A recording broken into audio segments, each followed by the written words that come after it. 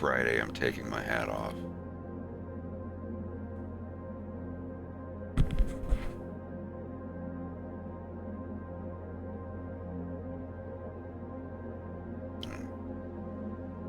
Much better.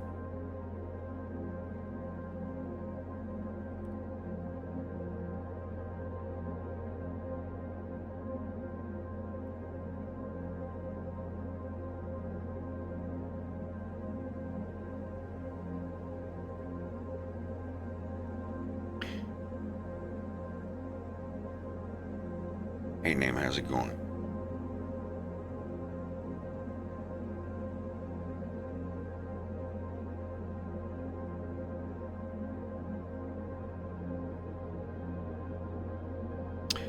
There we go.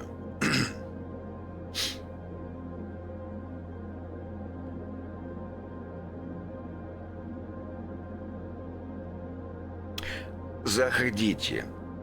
Заходите. What if I just leave this peaceful reverb effect going? Maybe turn it down a little bit.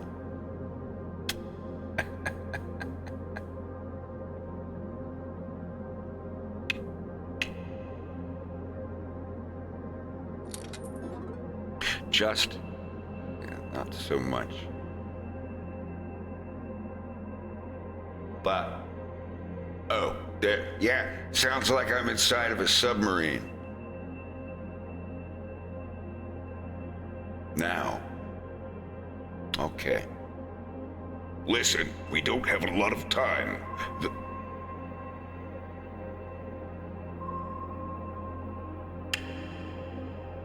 Nah, I'll leave it off. Silly. Just a silly thing. How's everybody doing?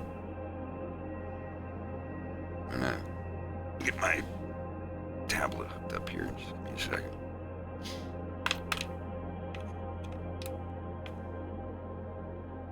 Actually get some work done today. I took a break yesterday.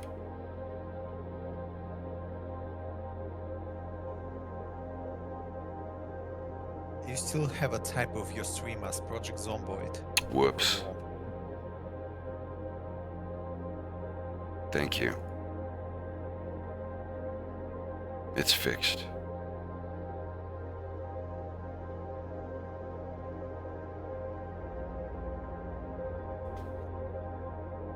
Oops. No, don't do that.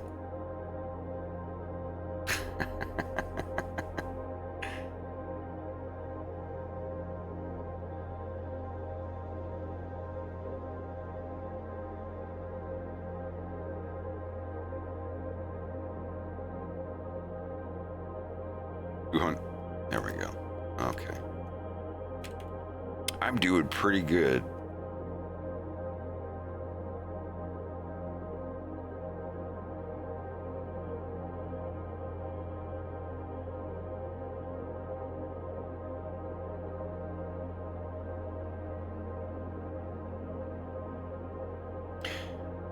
I gotta give a shout out to Kimi Omega for showing me how to fix that thing that I was trying to fix a couple days ago, where if you're in draw mode on a character and then you go to another shot and you can't get out of that mode and it won't let you, you can go over here and find the icon, you know, hit keypad period, and it'll take you to whatever item you're still in, and you see the little pin here, you can click on that and it takes you back out.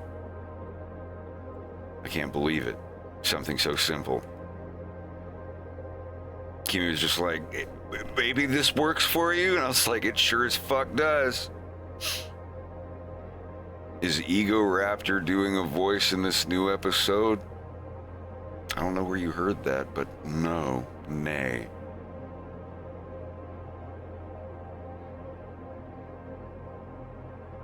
Excellent!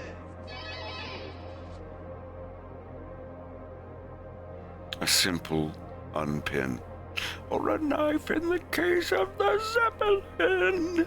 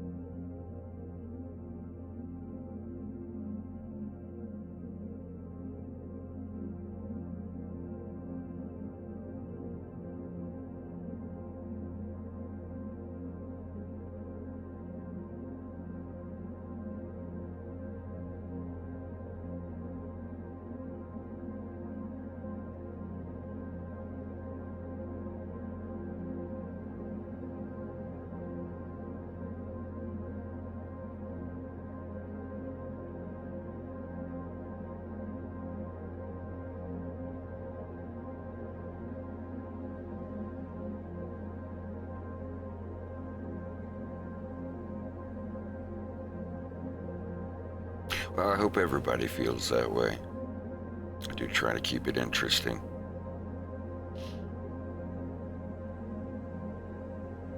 How many characters do I voice in A Fox in Space? I don't have a number. You'd have to go look them all up at the end credits. The end credits of both episodes show every character that I voice. Though I did forget to put Clem Ekblade in my credits. I have fixed 99% of the errors in episode 2, and I will eventually put episode 2 up on Odyssey as a full download. I'm still looking for things.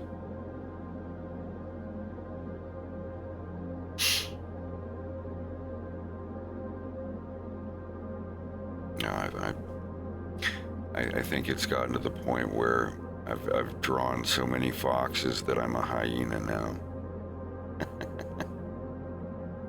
I'm the new actual.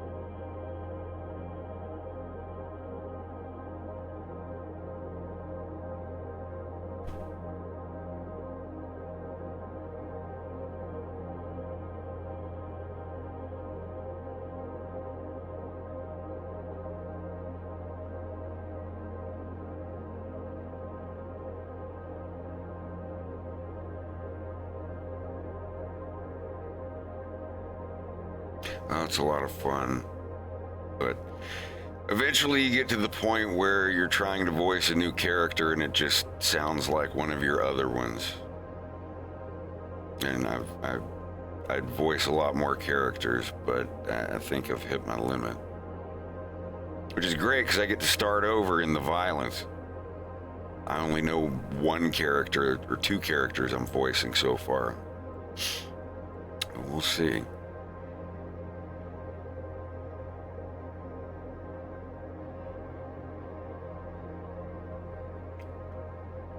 I want to do less voices than... I would prefer more to do less voices than more voices. Maybe throw in some more later as episodes come out.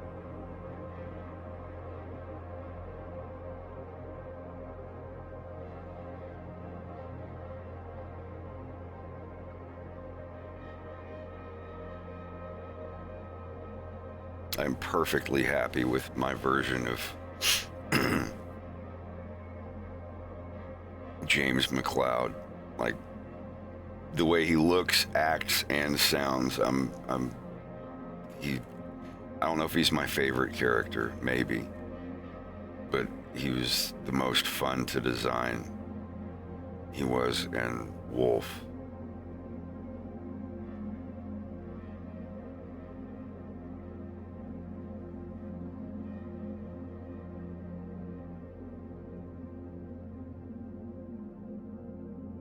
Well, I mean, if you give me 1,000 characters, I'll try to give them a voice. But, well, a lot of them will sound the same. I guess a lot of Mel Blanc's voices sounded the same. But I'm not going to slight the man. He was the top of his craft. What is the violence about? Well, I can tell you what it starts out as. It's going to first focus on a young hyena guy who, as long as he can remember, has been working in IT in an underground dystopian futuristic city.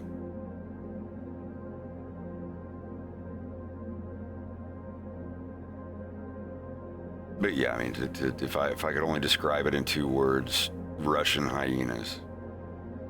Even though the main character, hyena, is not Russian, but most of them are.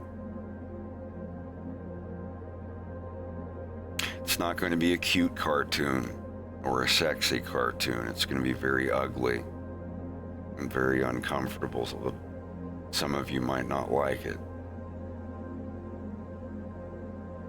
I've been writing for the violence for about 7 years now. Almost 7 years. So I have enough written to make like several seasons of a show. But the real challenge is going to be getting a bunch of people together, teaching all of those people how to draw in my style and in Blender.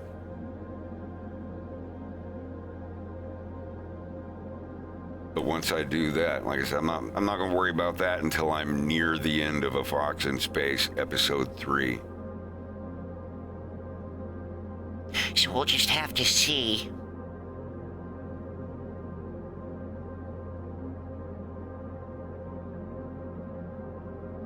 No, the submarine is not named the violence.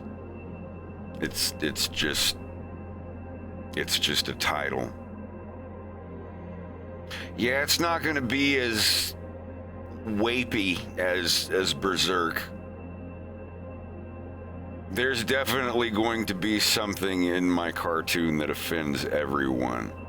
Not for the purpose of offending anyone, but like it's like Game of Thrones. There's something in Game of Thrones, no matter who you are, there's going to be at least one scene in Game of Thrones that makes you go, ooh, that was very offensive and rough. I don't know if I liked that or not.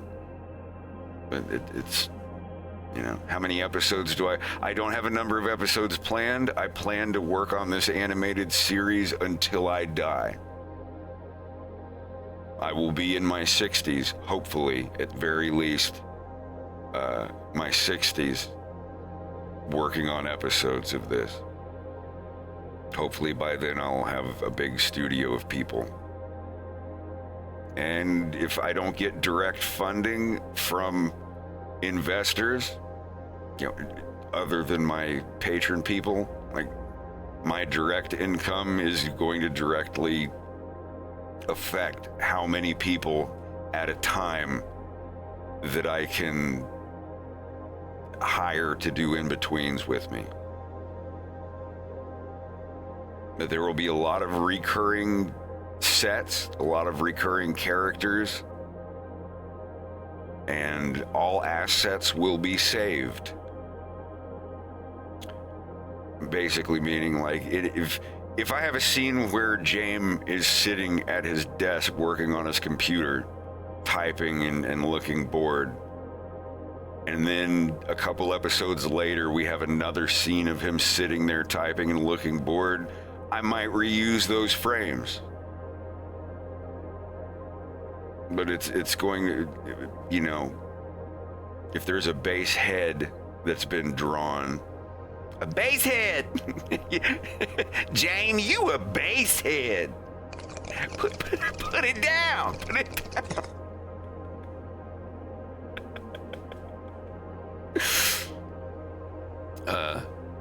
But yeah, like if you have a base head drawn of a character at an angle, Even if you don't save the eyeballs or the eyebrows or the expression, just having that head drawn from that angle saved somewhere as an asset, that like symbols.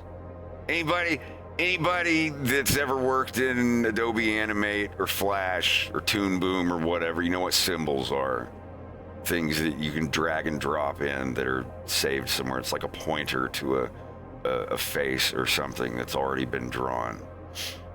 So you're just saving the position of it. Perfect example here, this guy. This is his own unique object. So if I duplicate it, this is another one. And I can change whatever I want on this one. And it won't affect the other one over here because it's not a copy of it. This is not a symbol, it's its own object. But if I make linked copies of these guys and then I draw on one, they all get affected. They're all affected the same way.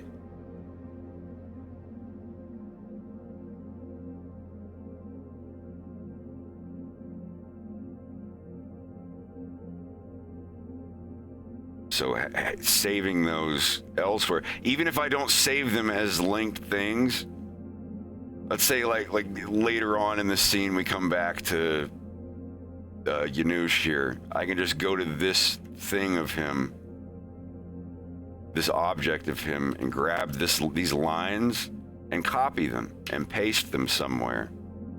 Paste them into another grease pencil object of him, and I don't have to draw him over again.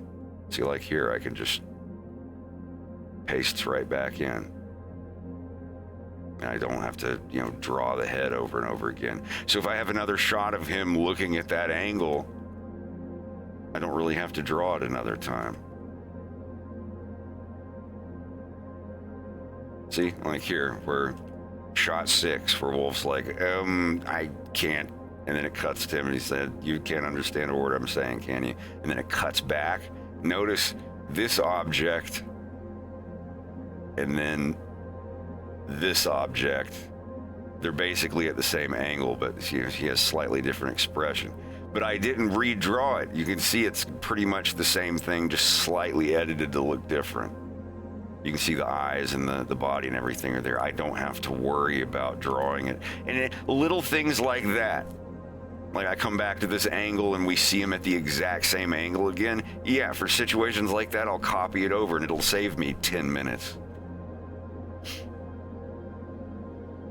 What are the top 5 Fred moments of all time? What do you mean? I don't understand what you mean by that. You mean in my life, on the stream? I don't know.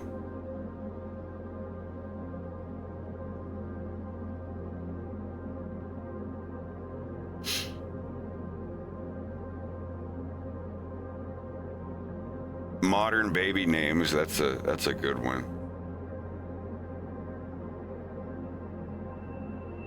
Brangeli or Brandolin. River spelled like R-Y-V-Y-R-R. Don't get me started on that shit again. Hey, Mir, I'm all right.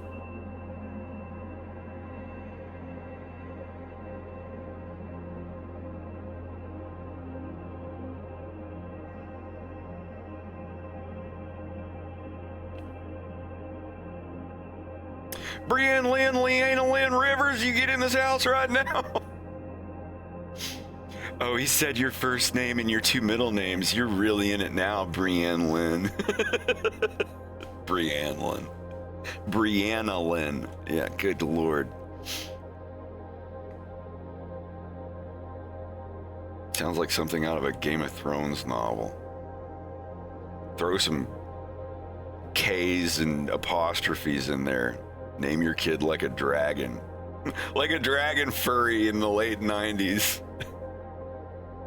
I am Rickavar Rick Ticklick. With like spelled all with like Y's and K's and apostrophes. Fangwraithen Dracovariarius. Dracovariarius! If you don't get your ass on this porch and let me finish getting your shirt buttoned up, you gonna get it before you even get to school. Dracovariarius. My hair's fine. Dracovariarius, you better listen to your mama.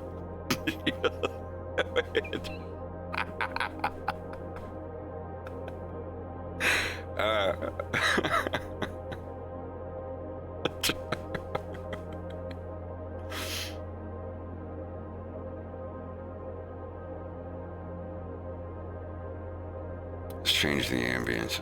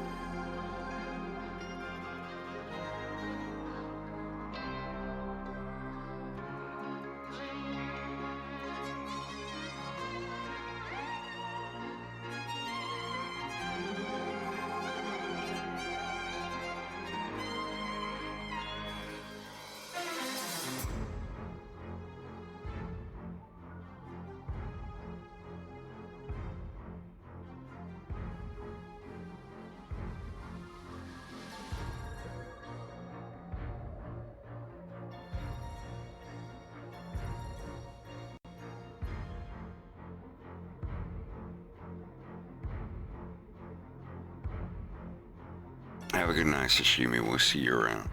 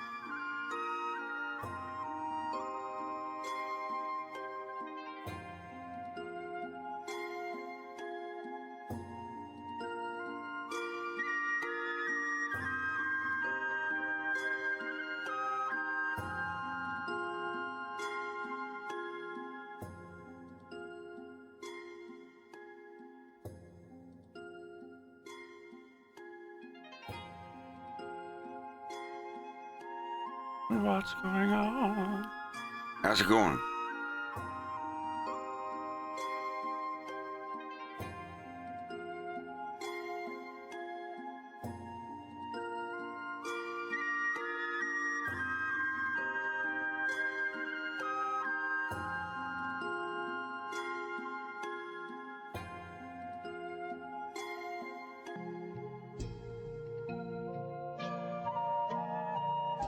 No, this is Leon's dad.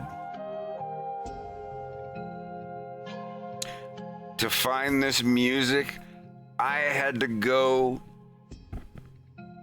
and translate a bunch of Chinese.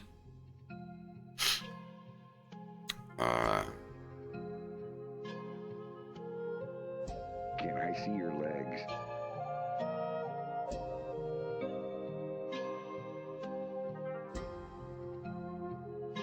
I think the name of it is something like Tianfu Le. I don't know how exactly it's pronounced.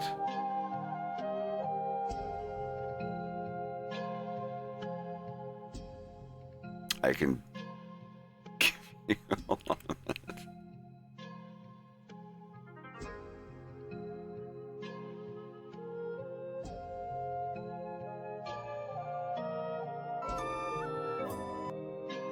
This is slowed down now, so it's going to sound different on the YouTube.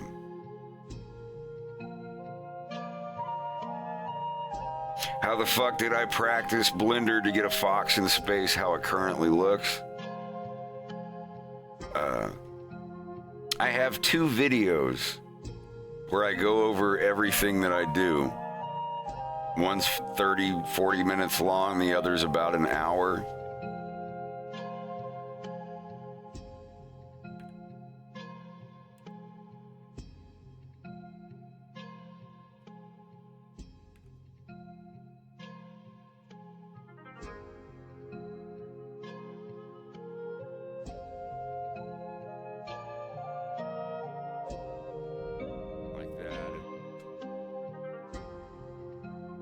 And it's set up to be really easy to watch. I go over, everything is time coded.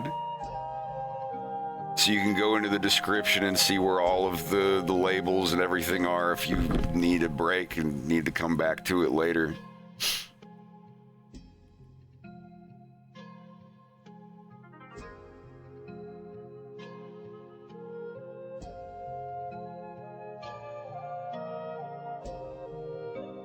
And there's part 2. Part 2 is much longer, and I didn't time code anything, but it's just, I'm just randomly going over stuff in grease pencil. But if you watch both of those videos, of course it's Maya. They won't let you use something unless it's going to cost you a lot of money. That's how they get the money to teach the classes.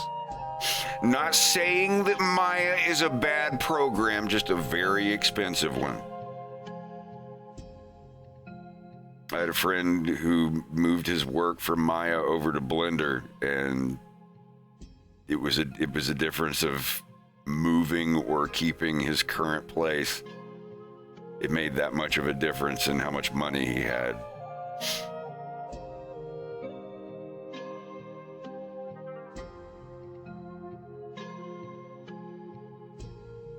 Yeah, this is Leon's dad.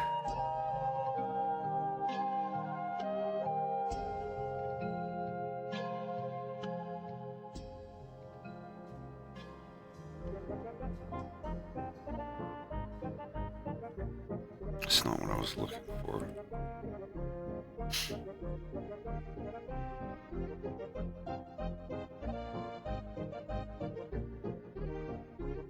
The only thing that I would use SolidWorks for on my cartoon would probably be the submarine stuff. That's a cool program. I've seen SolidWorks. It's good for 3D printing model stuff, I hear.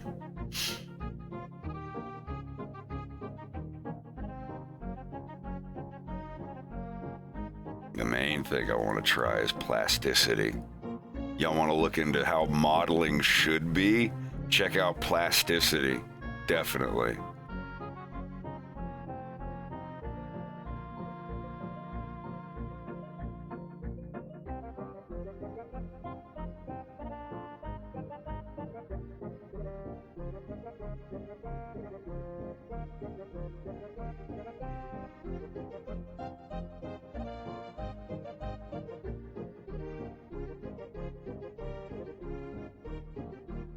Getting drunk from water like Jesus?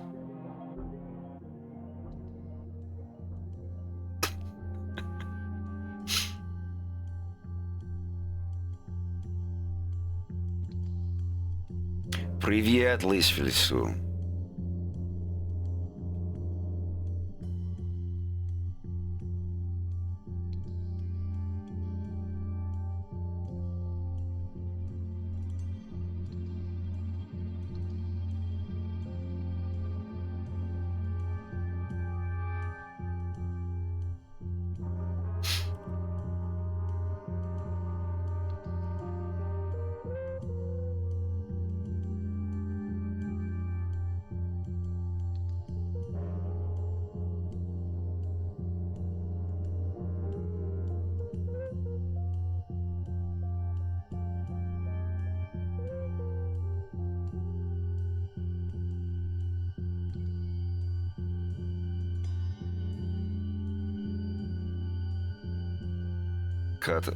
Как отдохну? Более-менее.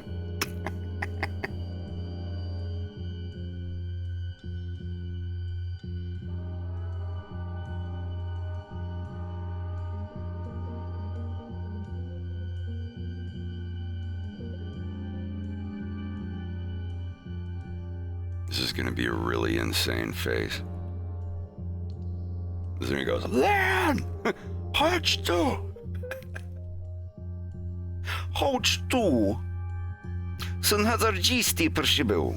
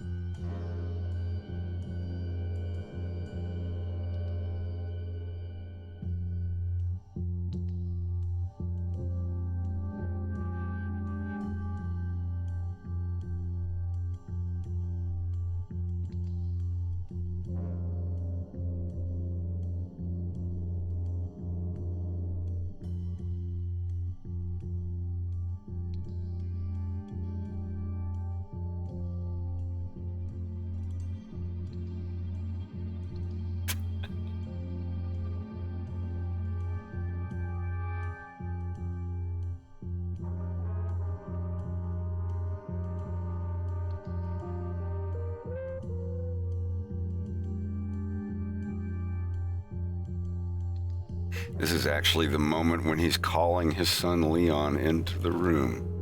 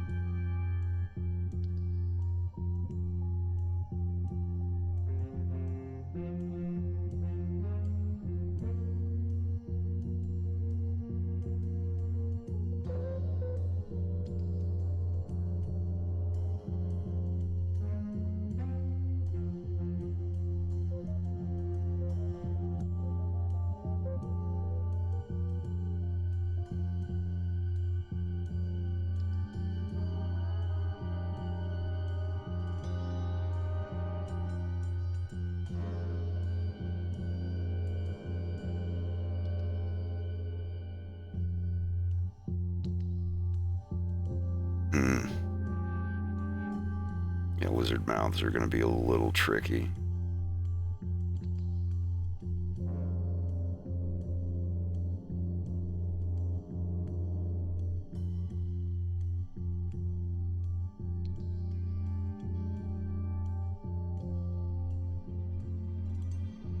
Yeah.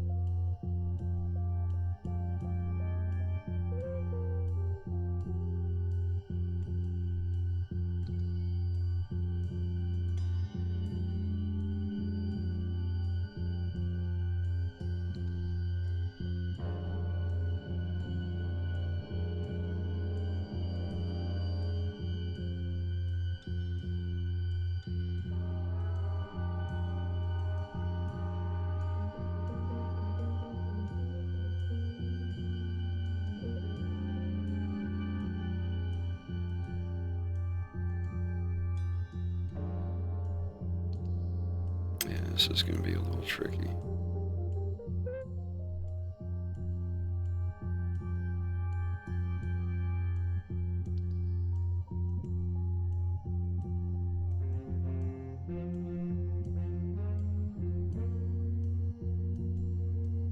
Hmm.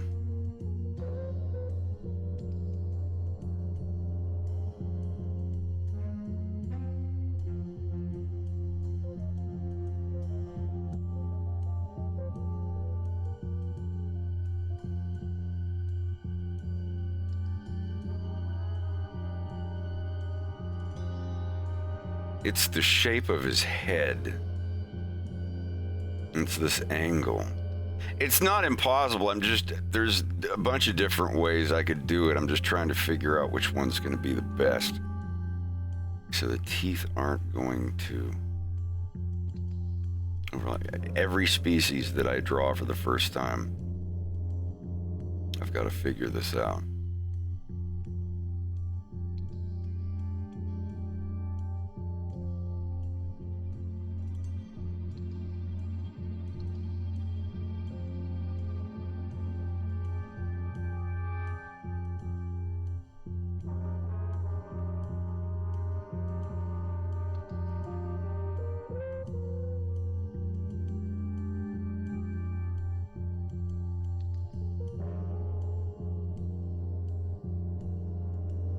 Yes, it is the best thing I'm going to be able to do.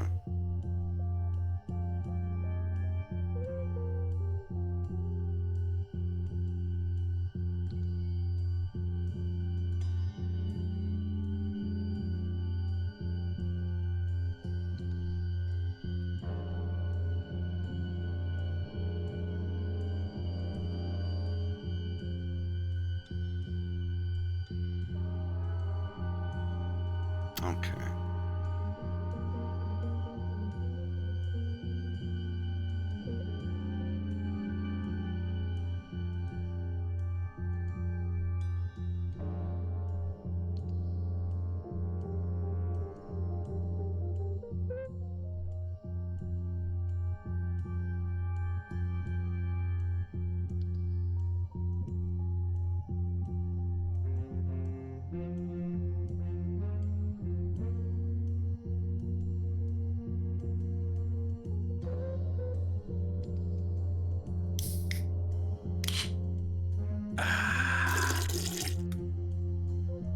Almost.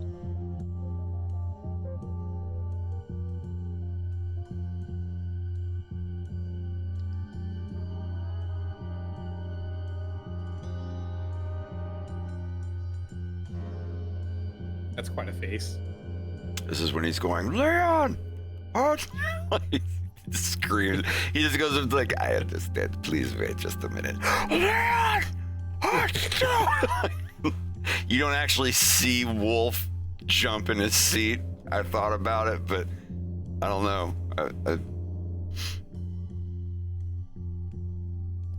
I thought about cutting it right there. He's just like,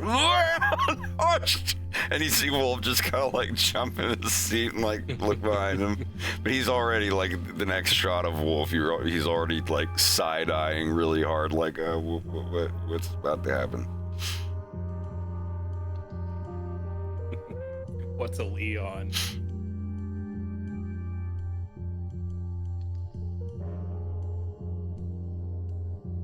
I mean, Wolf is just at the point here where if someone closed a book too loudly behind him, he'd probably shot.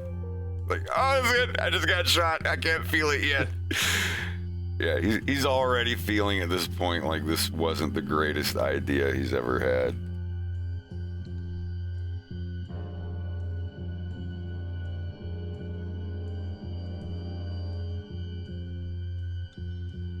And the question is, do I make them have unusually large tongues? I don't think I will.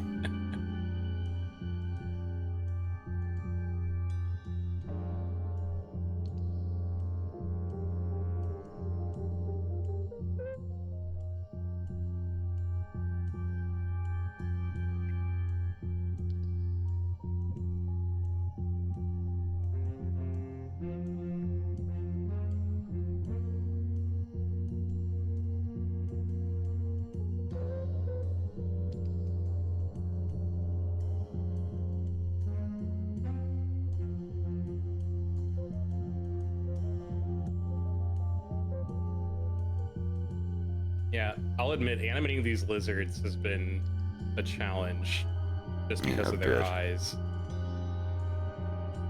It's when their mouths open at this angle and you've got to have teeth in front of other teeth and behind other Yeah. teeth.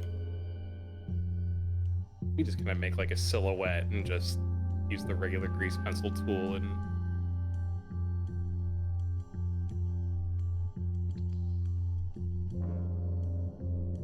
there's like 10 different ways to do that.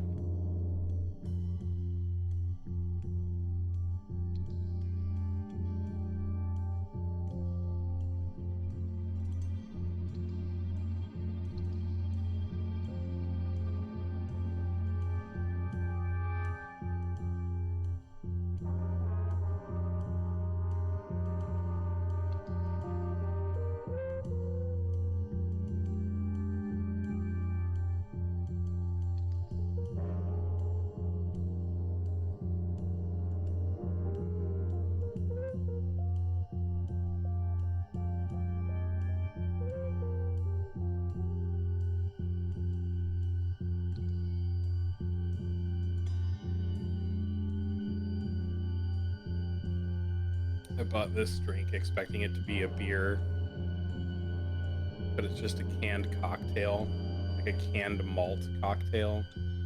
Ooh, what did you get? Ugh. Oh, it's a wine cocktail. I guess that's grapefruit wine cocktail. Oh, look at the ingredients and see what the first ingredients are.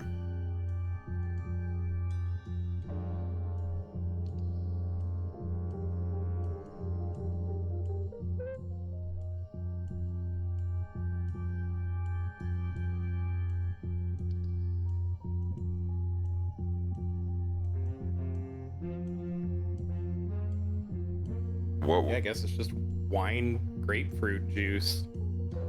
weird hyena 3D animation I made. If you want to see what this is, it's gonna be here. I can just hide this object here. He's like, I think they might be talking about that Severance animation you made. Oh, my Severance parody. Yeah.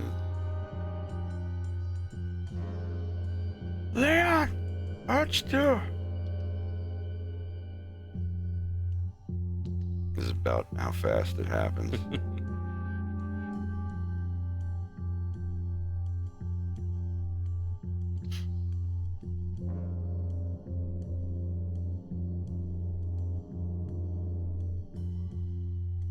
Hey, I guess with that strike over, they might be able to start working on Severance again. Yeah.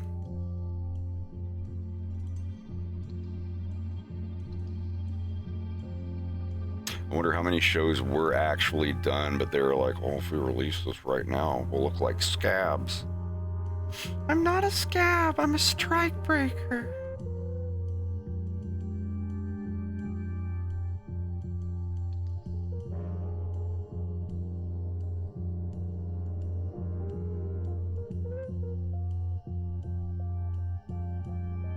Yes.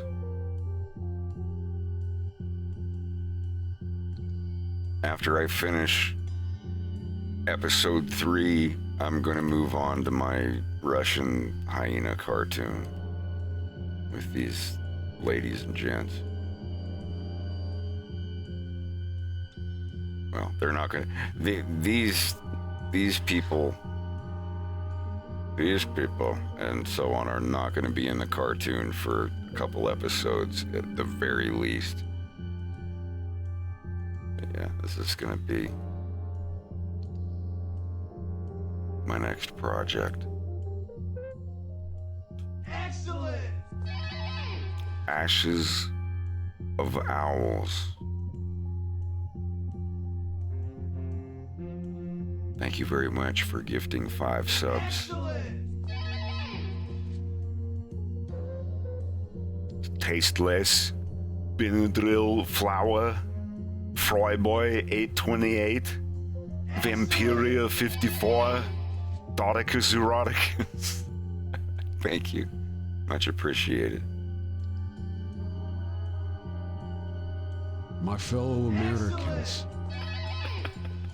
thank you so much for subscribing. You know the thing, man. Excellent! It's for Fox in Space, man. A Fox in Space. What a show. The best animated series about space foxes. Have you heard of it? I have. It's got Fox McCloud, Peppy, Rob 64. He does this little beep beep boop. Location confirmed, sending supplies. Wait a minute. Why is a fox in space? What's he doing out there? Excellent!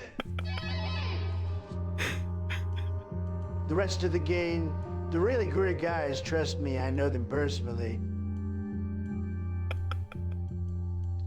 Haruka Tayari 919, thank you for the sub. We gotta bring him back to Earth, cause that's where he lives, Jack. And that's what we gotta do for every fox in America. We gotta bring him back to the film focus of the backdoor chicken camp. That's what Corn Pop said. And when Corn Pop's in the cockpit, you porn cock to, you can't pop the, did you know the thing, man? It never gets old to me. I'm sorry. Now, my favorite is the part of Andros talking shit about, Trump talking shit about Andros. Every day I see them out there fighting the good fight, making Corneria great again. Andros, have you heard of this guy Andros? What a loser. This is what happens when you let a monkey take over an entire planet. Everything goes bananas. Have you seen Venom? It's bananas. It's so sad. But not Corneria. Corneria is the greatest planet in the Lilat system. It's really a terrific place. Trust me, I've been there. Okay.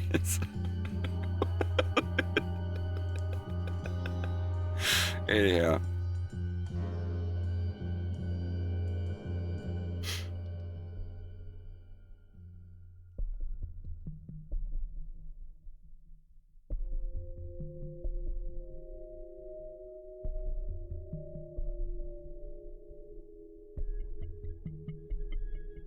This is the main character of the cartoon I'm going to be doing after A Fox in Space.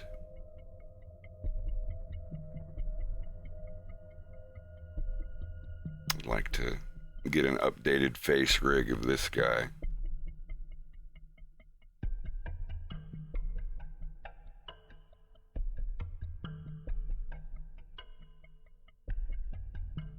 Yeah, I look forward to it.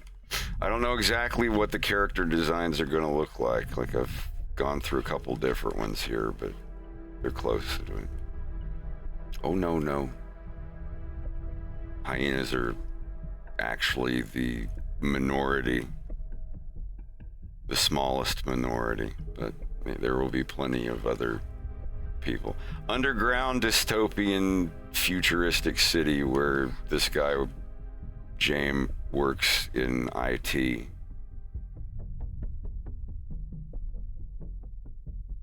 And eventually, I don't know, it's kind of like The Matrix or Fight Club, where like the main character's in this shitty regular life, and then a mysterious person comes along and completely turns their life upside down.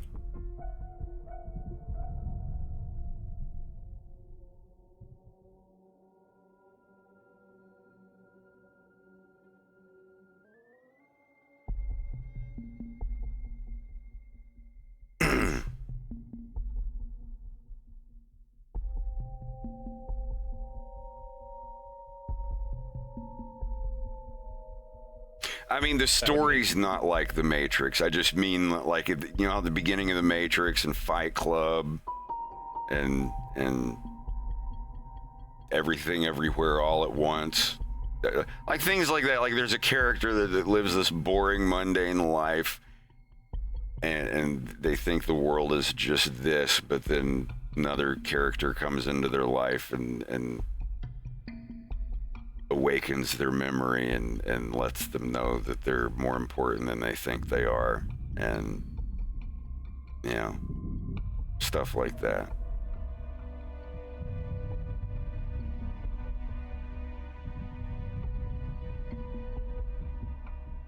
Every movie is hero's journey.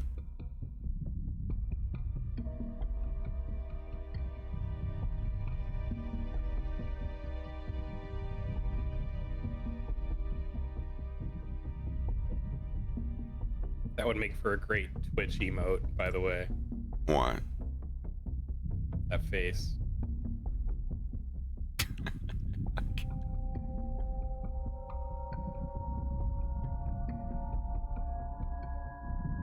Wonder if I could fit that as something.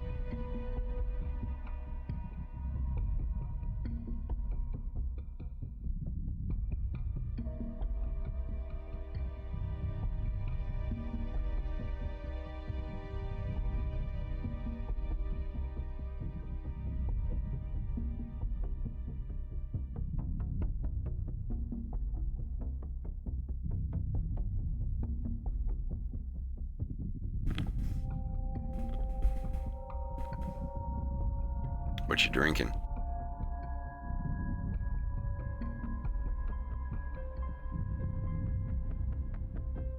Ooh. Is the wine thing the only thing you got? Yeah. I got 4 cans of it, and I'm just probably gonna do 1 or 2 of them tonight.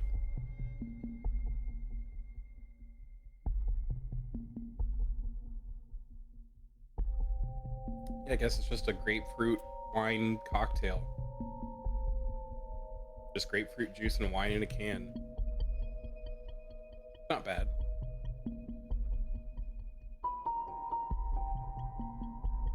I think it needs some tonic water though.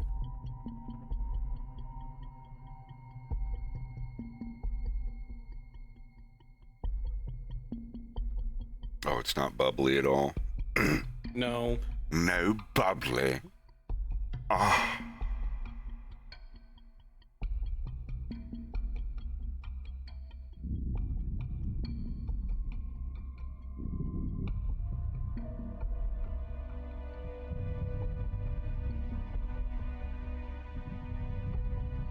Kind of tastes like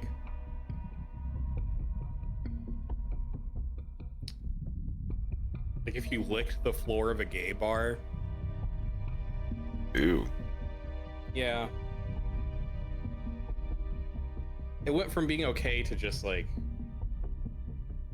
I shouldn't have bought this. yeah. Well, do what I do in that case. Plug your nose and chug it.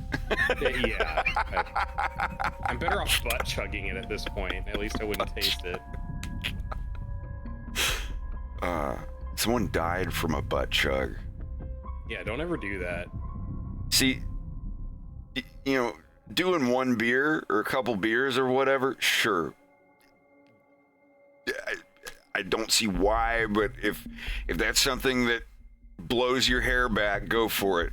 But if you are connecting alcohol to your butt that is in a container that if you drank all of that alcohol, you'd be in bad shape, don't do that. You're like, oh, I'll just pull it out before I get too drunk. You're gonna get too drunk and go unconscious, and your butt is just gonna keep chugging, and you're just gonna, it's like hooking up an IV of poison.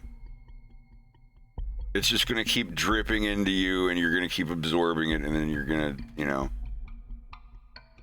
It's literally the same as passing out because you're too drunk and then having someone funnel more wine into your stomach while you're asleep and killing you. Like if it's just a beer or whatever, okay, but you're probably gonna you put carbonated liquid directly into your colon, you're gonna be force shitting that out. You know how, like, if you drink something too quick that's cold and carbonated and you're all like, and all the foam coming out of your mouth? Imagine that, but it's your ass. The reason it doesn't do that when you drink it is because it digests first. But I've like the butt chug thing, I haven't seen it. Let him chug.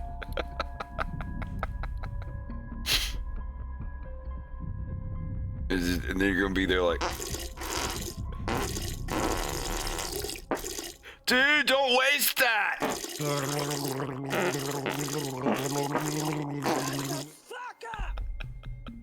I apologize.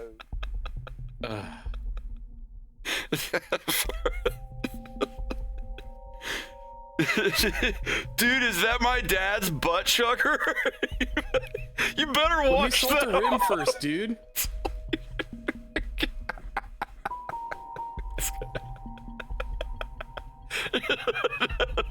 What you boys doing here?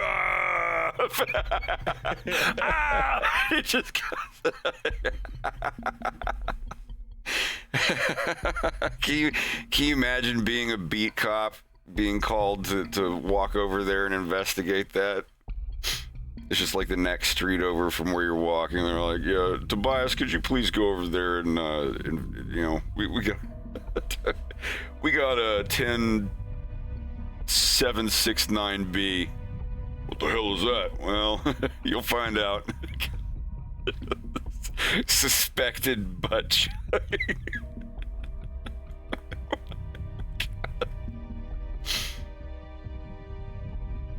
I can only imagine what some New York coroners have to tell as stories go. I remember my mom was a CNA, and she told me that one of her first jobs was someone who put a gerbil in their butt. Apparently that's real. Yeah, there's a song about it. They remove their teeth and declaw them and I mean, that has to be. I see. I feel like certain urban legends are talked about over and over again until someone finally actually does it for real. And then it's like, oh, people are doing that now. Did you know it's actually a real thing? Like, I don't know, but I hope. I mean, there was a South Park episode about it. Lemmy Winks, I think. The greatest adventure. It was a parody of the Rankin Bass Hobbit animation, pretty much. I think that's the one I'm thinking of. Oh my god. I think being a paramedic or a nurse, because even just some of the stories my mom told me, and I won't share them on stream because some of them will just like, you'll have 0 viewers by the end of it. But we should start a if podcast. You can imagine it, yeah. Oh man.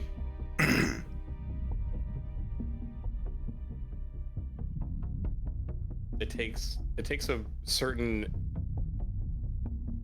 individual to do a job like that, and I'm thankful that they do, because a lot of people would be suffering if not.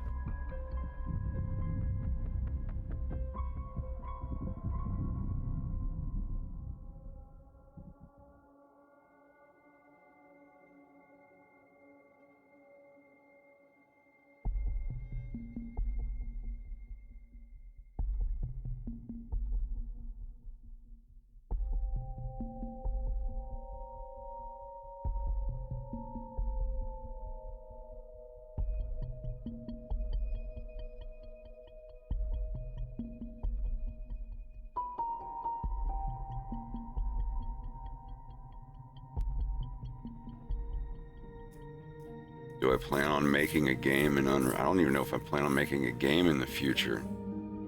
I'd like to. If the violence gets successful enough, I want to make a video game of it. I'm saying this now. There's not a big twist in the violence where they're all inside of a video game. But there are going to be certain mechanics in the cartoon. Like certain, like, you know, like if you're watching a cartoon series and they're like, we have to find these things and charge this reactor, and there's going to be a lot of boo-boo heads flying at, oh, I hate boo-boo heads. And then, you know, like, it has a shotgun out, and you're sitting there thinking, like, this could literally be made into a video game with mechanics revolving around these characters, objects, and weapons and enemies. Like, there's going to be a lot of that in the cartoon. And not necessarily an action game, you know, something like Shenmue or whatever. The point of the game would be that you play as the character, and at the beginning of the game, it would be like Shenmue. You're walking around, getting information, doing your job. The beginning of the game is boring and horrible, and people will go on the internet and be like, you've got to get to level 3. You've got to get to level 3. Level 1 and 2 are horrible. It's like an hour of really bad whatever, but I would want you to feel what the character's feeling there. I would make a lot of, like, if I'm ever make a video game, I'm only ever going to make one video game. And it would be the strangest, weirdest, but eventually most satisfying video game anyone's ever played. That's what I would shoot for. If I aim for the stars and hit the moon, I'm fine with that. But it would start where the first level of the game is your, you know, James at his job, and it's like an hour or two of really menial tasks and work that just about gets the average human to the point where they're like, I can't fucking do this. This is ridiculous. And then all of a sudden, something happens. And you're like, oh, fuck. And it's like this is going to happen to this guy. All you've got to do is just sit here and keep doing your job. And it's an event that gets the players so psyched about something. Like, you know, maybe a boss comes over every few minutes and just gets on your nerves and messes you up and you know, makes you have to go back to a checkpoint and you lose part of your quota for the day. Something that would really piss the player off.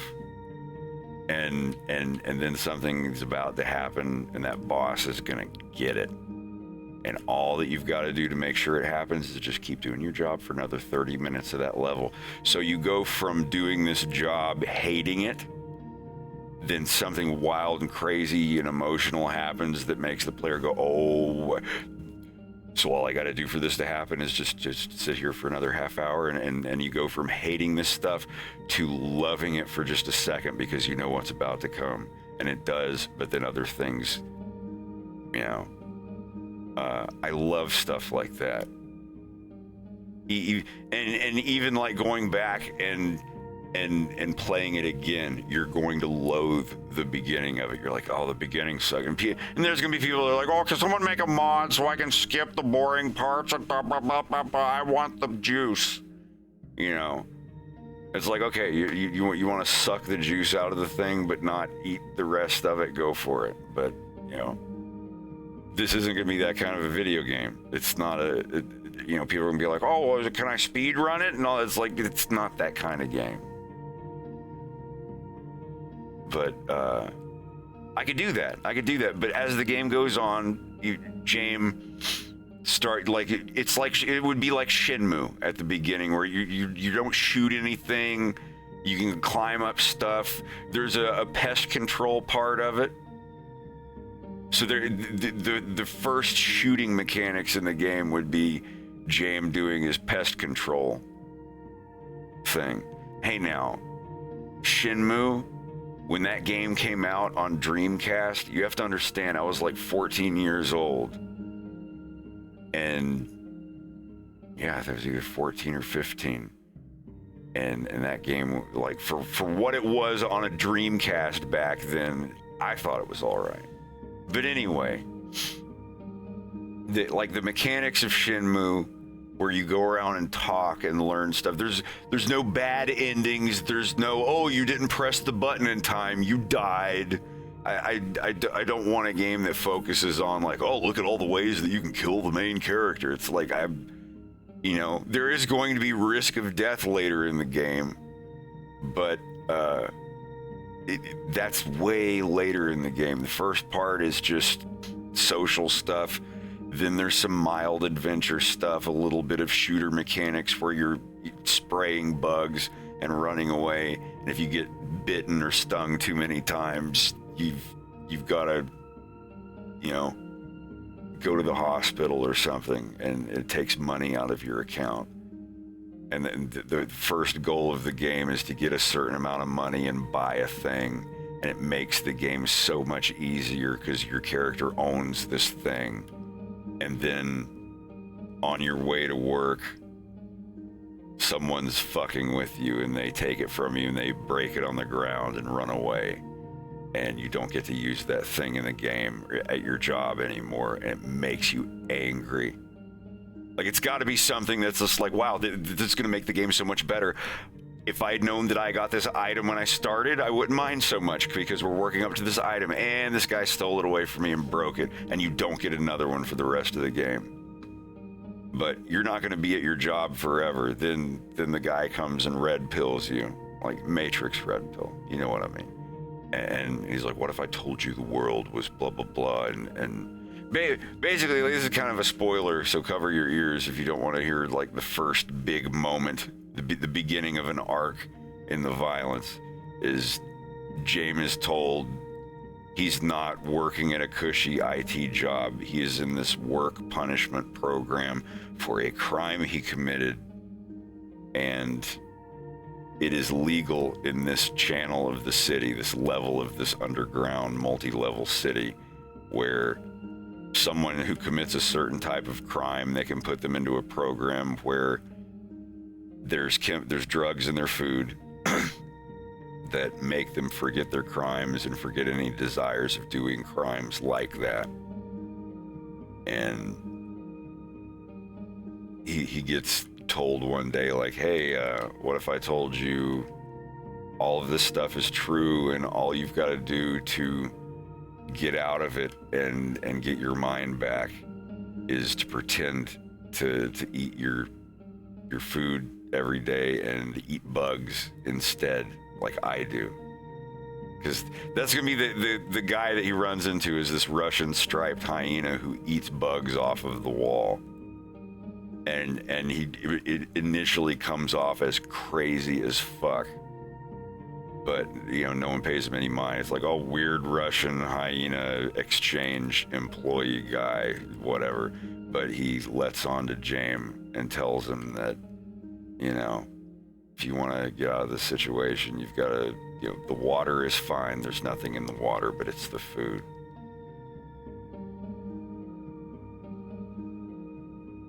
And,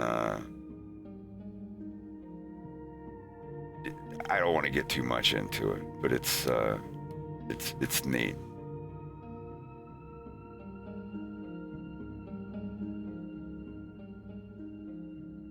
I have so much stuff written too. I'm so excited. I'm so excited. What's this part? And I just can't hide it. I'm about to lose control, and I think I love it. Wolf putting on wristbands and a sweatband and doing a workout montage. I'll have to do a montage in my cartoon at some point. One that's not a recap sequence.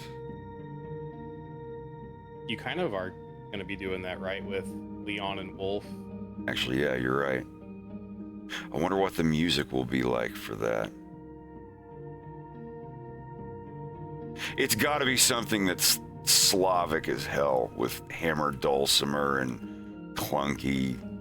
I don't know. I think it would sound really... I don't know if that's a Slavic musical instrument, but for the scene that I've got in my head and the weird strangeness to this place for Wolf, I want to give as much of an air of fish out of water as I can to him in these sequences. I'm still trying to figure out how the subtitles are going to go. Do I want the audience to hear what the lizard guys are saying? I think so. Obviously, I want them to hear what they're saying about Wolf's hair, but I mean, like in the car. I'm leaning toward yes. I'm leaning,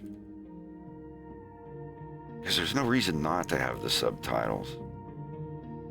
Like for the sign language thing, I wanted to have that as like, oh, well, if you know, you know, but if you don't, I was thinking about this earlier today, this exact thing, because if you do have the subtitles, then, you know, yeah, like people know what's being said and they'll get that Wolf doesn't get it. But without it, the viewer is just as confused and uncomfortable as Wolf is. Yeah. So it all depends on what you want everyone to feel.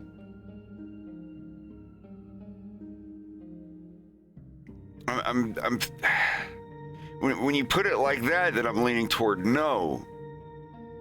I'm not trying to influence you at all. No. Well, I hope you are. You're my friend. Well, I take a good advice. And, you know, there's not bad advice when someone's telling you how something should go in a story. They're just telling you how they think it would be cool if it went that way. And sometimes it's a good idea, sometimes it's not. But that's the reason that I'm on the fence about it, because I'm thinking about both sides. Like, well, yeah, they could have this as, you know, they could see like, oh, everything's being fed to me. Or they could have no idea what they're saying. And Wolf's just like, you can't understand me at all, can you? And then we don't, like, no subtitles through the whole thing. Even when Leon shows up and starts talking for his dad.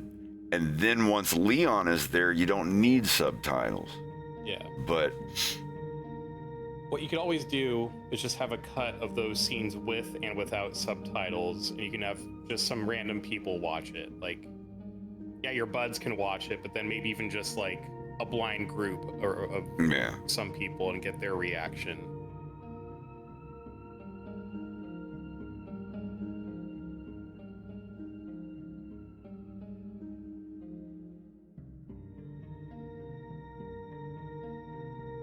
Yeah, I'm excited about that too. Like, I'm excited to know what cartoons I'll have under my belt when I turn 50.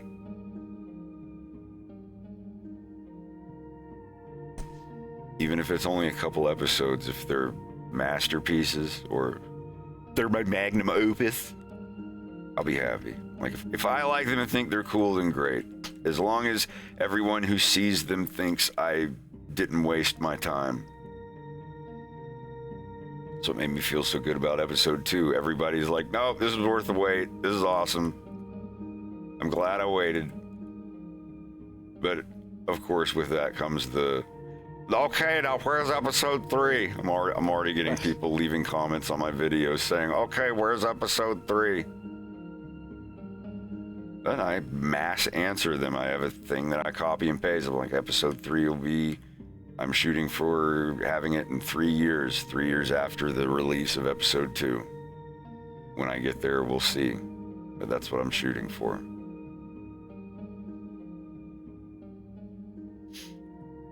That way I can answer it and be honest and transparent and just move on.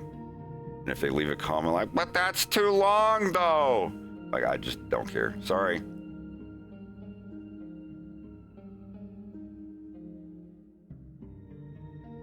Sorry, I can't answer you. I'm busy working on the cartoon. Yeah. That's a good, like, because how can you respond to that?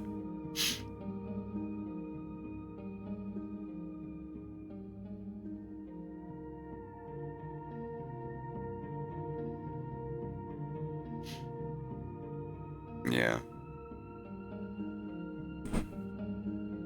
I've been looking at Cyberpunk 2077, and it will probably be something like that at 2077. Aside from the whole, like, downloading your soul into a computer and all that shit, but, like, just the way the world looks and all the ads and titties and butt cracks all over everything. And I went into a toilet.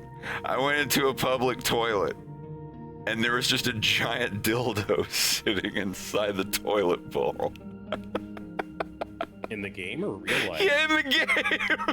Okay, because that really could have been There's dildo stores all over the game. There's like sex shops and posters and stuff. Like, they go full perv. That's cool.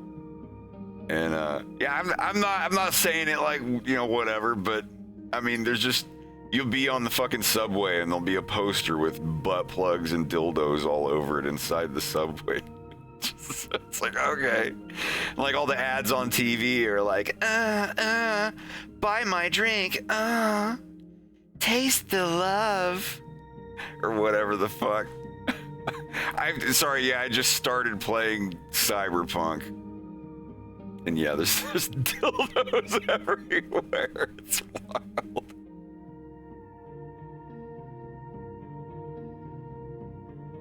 But yeah, if I get to like 80 or 90 years old, I could be alive in 2077. I probably won't be, but I'd be like 93 or 94, I think.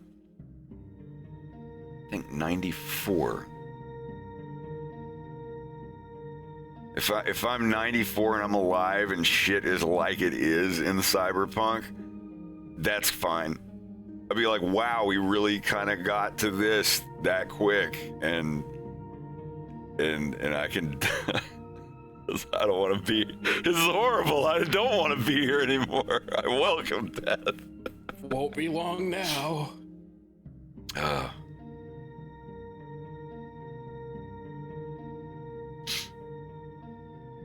Yeah, there's like one.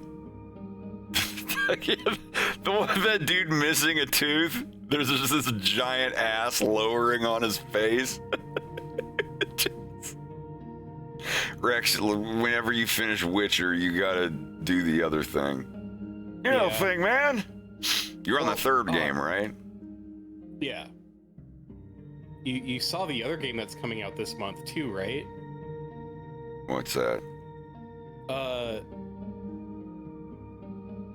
What is it? Is it like Leica, the motorcycle Yeah, Metroidvania game? aged by blood Aged or by whatever. Blood, yeah. Comes out on the 19th. Yep. I'm gonna get it and I'm gonna play it. I 100% believe I'm that's getting that. made by the same people who were making Damn View. The game I told you about with like the pixelated furry people in the dystopian city and That's right, yeah. the And owner dude- of the company like escaped in a helicopter and just disappeared with a bunch of money. Literally did the bad guy thing. yeah. That's the most bad guy thing you can But do. I think the theme song to that game is sung by the same lady that did the music for the trailer for Damn View. So Yeah, you are right, I remember that. I believe it's the same studio that's making it. I can look it up. Here, I want to show the trailer for this game that you're never gonna play. Life is a thread, it's a thread that I can cut whenever I want. The priest. Here, let me make it bigger on the screen. Make it big. Here we go. Sorry about that.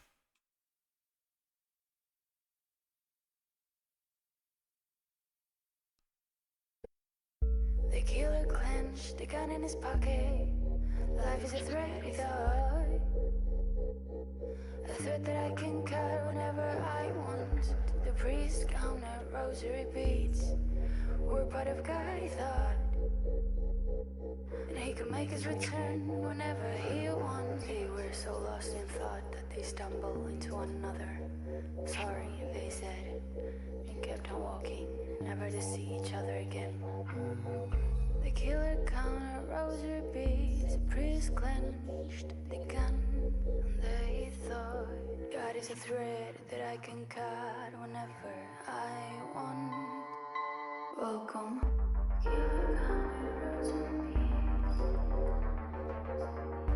priest clenched the gun.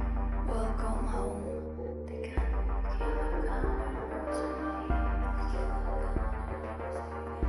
beads, priest clenched the gun. Welcome home.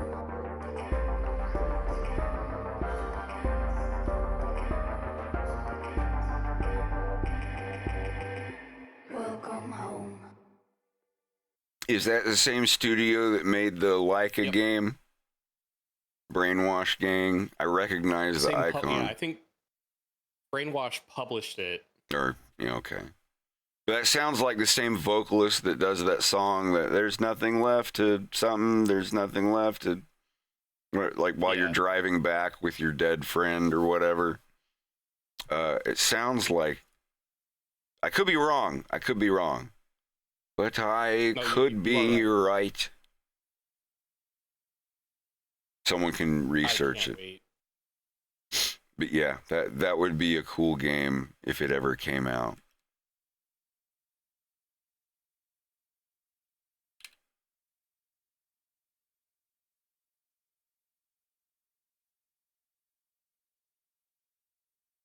Oh, the music in this is so great.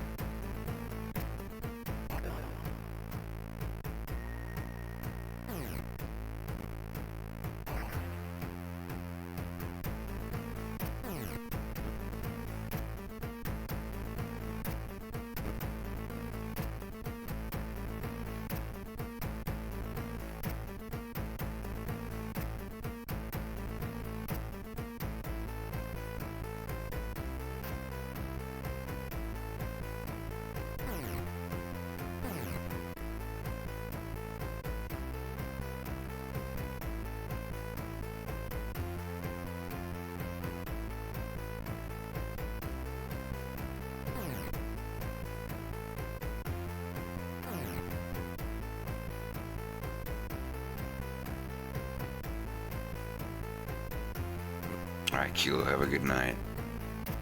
Thanks for coming out.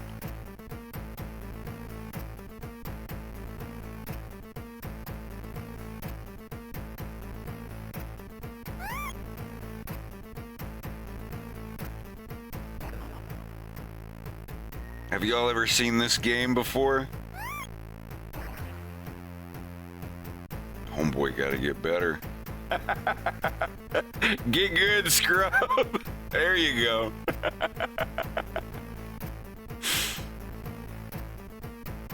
Yeah, this is a port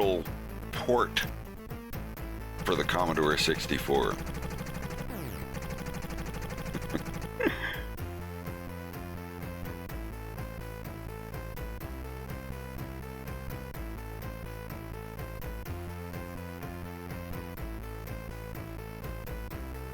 How much you got left on that scene, Rex? I'm working on it right now. You should have said, I don't answer questions. Oh. Now remember the episode of Mr. In Between? When he goes, That's right. when he Yeah. talks to the bully I don't girl's answer mom. any questions. I don't answer any questions. Why don't you answer any questions? I don't answer any questions. Oh, when the police came, that's right. after Yeah, they yeah. Talked to that mom. So he couldn't do anything about the girl bullying his daughter at school, but the boxing ring that he works at, or the boxing club or whatever, there's a girl that he trains there, and she's in the same class. Oh, let me just find the scene. I want to turn y'all on to a new show. It's so good. God, that season finale.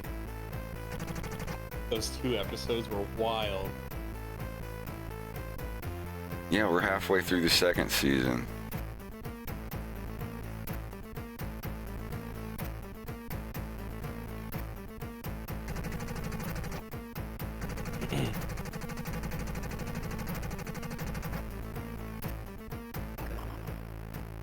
Wait, I don't remember seeing any of the second season. We sure did. You don't remember his daughter getting bullied? No, oh, is that part of season 2? I thought that was season Yeah. 1 for some reason. You- Never mind then. Nope. Never mind. I'll play this little bit.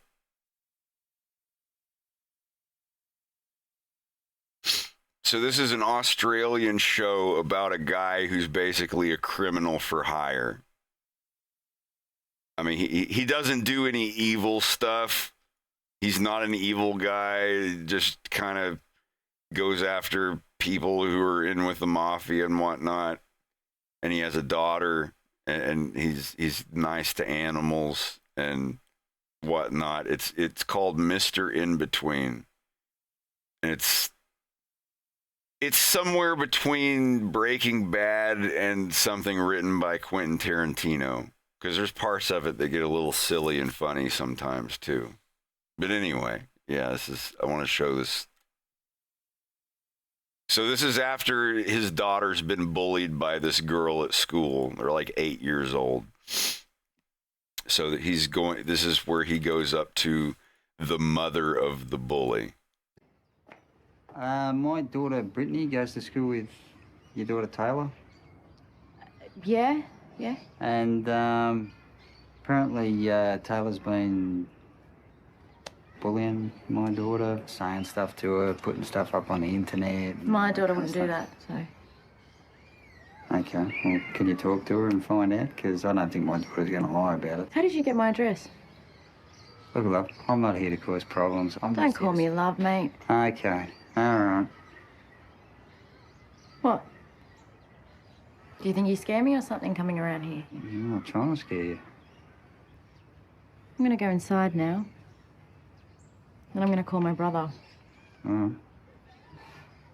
He's a cop. That's scary. You gonna go now, or? Don't be a dickhead.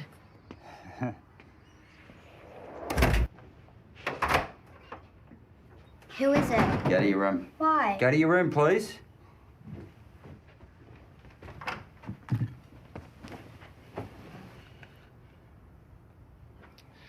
Afternoon, sir. Are you Ray Shoesmith?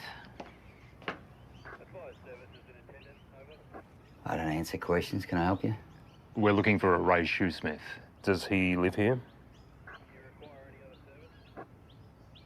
I don't answer questions. Okay, is there somebody here who can answer questions? I don't answer questions. Okay, I don't really know how to respond to that, sir. We just spoke to a woman by the name of Petra Jenkins. She says you threatened her and tried to menace her. Did she? Yeah. You got anything you want to say about that? I don't answer questions. Would you mind telling us why? I don't answer questions. Okay. See ya. We'll come back later. Okay.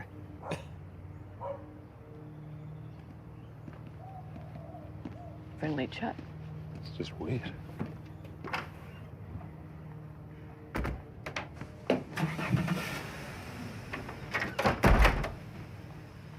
I was glitching out there, man.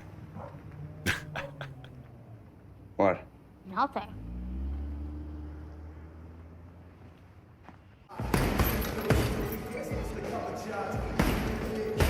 I want more. We gotta keep watching it.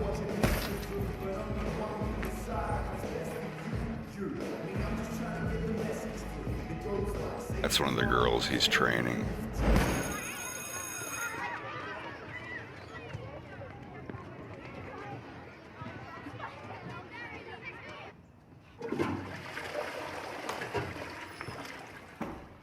Hey, you Taylor? Yeah? I've heard that you've been bullying my friend Brittany. What? You bother Brittany again, and I'm gonna rip your head off. Got it?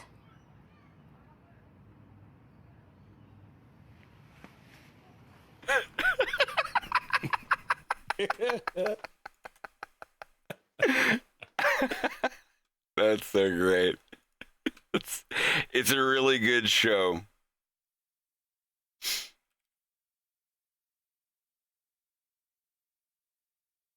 It does the tension as well as it does the comedy. Yeah,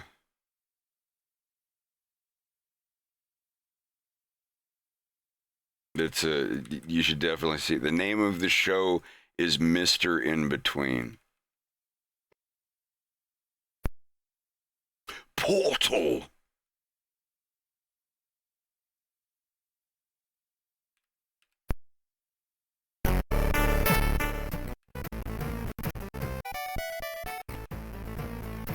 There's where we were.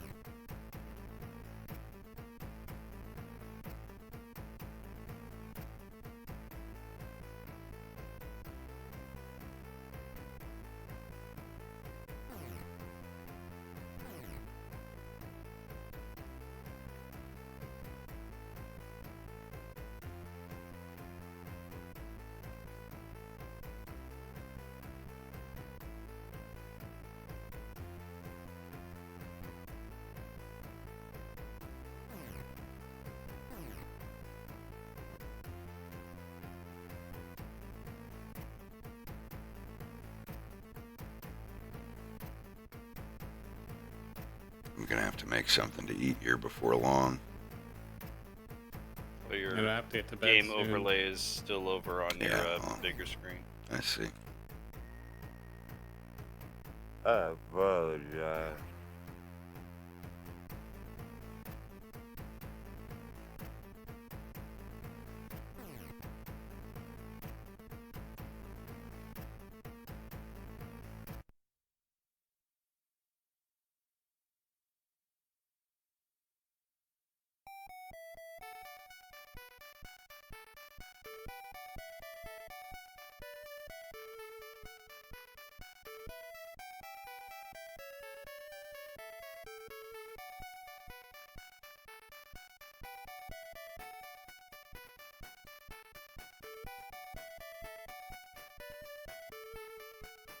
They did a really great job with this.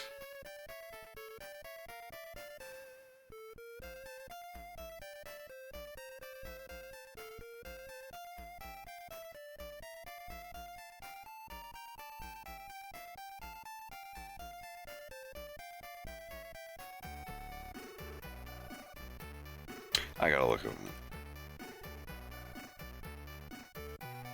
Actually got to meet her.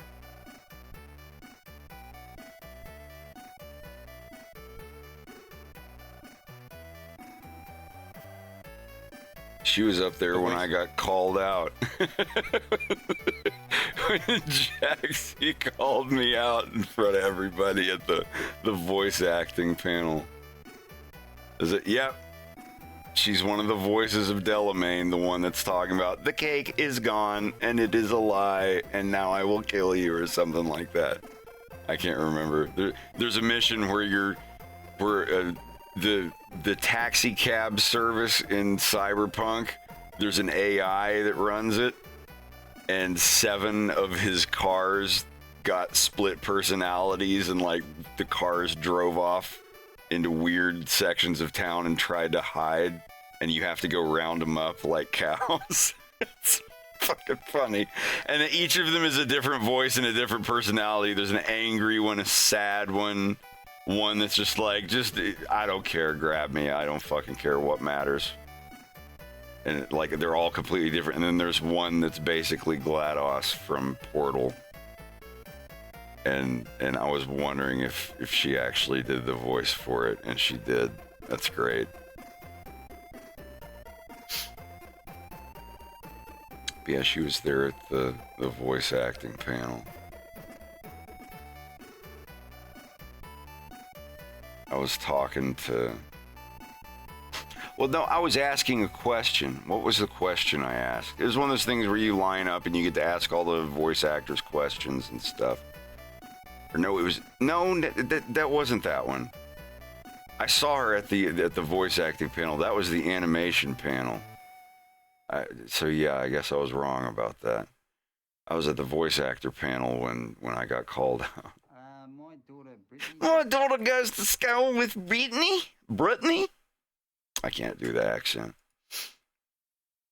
No, this is what I wanted to show.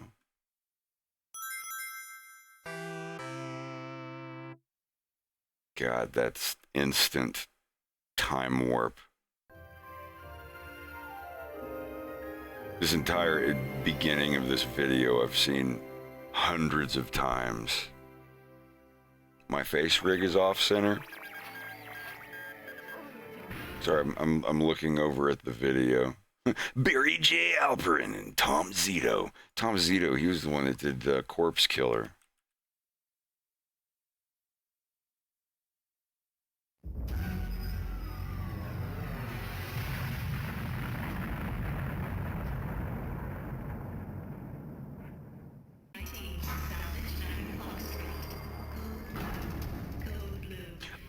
Yeah, I can say this entire thing.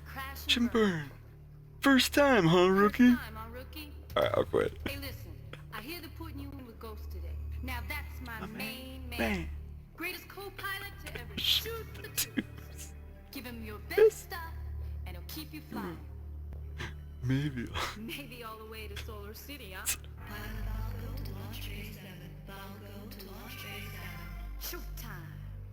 I'm Falco. You'll be hearing from me.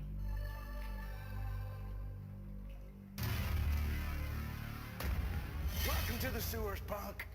The guy you're replacing, he had that same tough guy smirk on his face that you do. Till he hit the wall. They're out there now blotting him up with handy wipes. But the ghost here, I always come back. Seth Green's magnum opus. What did Seth Green do on Sewer Shark? I didn't know. Take a deep breath, rookie. Don't you love the smell of the sewers? Seth Green would have been like, Smell like victory. I don't know, 11 years old when this came out? I took her apart and I put her back together again. Oh no, this came out like a year or two after Stephen King's It series, and he was like a little kid in that. I got some stuff in her. No, strictly legal. But it just might keep you off the wall. Huh? I think that was Seth Green's debut. Was it? Yeah, me too. Or was it like a 80s Twilight Zone episode?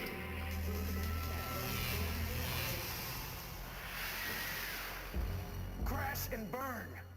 Crash and burn. The sewer jockeys come and they go. But down here, this is the hole. I give you a name, a friend, a boss, and a reason to live. You're gonna owe me big dog meat. And what's my payback? 1 million pounds of tube steak. That's all you gotta deliver today, hot shot. You nailed this one run. And we got a one-way ticket to Solar City. Oh, I'm working real good now, Mr. Ghost. Maybe you're good enough, dog meat. Let's find out. I'm your backseat this trip, so don't screw up, huh? Hey, Captain, transmit, you dirty little dog meat. I'm working pretty good now, Mr. Ghost. Oh my gosh, what is that ugly thing sitting in the pilot seat? Catfish, pilot accident file, access. Run data, evaluate. Oh, well, 12 pilots missing, 3 recoveries with extensive transmedial lobotometric. Oh, well, heck, they're dead.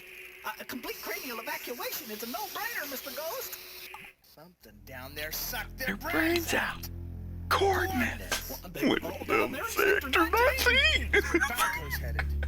We better keep in close touch with her today. Well, I sure hope she stays out of Sector 19. A nice girl like Hey, that. Catfish, come on. Let's go kick a little ratigator butt, okay? Oh, not another bug hunt, Mr. Ghost. I would 100% be on board for an animated series of Sewer Shark. Trip to Solar City worse than we do. It's awful dark and scary down there, Mr. Ghost, and it smells terrible. We are go for lunch. Okay, ignition on 3. Ready? 3!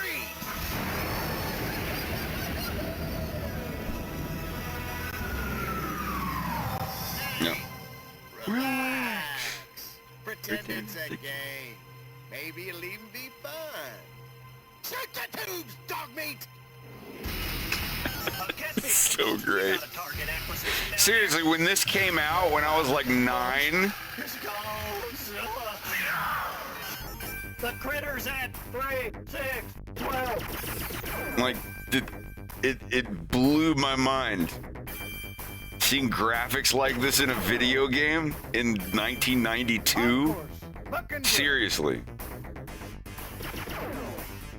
I saw the Sega CD in the magazines and I was like, man, I'm never gonna be that's like $300. I'll never have $300.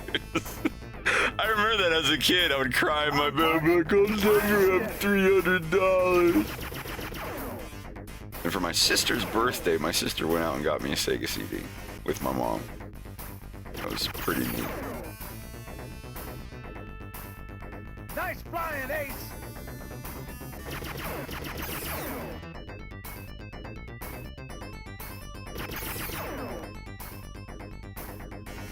Now PS5's like $700 or $800.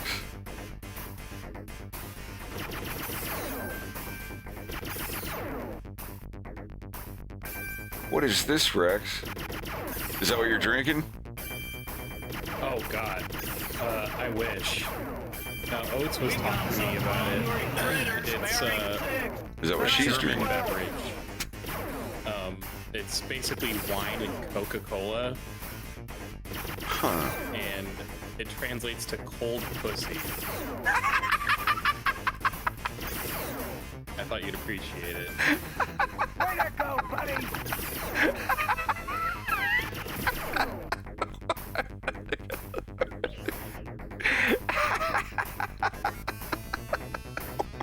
That's great.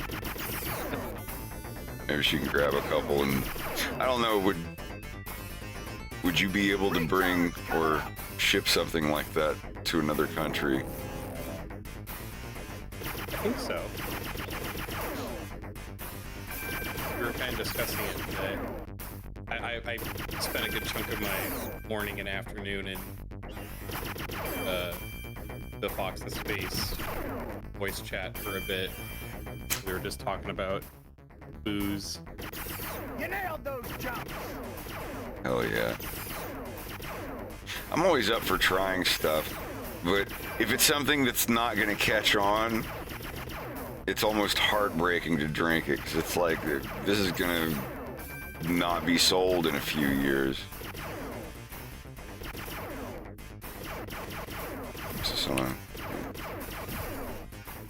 There's a whole mess of bogeys at Bering. That cold pussy better stink, otherwise I don't want it.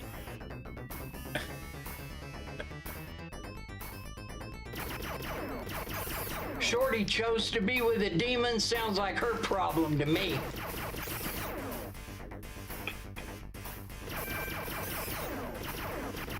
Ha ha, this shit ain't nothing to me, man. My money longer than James Cameron.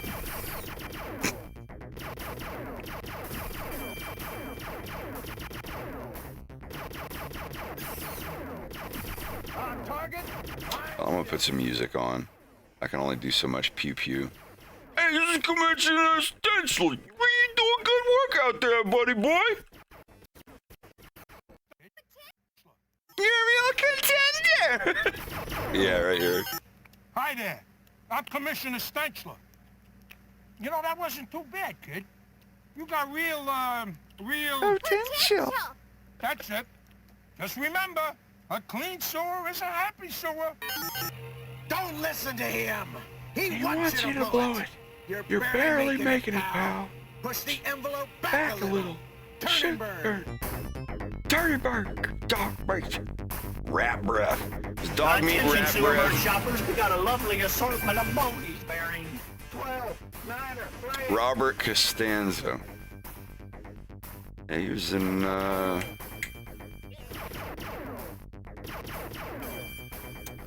Ralph Bakshi's last thing that he did.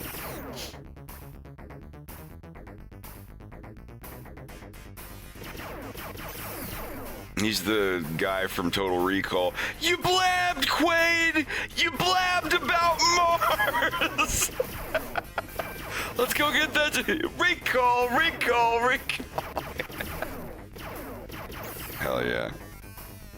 Yeah, he was in Die Hard too. Die Harder. Saturday Night Fever. He was a customer in Saturday Night Fever. Anyway.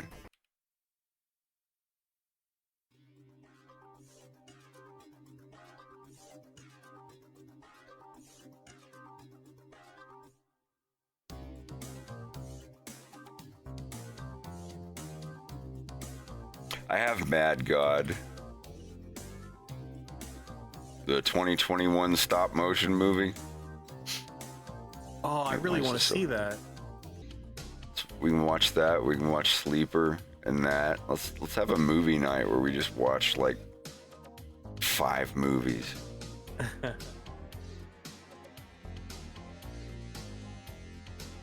That's called a polar bear.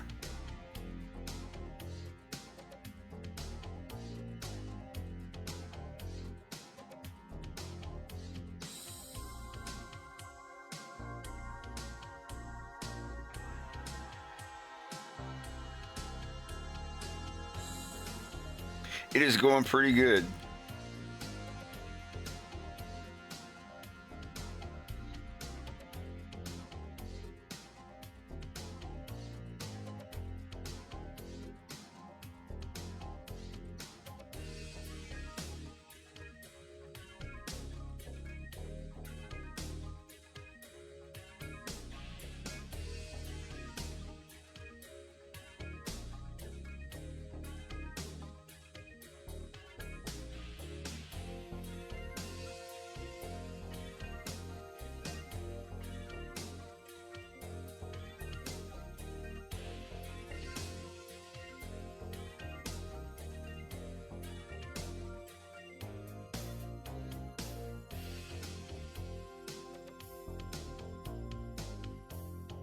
I still think Sonic CD was the best Sonic game ever made. It's all been downhill since.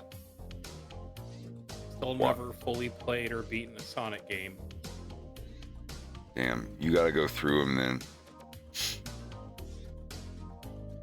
I haven't played a Sonic game in ages. Used to be my favorite thing in the world.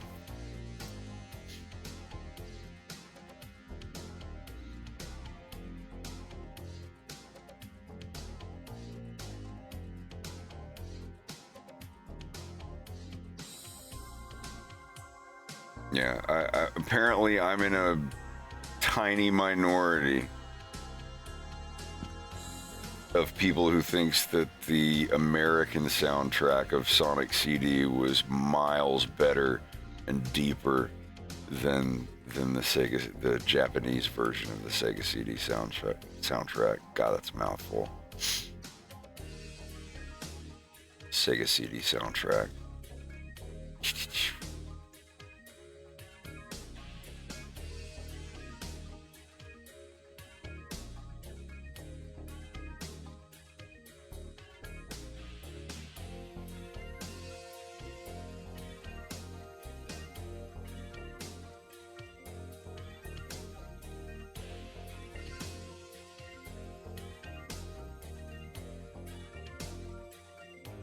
Alright, 2:10 is bedtime for me. I'll talk Damn. to you later. All right, Bubba, we'll see you. Good night, dude.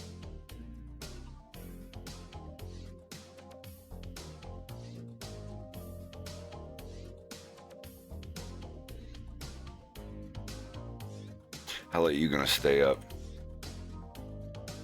I think until I finish these heads. So, between 10 minutes and 45 minutes. And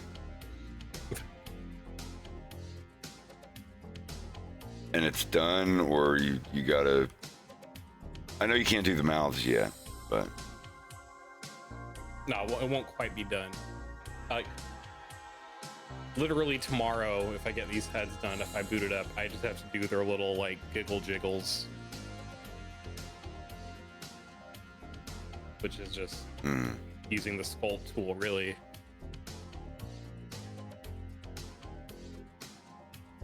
Well, spend a little extra time, if you don't mind, on the different, like, laughing ones, unless you do the randomizer thing. But if it's like 4 or 5 frames of the character that are going to be repeated a whole bunch of times, spend a little more time on, like, making them super unique. Yeah. Because I know, even as we were talking about it yesterday, because I remember you going on about animation. I mean, that's just a suggestion. Do it however you like to do it. But yeah, there were so many places where I could have just like reused the same heads, like turning left and right, and I did do it for one of the last head turns for Stanislav, but so far all of them are unique. And it looks nicer, because if it's just the same, it's always going to look nicer if they're done unique. The randomizer can help a little bit, but if there's not enough pop and difference between them in some frames, if your eyes can tell it, someone on the internet will be able to. That's the way I look at it. It's like, if I can notice it, someone's going to notice it, because there's things that even I can't notice that people will be like, oh, you forgot this. I'm like, fuck. Like in Fox in Space episode 2, young Fox McCloud, his shirt design changes a little bit halfway through. I fixed it. I like, it was an easy fix. It took me like 10 minutes, but not in the YouTube version. I have another version that's, like I said earlier, I'm going to release that when I'm 100% sure that I've fixed all the mistakes. Which out of like 7 of them, I've fixed like 5 or 6. There's not really much left to do.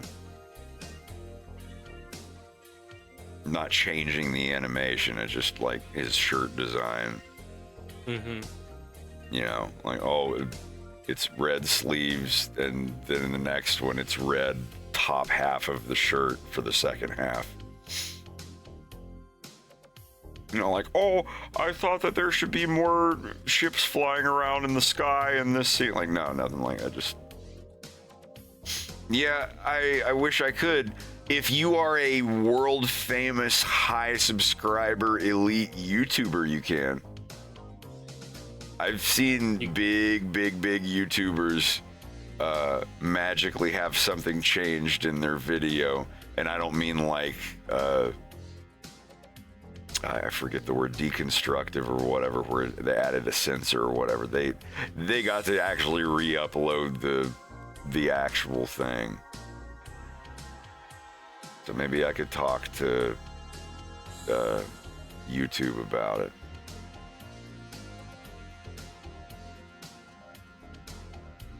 Just get a hold of them and be like, look, there's an error in the credits. This video's already got like 500,000 views. Is there any way you could like let me replace it with this? That's all that's changed. I fixed some credit stuff. And if they won't let me, they won't let me. Boo-hoo, whatever. Maybe I'll just delete it and re-premiere it and be like, here's the version with all the fixes or whatever. I don't know. I thought about like when episode 3 comes out, making a cut with all 3 of the episodes in one file. Once the 3rd one's uploaded, and then like a few months later be like, all episodes in order in one file, edited to be smooth flowing or whatever. Be a good excuse to make money off of YouTube's ads. Is that what a supercut is? When everything's in it?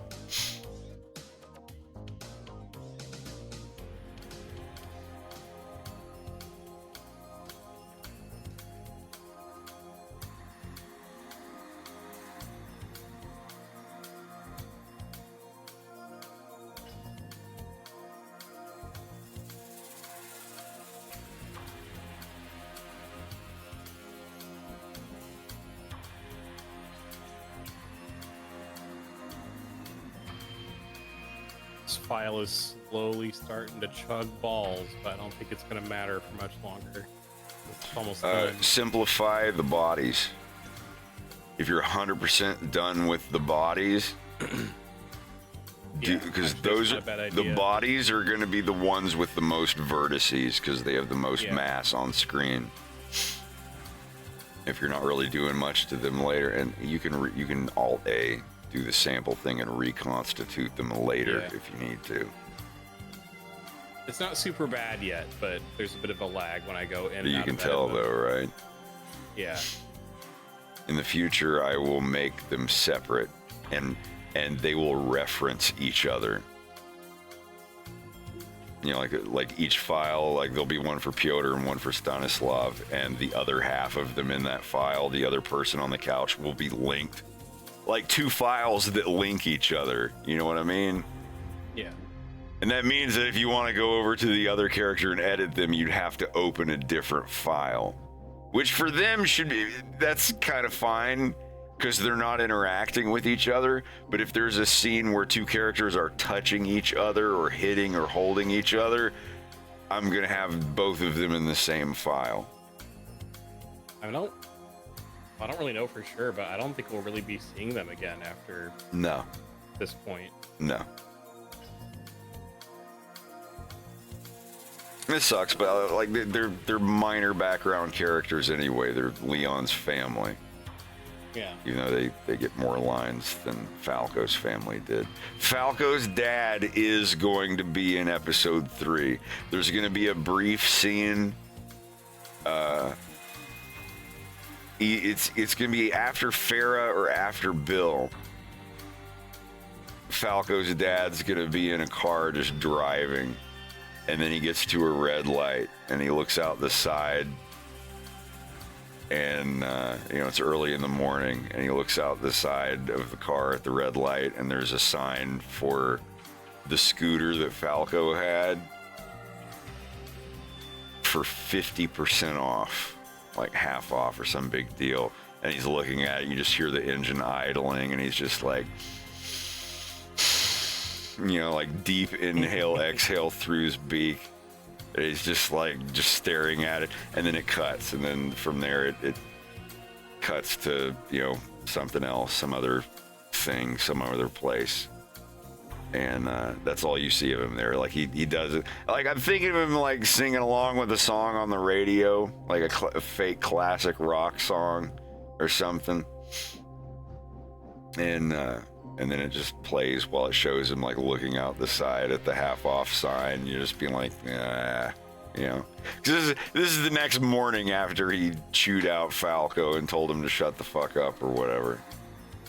And then the stuff happens with Bill or whatever, and Fox discovers that his dad, what happened to his dad, and he's crying and all that. And then they go to the restaurant, and that's when Falco putts by on his new scooter, leans it against the wall outside. He's like, you guys watch this? Maybe it'd be funny if he actually like rides the scooter into the restaurant and like rolls it over. He's like, hey guys, can you watch this? That would actually be good, but it has to be outside. Because you know, then they go, because that's the rest of the scene there. It would be funny if he did that, but you know, he shows up with a scooter and he's like, why is that kid crying? And Pepe's like, he just lost his father and blah blah blah. And he's like, oh man, hey kid, you wanna come out and see my scooter? And Slippy and Fox come out with him, and Pepe and Beltino are looking out the window. Father, you know, like checking out his scooter and whatnot, getting Fox's mind off of bad things. And I think that's the perfect moment to fade out on, and then the rest of the episode is present day, back to like, because everything's been said. There's going to be the previously recap, and everything's been said. You know, we find out what happens with Bill, what happens with Farrah. You find out that's right. You find out what happens with James too.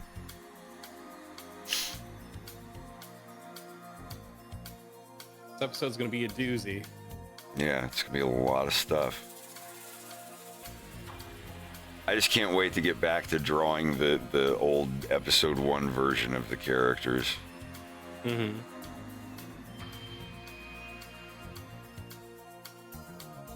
It'd be nice you're not doing it all by yourself this time. Yeah. I can't imagine, given the scope of even just episode 2. Like, this episode's gonna be pretty hardy, but not impossible. I'm not worried about it. It's just I don't care about if I gotta spend 4 years on it instead of 3. That's fine. I don't care, but I don't want to spend the rest of my life making Nintendo fan cartoons.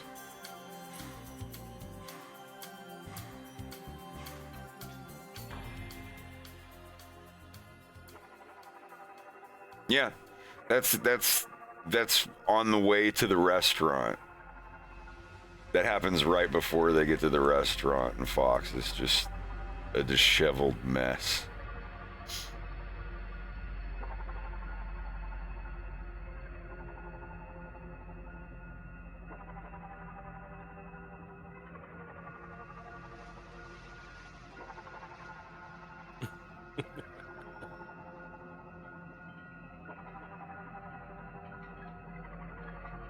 What's up? That's just his face. I love it. When you were scrubbing back and forth.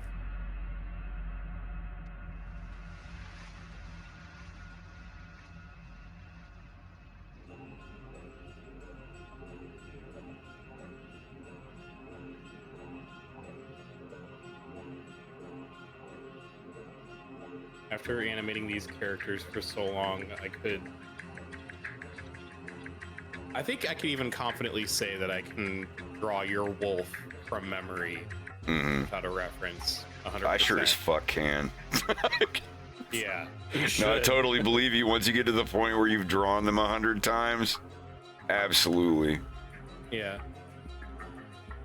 Same with Pyotr and Stanislav.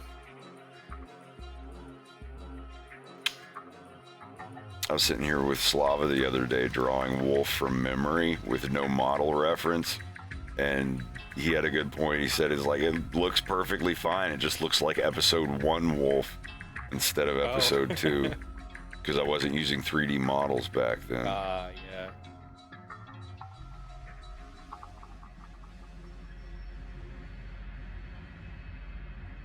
Let's see a pop quiz right now. If I like to draw Wolf, so let me draw the basic shape of him.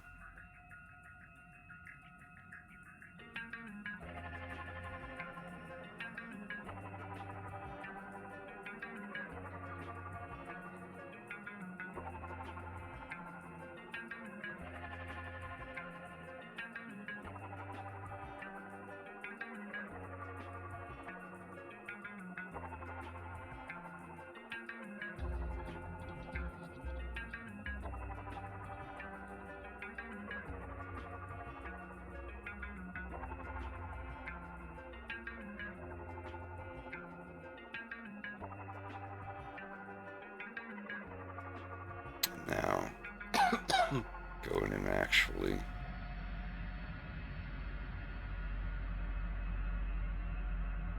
This is how I used to do it. I would draw like the basic shape of the head and all that stuff, and then go and, you know, like in blue ink or whatever, blue color, and then go over it with the actual ink tool.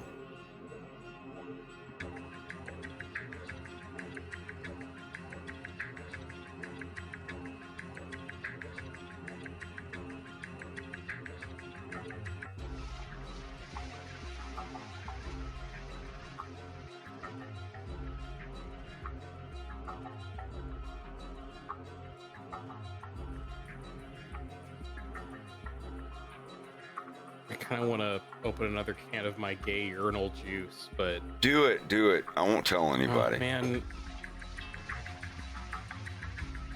it's not that it tastes bad. It does, but Was it an aftertaste thing, or just it all of feels it- like 'cause you're you want it to be drinking a carbonated. chemical? It's like one of those things. It's like drinking a flat LaCroix. Mm.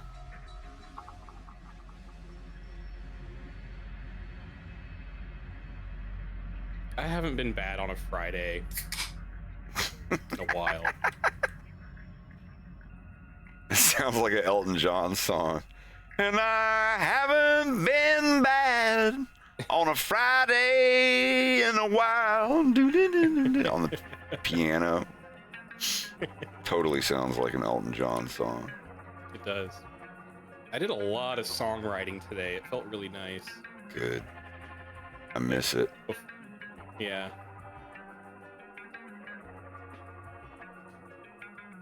Before I was on this disgusting booze run, I put in the chat, I was like, all right, I'm gonna go get some booze. And then I just played piano for 20 minutes. And then I finally left because I had it That's in good. me. You got to get it out. Yeah.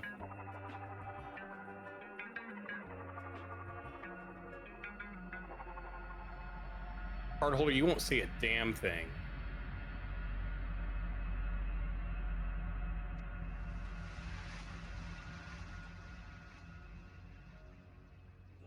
You know, that's just it. I'm pretty good at drawing your young wolf by memory. I haven't had to animate the matured one yet.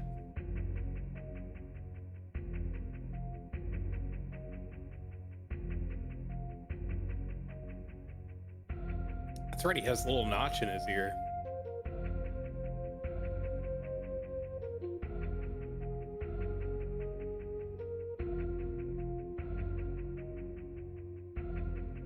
If I have absolutely no reference to go off of, it looks more like a comic book illustration. It's not bad, but it's just not having the models to go off of. And of course, I could have done like a more complex sketch too. This is just based off of a really This is a quick pop quiz. Yeah.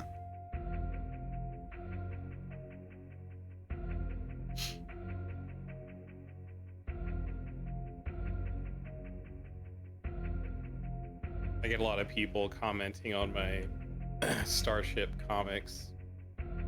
or really just any time that I draw a wolf, and people will just be like, every time I read this, I just hear it in Matt Gafford's voice. Great, good. That means it's working.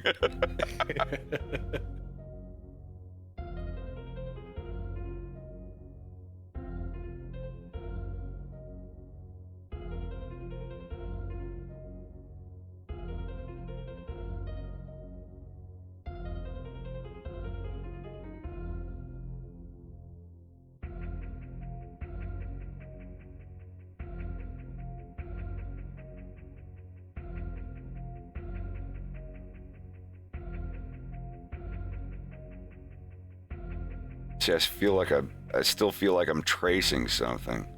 But, I mean, it doesn't matter because it's literally just a picture I drew. Yeah, there's no reference. Yeah.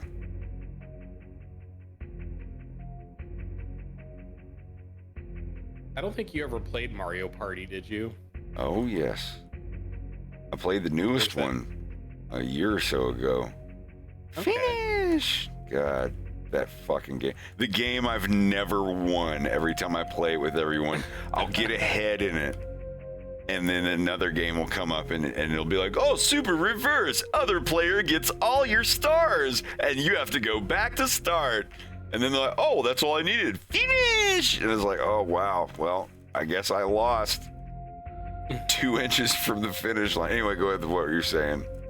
Yeah, it's just this pop quiz that reminds me of one of the mini games where it has like a front face view of Mario and then just his features fade away. And you have to drop the eyes, nose, mustache, and mouth where you think it goes. Yeah, the memory game.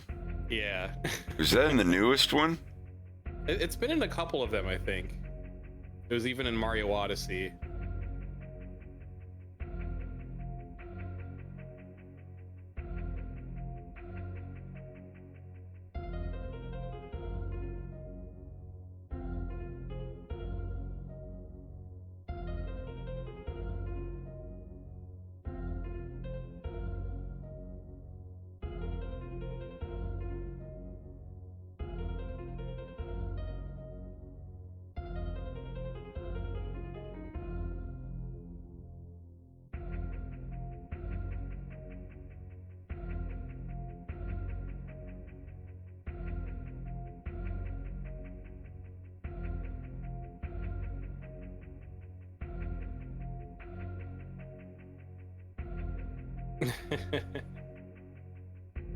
Yeah, I grew up with 3 other siblings, and we were a Nintendo household, so we played quite a bit of Mario Party together. Did you have the ring-shaped cuts in the palm of your hand? Dude, that's not even a lie. That shit's real. That was the badge of honor at school, in middle school, when you're like 8th, 9th grade. Everybody would be like, yo, you play Mario Party? We'd just show each other our palms, and we'd have these like circle-shaped red cuts into our palms for that one Bowser rhythm game or whatever the fuck it was, where you had to roll your joystick in a circle as fast as you could. We did, like, seriously. Game. The what? It was the rafting game where it was like a 3 against 1 where one player That's in the very first one. Yeah. Right? And you just Yeah. I think so, yeah, I think it was. Oh god, now I'm triggered. Ugh. I'm triggered. That and GoldenEye, like the friendship destroyers. God. That really was my first shooter. Because we didn't have a PC until I was in like middle school, and by then, like, I don't even know what was good when I was in middle school. It was well beyond Doom and Quake. Yeah.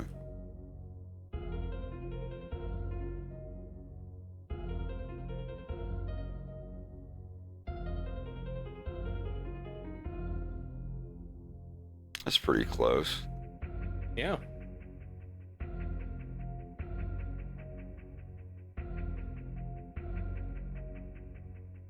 It's good to do that every now and then. To prove that I can still draw my characters. Right. Let me go grab a little snack and I'll be right back. Mm-hmm.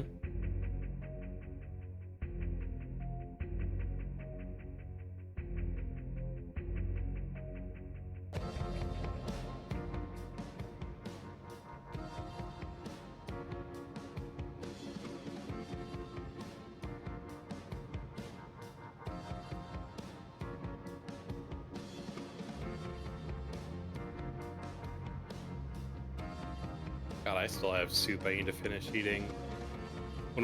So like myself and Bubba took a trip recently. We went on vacation up to see Fred and Greg for Fred's 40th birthday. Where I'm sure you all already know, like I made that blue velvet ice cream cake and all that. But as we were starting to get sick from COVID together, Bubba had made pumpkin apple curry soup. And my God, I had been daydreaming about it since I got back.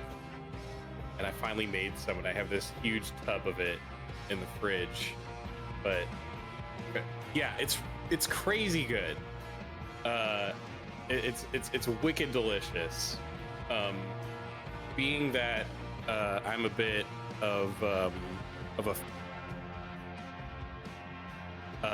I'm sorry, a bit of a fag. I did it without following a recipe because I just cook a lot and I just kind of know the basics and I can just do things. But it turned out really good. I think next time I'm going to add some ginger to it because I think it could use some of that gingeriness. But I didn't want to eat more of it until I got stuff to make grilled cheeses because I want to dip a grilled cheese in it. Oh, it's so good. You made a non-alcoholic passion fruit mojito? What? Oh, that sounds so good, dude. Yeah, that's what I said, card holder. I see you can read lips.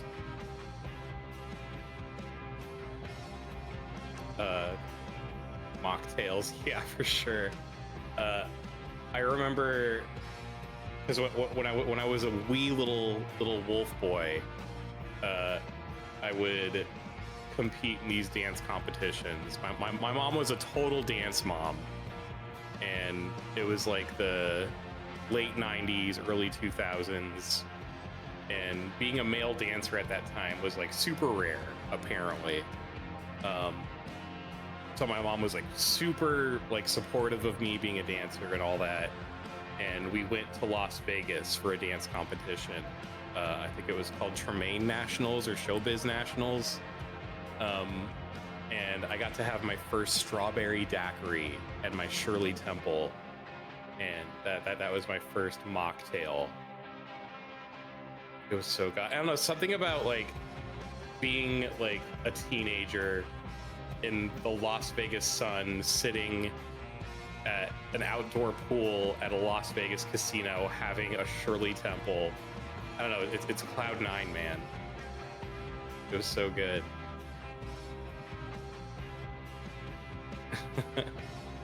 Have I tried a dango? I don't think I've heard of a dango. I should have turned on my Ligma shield. let me look it up. Like, dango, suck this dick. Oh no, so I've seen those at like Asian markets, but I kept telling myself that I'd rather just learn how to make them because they're like pre-packaged in like saran wrap and they're not made there, they're like shipped in. I'd rather just make it. I feel like it'd be more delicious to make my own.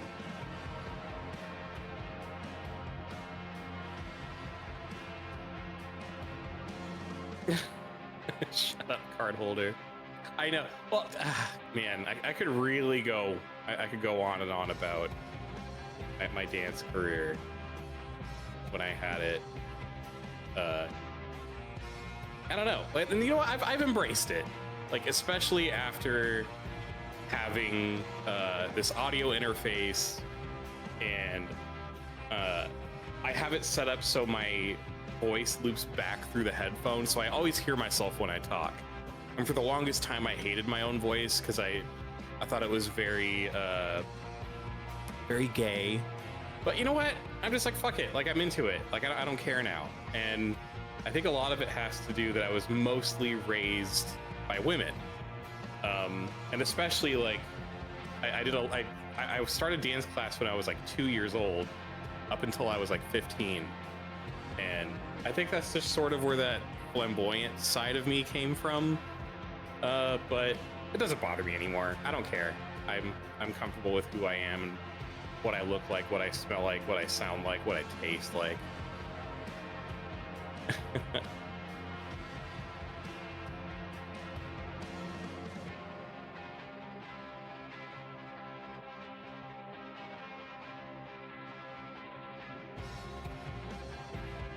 Yeah, I know what I taste like.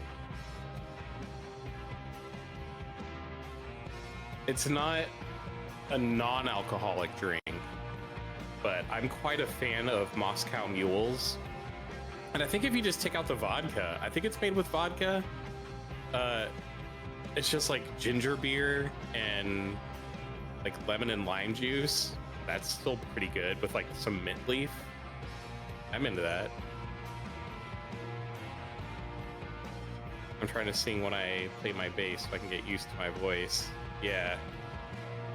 Singing sucks ace. Are you working on a new Starship comic yet?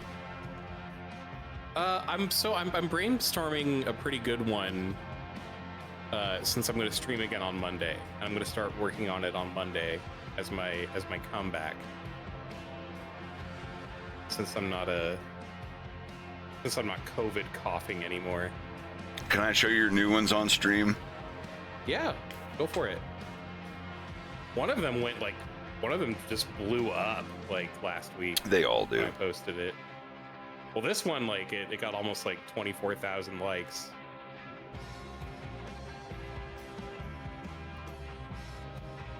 I think before that it would get to like 12,000 was like the biggest one. It felt really nice because like Starship's been around for a while and I thought it was like getting tired, but it still means a lot to a lot of people.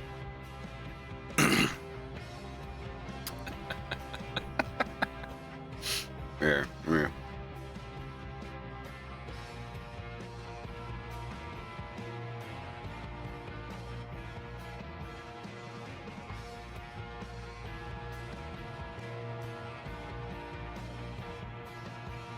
They're super hyper turbo gay. But that's all. Not that, you know. Not that there's anything wrong with that. No. No, I was just Definitely saying, like the Fox and Wolf's interactions with each other are like super duper gay, in a precious way. Not like it's gay. Well, kind of. Yeah, sure. Pretty gay.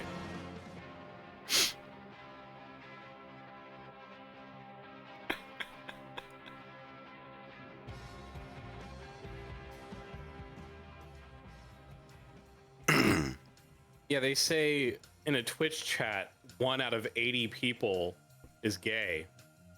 So. Is that the numbers we're up to now? Yeah. So someone in here is fucking gay as hell. Someone in the room is gay! Oh man, I just reheated a McDonald's apple pie and it was so good. Hell yeah, dude. Oh. I haven't had those in a long time. What are you talking about? Oh, so this one isn't Starship, but I know. It's still. You don't mind me showing it, do you? No, not at all. This is one of the comics where everyone was like, I read this in Matt Gafford's voice. In their head.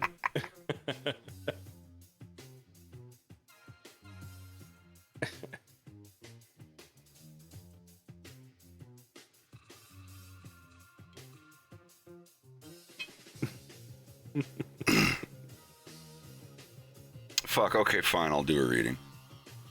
Shall I have in the top few as well, sir? No, thank you. You know, being pissed drunk doesn't merit the use of your distress signal. What's this about? Yeah, I know. I just got to thinking about how I don't need both of my eyes to see how good looking you are. How many of those have you had? Enough to know my rights from my wrongs. Oh, I wish you'd give me a chance to be good to you.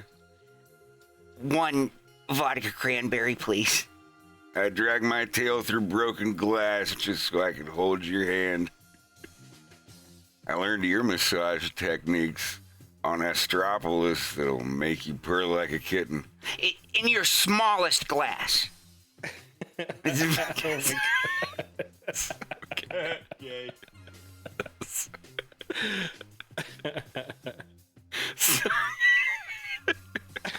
Oh, I'd be so good to you. Exactly. Yeah, because we were watching that, and it's just like I was like, I have to draw this, but it's them. Here. They're actually fighting. What the hell is even that? What the hell? Oh, this one's old. The Falco would walk in and just like, not be able to type.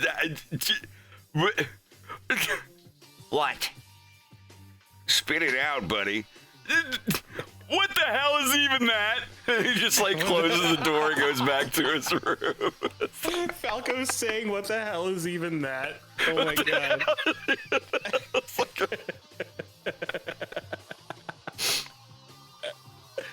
They're not naked. They're just in bed, and Wolf is just gently holding Fox. Yeah. And they're watching a Let's Play or Twin Peaks or something.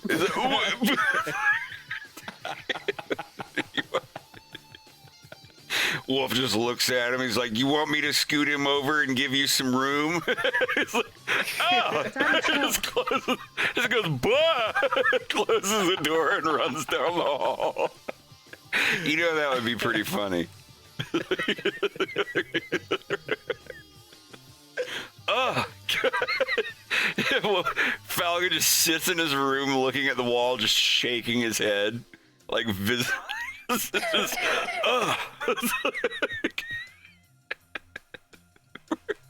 not a homophobe, but that's fucking gay.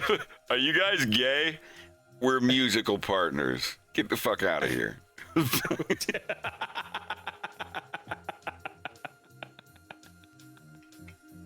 Oh my God. That's gonna be on YouTube in a couple days. It's so funny.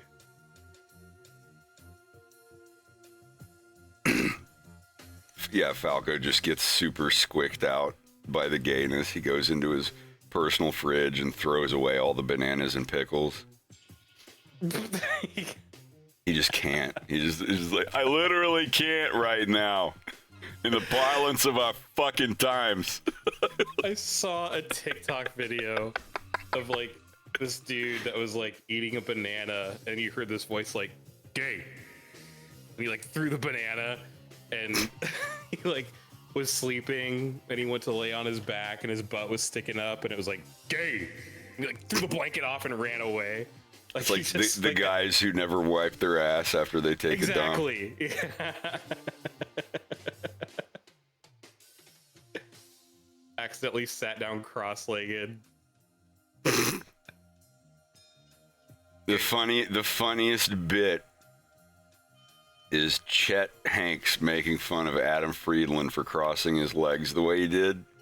And in the latest right off the bat. The latest episode, through the episode, he has his legs crossed in a completely different way now than he's ever had to. Yeah. He's like, don't sit like that. Don't do that. Seriously, like if you look at the latest episode, he's crossing them the other way. No, I remember even when I was a kid, if you're sitting here and like guys are supposed to cross their legs like that, like over the knee like that, and girls do the thing where it's like the whatever, but guys are supposed to do it that way or something. I remember because I had mine just naturally with no one telling me anything. I did just the Sharon Stone or whatever. Ricky was like, "Why are you sitting like a girl?" I'm like, "What?" Yeah, and it hurt. It hurt my leg to sit the regular way of it, like across the knee or whatever. But I did it until it didn't hurt anymore. But it took a while. It hurt. I should have done it. I remember my first day of grade school. I had to go to the bathroom and like take a leak, and I just went into the bathroom stall, sat down, and started pissing. And this kid who bullied me from that day forward all through high school was like, "You pee like a girl," and like it devastated me. I was like, "Am I?" It's like, what did I do? Like, what? But now I'm just like, I think it's kind of gay for you to care about how another man pees, dude. 100%. I wore my sister's blue jeans to school one year, once, and they called me Bongo for like 9 months. Oh, Bongo jeans. Bongo! Here comes Mr. Bongo! Yeah. They literally looked like regular jeans. No one gave a shit until I got off, and like the logo on the back where the Levi's thing usually is. Yeah, I didn't even know. I went the whole day, and as I was getting off the bus, he's wearing girls' jeans. Everybody looking laugh. And then every day for like the rest of the fucking school year. I didn't even know. That's what made it worse. I was like, what the fuck? Bongos are girls? Like, no, it's what? And I got home and it's like, yeah. I got so mad. Whoever did laundry put them really in my cool drawer. To wear girl jeans. Yeah, now it is. Now it's like, God, like. Well, when I was in middle school, it was. I got made fun of for using the internet when I was in school. Why are you getting on the internet? What are you, like, gay? You little gay nerd? And now it's like, I'm gonna, 20 fucking years later, I'm like, I'm gonna take a break from the internet and get off of social media. This shit's rotting in my brain. Say, oh, you little incel, you getting off the internet? Did we hurt your fifis? Gay? Yeah, it's so weird. Now they're just like full of incellulose, just like chronically online. Incellulite. On their phones or.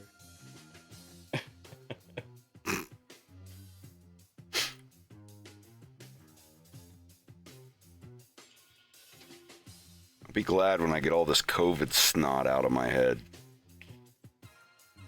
It's still. Yeah. Like, I feel fine now, but like, I've blown more snot out of my head in the past 3 weeks than I have in years. Yeah. It's insane. Yeah. I'm coughing half as much today, which is an That's enormous relief. Yeah. I was so scared because like someone mentioned in the chat, they were like, "Oh, I had long COVID for like 2 years," and I'm like, "Oh no! Like if this cough lasts 2 years, I don't know what I'll do." But it's totally fading finally. I haven't noticed any taste differences. While I was sick, shit didn't taste as good, but No, it just tasted like TV static to me. what happened to Falco's father? Nothing happened to Falco's father. He's fine. As far as the events of the cartoon.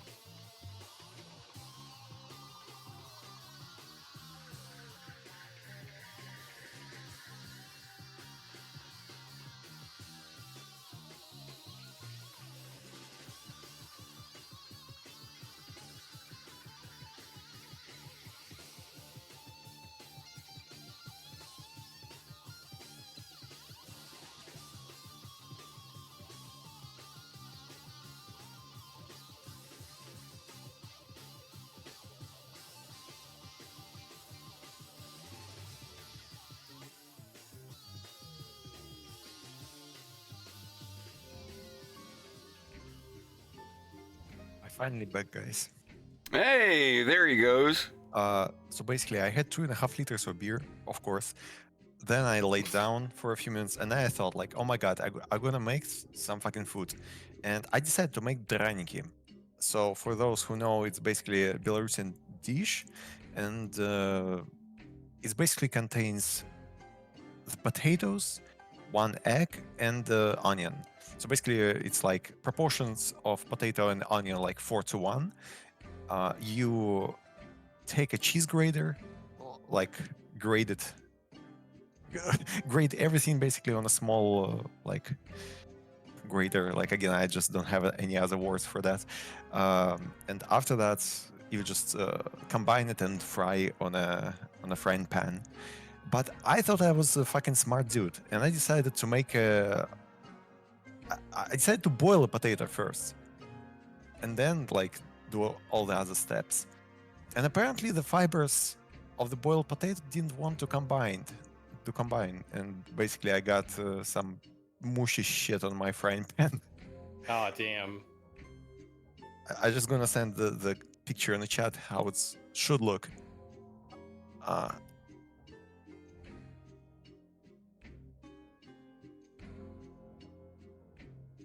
Yeah, something like that. It's basically, again, it's like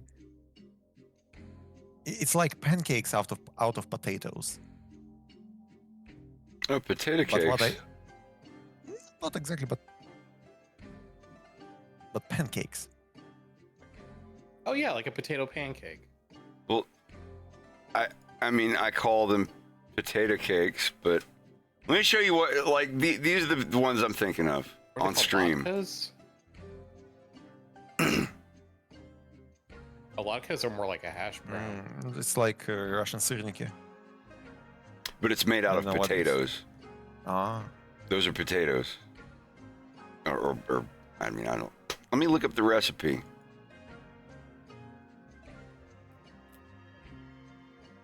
Hello, Canada. Jump to Is there not a jump to recipe button? Is this a video? 2 cups of leftover mashed potatoes, 1/3 cup of flour, 2 tablespoons of milk, 1 tablespoon chopped mixed herbs, and you knead it like dough until it's smooth. Season with salt and pepper, divide into 4 balls, flatten them, and melt butter, and put them in a skillet, and fry them until they're cooked. 4 to 5 minutes per side. I want some Irish potato cakes now. How did you make yours? The thing that you made. Me? Yeah. Like again, I made it in a wrong way, but basically you mix the diced, like on a cheese grater, potato, onion, like literally 1 tablespoon of flour, a little bit of spice. What else? Yeah, and the 1 egg. You just mix it Oh, an out, mix egg. it all. Yeah, and just make a small pancakes. I like that you're into cooking, dude. That's really cool. It just sounds like another thing like Blender or whatever that you're going to get into and get really, really good at through experimentation. Dude, of course, dude, my fucking dream is to bake my own beef Wellington. Like, I never tried it. Yeah. And it's everything I like. It's like a meat, mushrooms. Even though I don't like a big fan of mushrooms, I think it goes really good with like this dish. And the pastry, dude, like most than anything, like I'm into pastry. Yeah, same. Like I would kill myself if I was intolerant to gluten. I only made beef Wellington once, and it was for Christmas for my roommates back in California, and it was so good, but it was very, very expensive because like the beef tenderloin was like $80 for like the whole thing that I got, but it was totally worth it. You know, another thing with mushrooms, like I know what to do with champignons. Like, how do you call them in English? Champignon? Yeah, that's about the same. Yeah. Champagne mushrooms. But all the other mushrooms, like I have no fucking idea what to do with them and how they will taste when they're cooked. Well, what's nice is most mushrooms, you can't overcook them. Like, you can burn them, but they won't get like too chewy or anything like that. Like there's kind of like this perfect moment where they're just cooked and they just kind of stay that way no matter how long.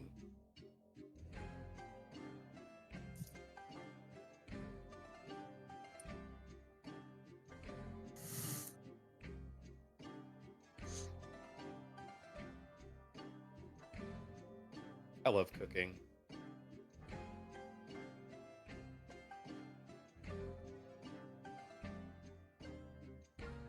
I'll maybe I don't really order food anymore. Like order out for delivery.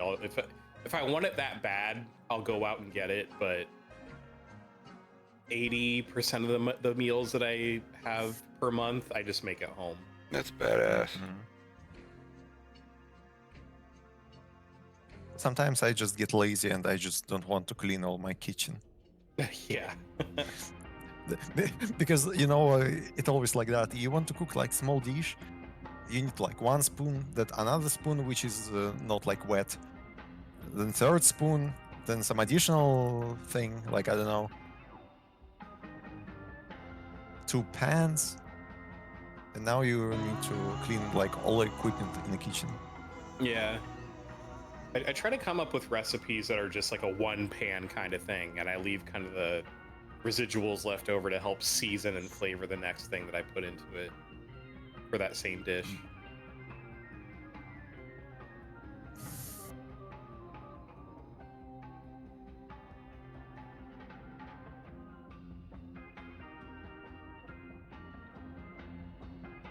Dude, yeah, Spirit Starry.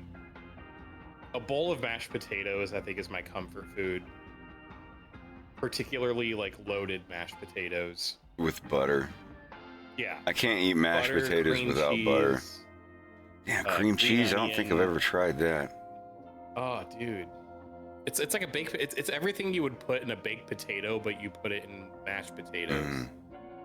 That's the thing. Whenever I make a baked potato with everything in it, I just squish it into the plate until it's mush. Yep. Yeah. Exactly. Love to do that. Make a sausage out of it. You seen that? Is that still a YouTube that channel? Yeah, Let's Sausage or whatever. Yeah. Ordinary Sausage. That's the one. Yeah, that's what it is. The one that he did that I really want to try is the KFC mashed potatoes, coleslaw, chicken, and everything cooked into a sausage. I think he really liked that one. Yeah, he did. It was a high-rated one. That's why it was. That's why I wanted. So he did one with surströmming recently. Surprisingly, he said it wasn't that bad. Yeah, I think he gave it a 4 out of 5. He's like, the smell was horrible, but the taste of the sausage was actually pretty good. It was padded with other things, but still. Yeah. Yeah, my favorite thing from KFC is mixing their mashed potatoes and coleslaw together and putting that with chicken on a biscuit. And right now, they have a popcorn chicken bowl that comes with a bunch of popcorn chicken, cheese, and mashed potatoes and gravy in a big bowl. And I just ordered that and a small serving of coleslaw, and I just chuck that in and stir it all up. I could eat that every day and never get tired of it. Dude, have you had their chicken pot pies yet? No. KFC does pot pies? Are they good? Are you saying they're good or they're bad? Yes, Are they really good? They are beyond. They're so good. You absolutely need to get it next time. I've even had their plant-based chicken sandwiches, and they were fucking great. Not even gonna lie. Like, I'm not picky when it comes to meat substitutes.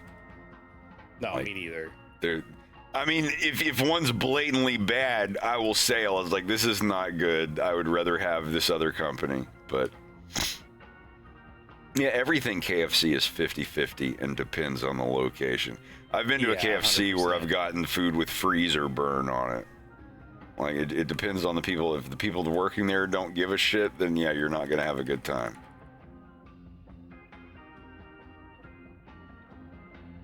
I like Impossible Burgers better than, what's the other one?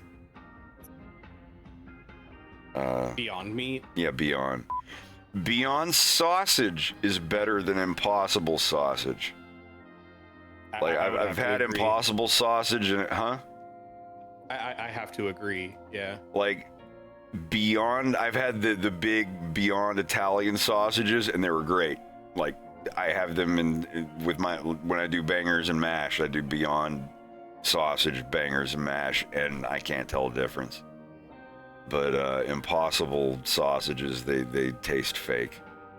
But as Impossible sausages don't taste as good, their burger patties are way better to me than the Beyond patties. Because the Beyond patties, I don't know, they have that weird Beyond smell. We all know what the Beyond smell is. You can tell immediately when someone's making a Beyond burger. And they're not bad, they're still all right, but the Impossible patties are way better. I get Impossible patties, but Beyond sausage. I wish that they would just join forces and make one even better thing that doesn't suck on both sides.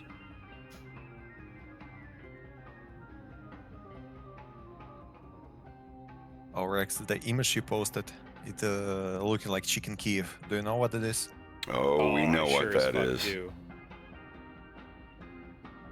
That's one of my favorite things in the world. I like chicken Kiev more than I like chicken cordon bleu. And I shouldn't. Same. Statistically, I shouldn't, but I do. Yeah, I feel the same way.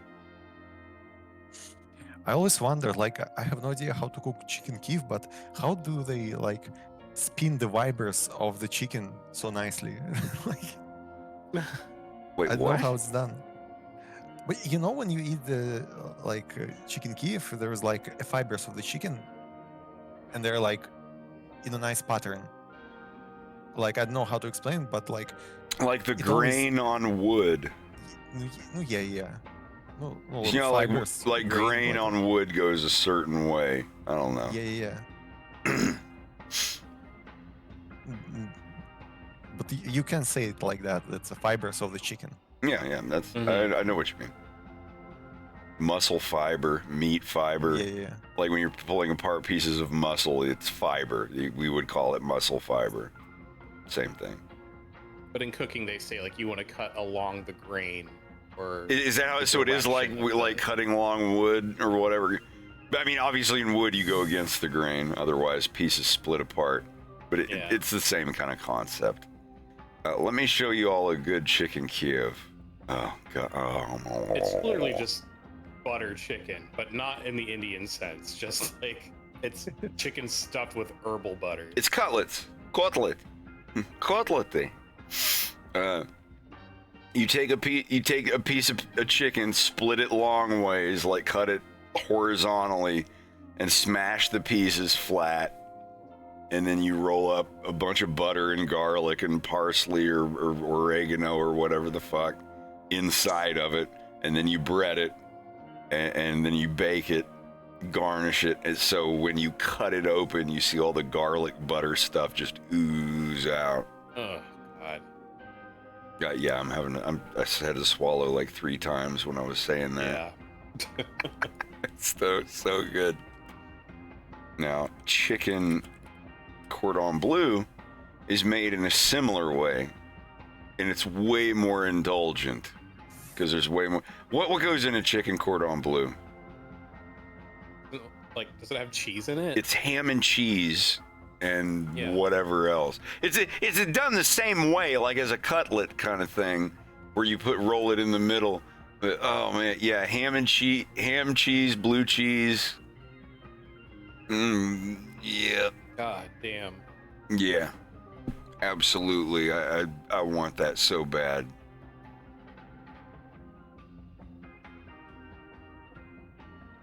Oh, with Bechamel? bechamel? Shut the fuck up. That's ridiculous. Dude, if you want to level up your bechamel sauce, put a little bit of nutmeg in it. You have no idea. Isn't that how it's supposed to be made?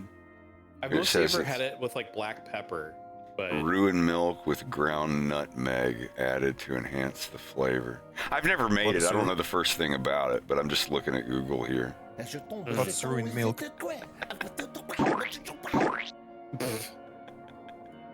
I anticipated this kind of joke. Man. Oh, putting a piece of Swiss on top? Look at this shit. Who would do this? This should be illegal. That like Kenshiro remixes Kenshiro from Dub of the North Star. That's not fair. That's not fair. It's looking like a crime scene. Yeah, for my tummy. Yeah, 4 chicken cordon bleus. They're about to get murdered. by my mouth. No, they'll be like been staying there for like a few months. Oh my god. This is what I want more than anything. I bet you I know what you're pulling up. What? A croque madame or croque monsieur. You're close. Monte Cristo. I know that's what you Cristo, meant. that's the one. That's the one. Let's see. This is my favorite food of all time. Bitch, Bennigan's is ridiculous. I love Bennigan's. That's where I got my first one ever. Oh, God. This is a Monte Cristo. It is a, I guess, turkey ham sandwich with Swiss and cheddar. You can see in there ham, turkey, Swiss, and cheddar. And on white bread, battered and deep fried, dusted with powdered sugar, and a dipping cup of seedless blackberry preserves, served with a pickle and fries and whatever the fuck else. It doesn't matter. This is my favorite food of all time.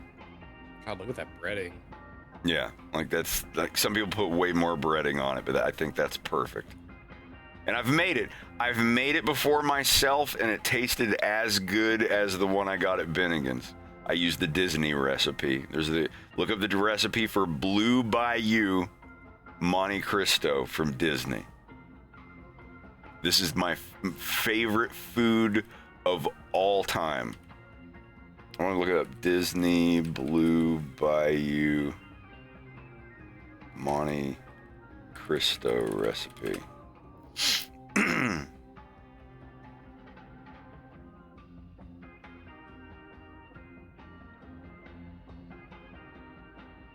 Let's look. Yep. Baking powder, egg, ham, turkey, Swiss, oil. Yeah, this is it. All right. I want to show this. This is my favorite thing in the world, and this is the recipe on how to make it. Wiley Sloth and friends, welcome. I'm up here. We are looking at my favorite food in the world. It's a Monte Cristo. It's a deep fried ham and turkey, Swiss and cheddar sandwich, dusted with powdered sugar, dipped in blackberry preserves. Yeah, Cafe Orleans. Wow. So yeah, this is for 4 people. Need an egg, 1 3/4. This is the exact recipe. 100%. This like is it. Stuffed beignets. But yeah. You get an egg, water. This is exact. So I remember I was like, wait, 2 tablespoons. Why do you need 2 tablespoons? And then I realized it's for a separate thing later on. Yeah. But anyway, yeah, this is 100% the thing. Where it says 8 slices of egg bread, you can use white wheat, whole wheat, whatever. It doesn't matter. There's just 8 slices of bread. But yeah, if you can get the egg bread, for sure. Use challah as well. Damn. Then you got ham, turkey, and Swiss cheese. I don't know where the cheddar cheese is here. I guess they don't put cheddar. I prefer having slices of Swiss and cheddar. That's how they did it at Bennigan's. And then this is all you need. This is all very simple stuff. You can get this anywhere. There's nothing weird except for this one. Seedless blackberry preserves might be difficult depending on where you are. If you're in the UK, brambles.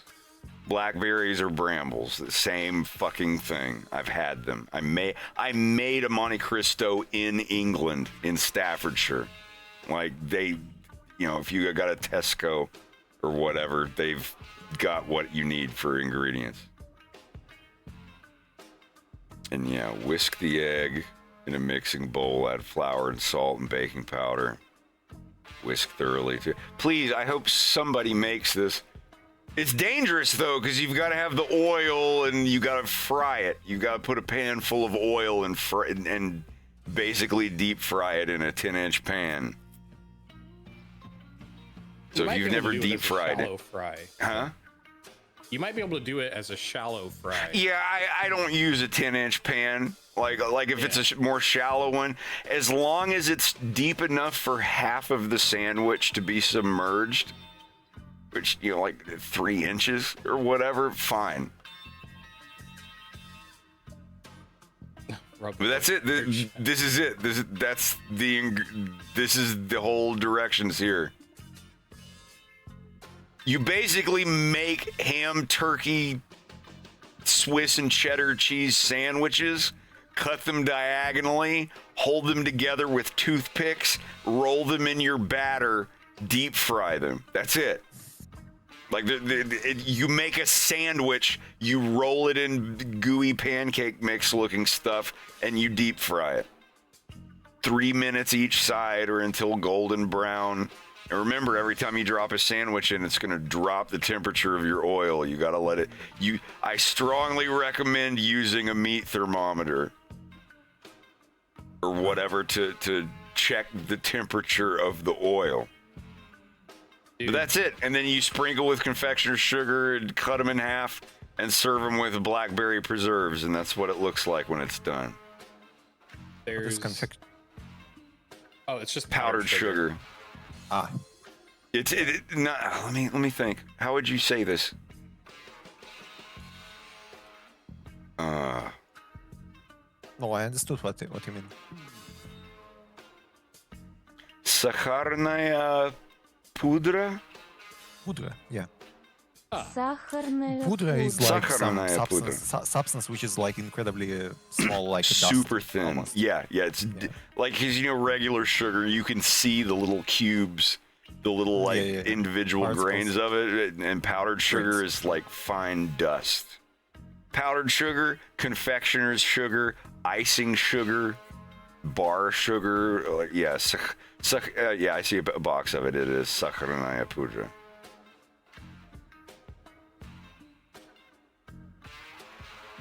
Sounds like something you would slur at someone in Russian, like if you were being mean to them.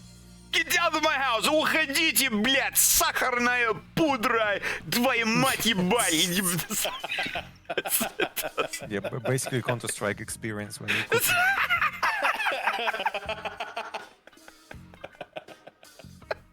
That's a YouTube channel I would watch. Someone trying to make like a food thing while also playing Counter-Strike. Every time they die, they swear, but instead of saying bad words, they just say ingredients for a cake.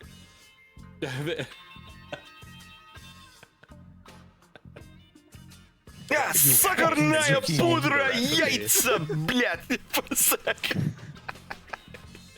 Oh my god, that'd be incredible.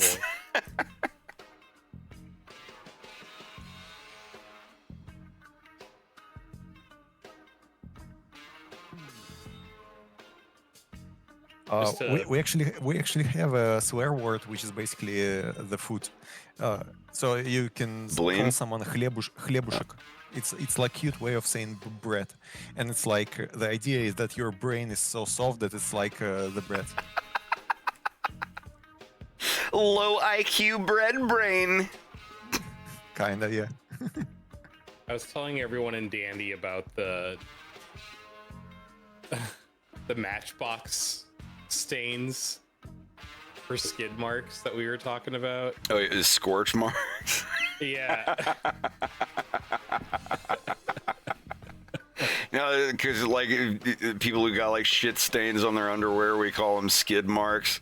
But in Russian, it's basically like the marks that are left on a striking surface of a book of matches. Yes, so genius. Strike marks. I'm gonna remember that for the rest of my life.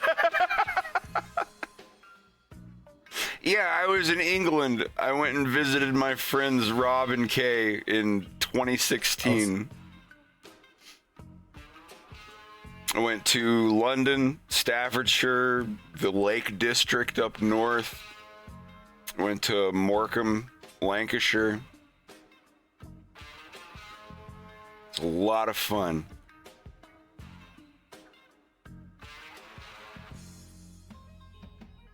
It was a lot of fun. I went to Manchester. We went to a lot of places. We went everywhere.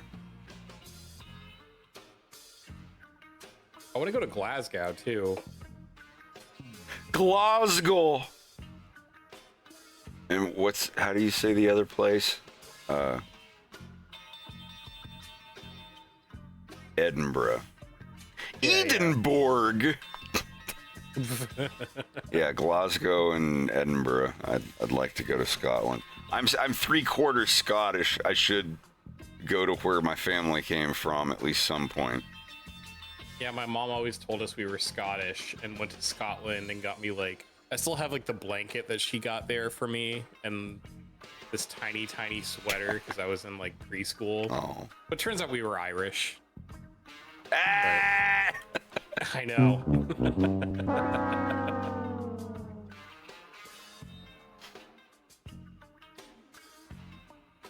That's what the DNA test says anyway. I spent all this time watching Gary Tank Commander when I should have been watching Mrs. Brown's Boys. Oh, God, I love that show. Oh, the adventures, kiddo. It's literally like... It'll drive you into some nasty habits. It's like their version of Roseanne.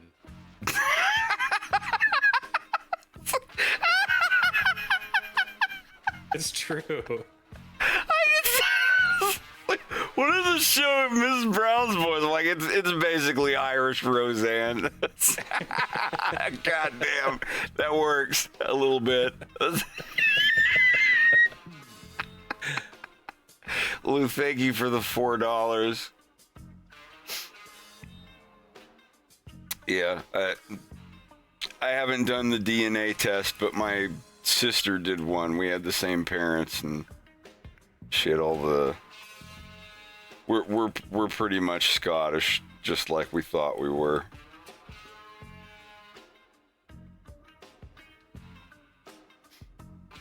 I should get a second opinion too. Not just rely on one of those tests. See what someone else can find out.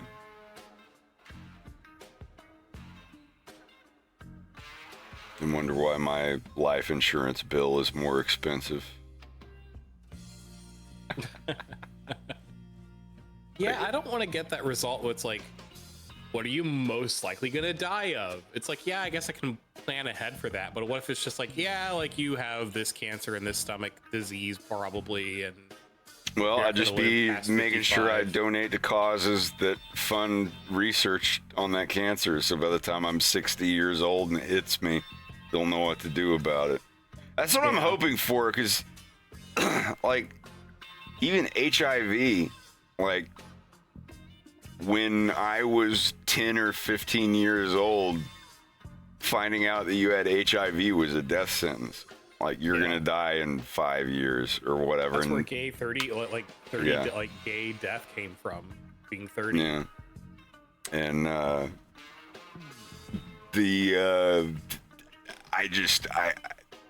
you look at it now and it's just like, well, as long as you take this stuff, you're fine. You know, you might get sick every now and then, but you're not gonna fucking spot out and fucking die.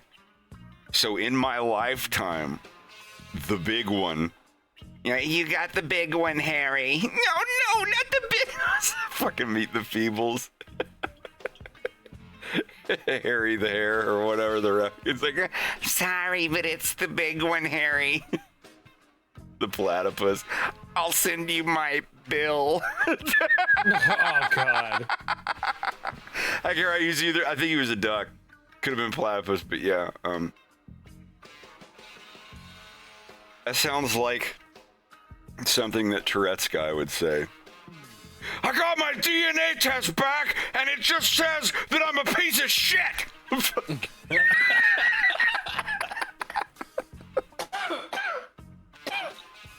Oh, I'm also from the British Isles. Oh my God. I want some chicken Kiev now. I know, I'm hungry for stuff I can't have right now. Irish potato cakes, some Monte Cristo. My friends would be like, can you make me a Monte Cristo? I'm like, sure, if you can say it right. You must pronounce it correctly. I wasn't that bad. My friend Mark, he would ask me to make him a malt. He would say a mulch. Just, you know, we'd take the shake mixer, make a chocolate milkshake, and then I would put the malted powder into it, carnation malt powder. It just malt is it literally just makes your milkshakes taste better. I want butterbroad with how do you say it? Doktorny kolbasi or Oh, the doctor sausage? Yeah. Yeah. I remember when I was like 5 or 6, I called a grilled cheese a girled cheese. Girled cheese. Yeah. Well, girled, like Girl apostrophe D, I guess. Because my grandma or my mom would always make it. I was like, oh, I guess girls make it. A girl cheese. Yeah. I did. Well, I mean, it makes sense if you think about it. Like, with kid logic. It sounds like something with the men going their own way. I'm not in here to get a sandwich or some kind of grilled cheese. I'm gonna have a steak sandwich with sausage instead of bread. It's a man's meal. Steak. It sounds like something that Liver King would say. We're not in here making a grilled cheese. Yeah, this stuff for real. This is. I mean, I get it. I know butterbrod doesn't just literally translate to sandwich. It's a completely different thing. Like an open face kind of thing. Bread with stuff on it. I mean, you could fold it over. It's all right, but there you go. Oh, come on. Went and flipped it on you. Oh no. Well, I mean, it's just a slight variation of the ratio.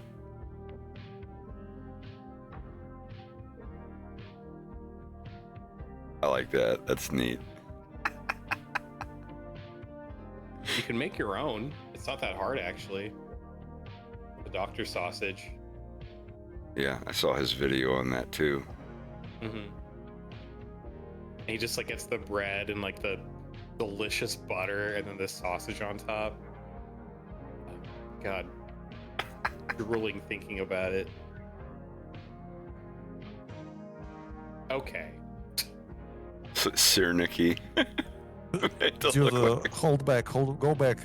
You saw this giant just piece of like bologna, and there's a bread inside. Yeah. Yeah. A little, no, up. There's a bit of Yeah. You missed it already. Oh. Wait, giant piece of bologna with bread inside. Is that not what I've got? Yeah, this one.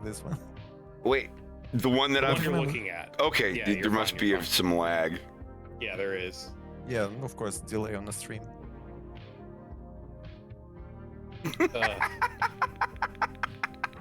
It's like the Russian version of a double down.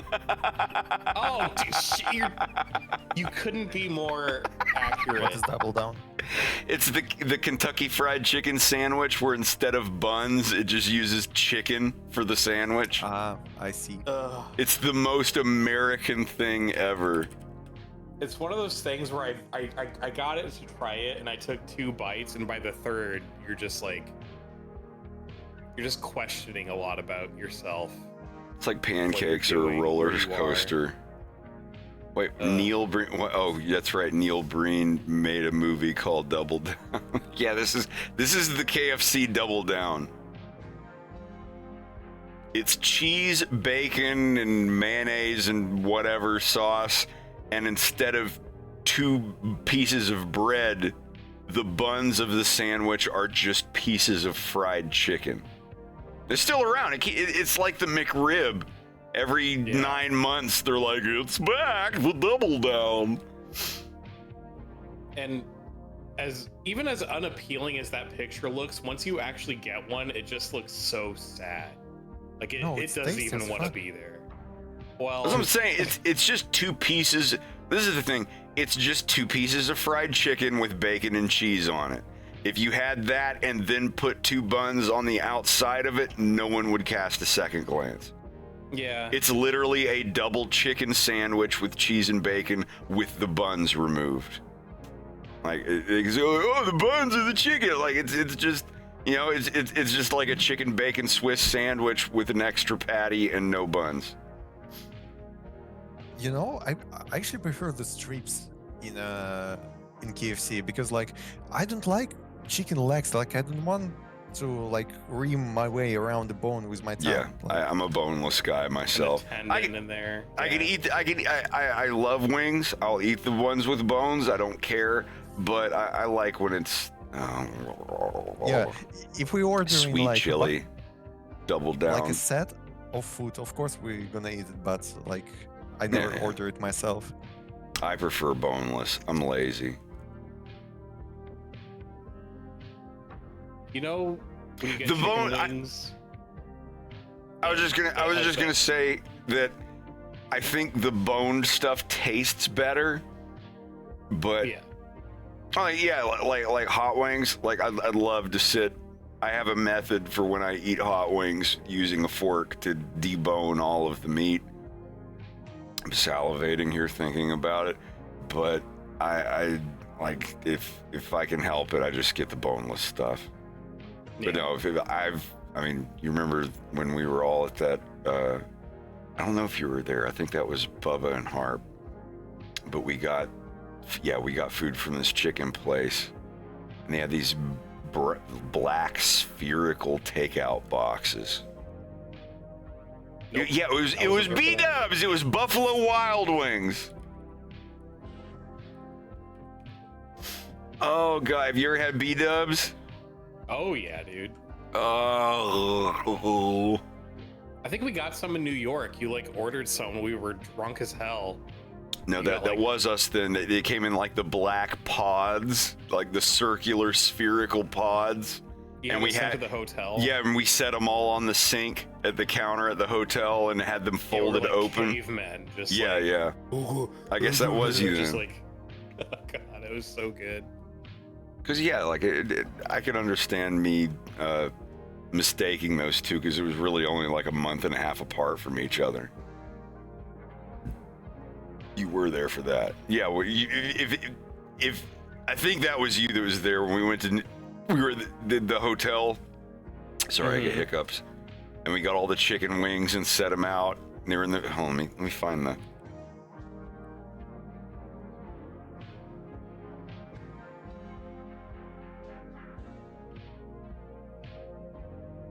They were I'm totally these. the kind of guy that will, if I get like chicken wings and the ratio of sauce to chicken is a little off, and you eat all the chicken and there's still some sauce left, I'm gonna finger fuck that souffle cup. I don't care. I'm getting the rest of that sauce out. I'm trying to think of the fucking pod boxes that they came in.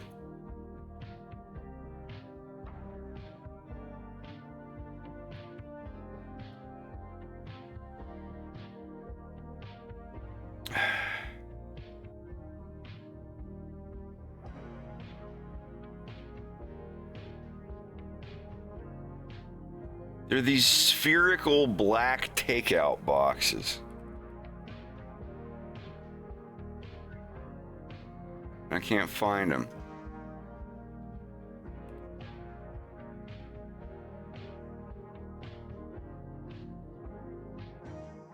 Well, from my recollection, I remember them just being regular green takeout boxes with like plastic cellophane on top. Some of them were, but some of them were. Well, let's see. There they are.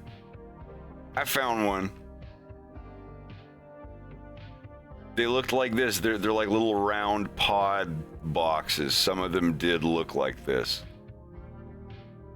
Remember, some of them had some of them we got had the see-through tops, and then some of them had the round pod looking thing. I remember it was half and half. I don't know why, because we got like different types of things, but some of them were that round thing. And I remember going toward the door of the room, the sink that was to the left, like going toward the door that in the room, it was to the left. and in front of the mirror was that black marble top, and we put down like, yeah, it looked Yeah, we like had, like, this. separated across 2 different parts of the room. Like this. It was just. You remember, right? Like we. God, it was so good. It was so good. Oh my God. Yeah, that I had to type in Pizza Hut because Pizza Hut has all the wings, but at that one we got B-dubs. Yeah, remember me and Bubba went out and we got lost. I think it was me, Bubba, and Ego, and we went out to pick up the food.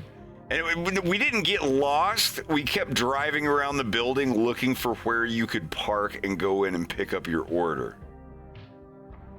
That's what it was. I remember it being late enough to where I was like, I think I'm ready for bed. I don't want to eat hot wings. Y'all are crazy. I remember and then you showed that. up and I was like, oh, fuck yeah. You smell the vinegar and the sauce, and it's like, oh, give it to me. Salivary amylase.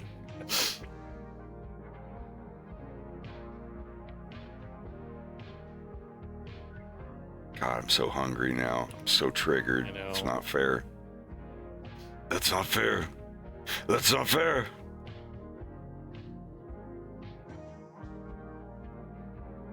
How long are you going to stick around? I'm too afraid to look at what time it is. It's 4:36 here, so like midnight 36, I think. Yeah, 12:36. I was contemplating getting a third beer, but I really shouldn't. Or wine cocktail. It's Friday night. It's Friday night. I won't tell anybody. If you're looking to catch up on shit for tomorrow, that's fine too. I'm probably gonna stick around here on stream for. Huh? I'm gonna have the fun. I'm gonna drink. I'm gonna hang out if I have my third drink, and then when it comes to be like bedtime, I will be hungover tomorrow. Because like I said, this stuff tastes like super gay urinal cakes, and it's too sweet. It's gonna be a problem. That's fine. You don't have to stick around. I'm gonna slow down, stick around. You could always drink half of one and put it in the fridge. Like, it's not carbonated. It's not gonna go flat, right? No. It's juice with fermented juice. You put it in the fridge and it'll be fine. That's all I do. I just open another one, take a couple sips, and when you don't want to drink it anymore, put it in the fridge for tomorrow night. Because tomorrow's Saturday. I want to make fucking Slava's grandma's house wine. I love those pictures. I remember the giant tank and everything. It's so based.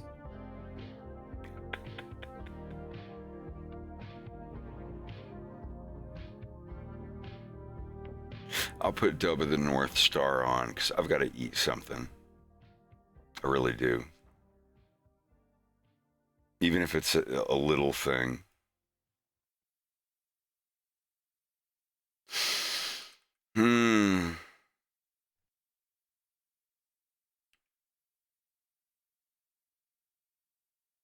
The entire planet has been fried, fractured, and fucked. It is a desolate and generally stinky place where few things can survive. People are particularly unhappy. Well, hello.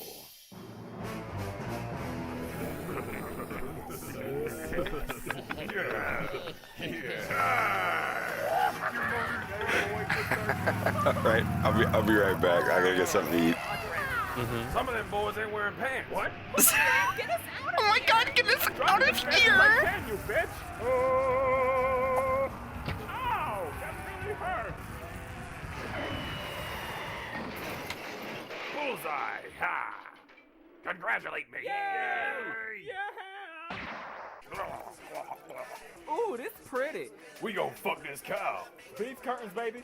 Well, talk about useless shit. It's not even fit to wipe your ass, Zed. Nuclear fallout has left us with this brutally silly shit. And with change already blowing in the wind, what humanity needs now is hope.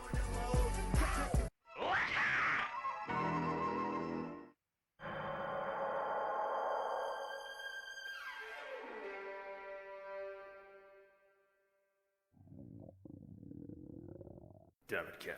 You have to eat something. Maybe if I eat this dirt. No. God damn it. I'm a man. But I've got to eat something. What if someone sees me?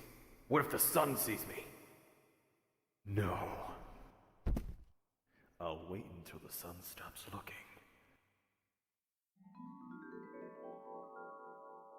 Yuria, my love. Huh? That's not fair. That's not fair. No! It's not fair! So anyways, I stuck my finger all the way up its butt, right? And hold up, man, check this out. Looking good in them tight jeans. Hey, baby, got any fries to go with that shake? Shut up!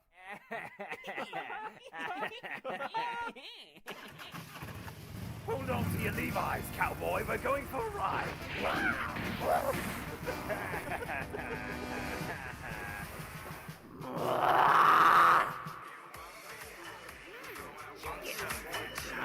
Nom, nom, nom. Feed!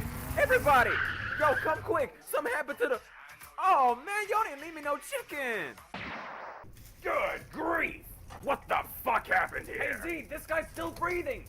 All right, buddy, you heard me. What happened? He said I didn't have much time. What do you mean? Okay, well, there was this guy walking by and it was cute and we tried to rape him, but he said no and... Get to the fucking point! Fist of the North... Oh my god! Radical! The hell was that? You think it was a time bomb? My ass. Nothing like that exists anymore. Fist of the North Star. Ugh. Z, baby, I ain't no corner or anything, but this motherfucker must have swallowed a grenade. You seem pretty sure. I found a pin right here. Oh, wait, my bad. That's his belly button ring. I'ma keep this. Hey, what are you doing? Leave me alone. Fellas, we got ourselves another hobo trying to take the water. I'm not a hobo. Great. One of these guys. And here I Go, let me go. You dang thief. Oh, fuck me. What did you say? I think you said it to Lynn. Oh, we're gonna lock you up forever. Anything to say for yourself? Blah. Tell it to the judge. You won't be getting near any more kids. Couldn't have said it better myself. Keep an eye on him, Lynn. Before you even ask, yes, they're that stupid. Kinda like you, man. Ruining my getaway. Girl, I'm starving. Could you please bring me something? Ugh.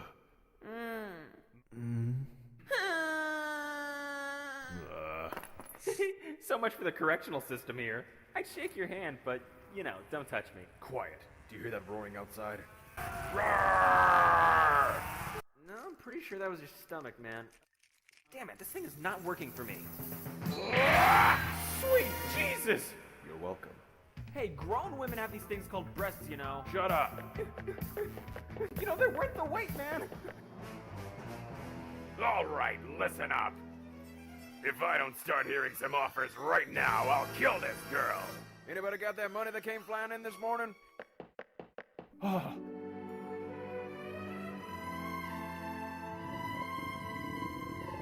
Give that to me. Who the hell are you? My name is Ken, and if you don't give me that thing right now, I'll... That thing?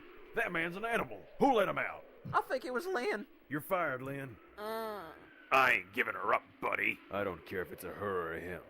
I'm hungry. What a savage. Ugh, sick 'em, boys.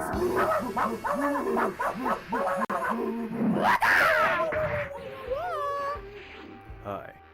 Don't just stand there looking cute. Get him!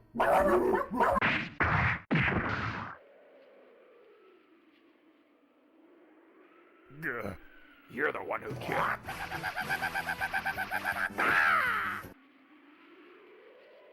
I'm sorry, what? I said you're the one who killed my... Put her down, you animal. Hey, wait up, man. Don't leave me here. These people are friggin' morons. Say it to my face. Kiss my ass. Ken, I didn't believe the things they said. Ken. Hey, she's calling for you, Ken. Never mind her. She's just a sandwich. Why you gotta leave, Ken? I'm sorry. Oh, he's got that fist of the North Star. He's nasty, too. Who needs him? You're safe with me.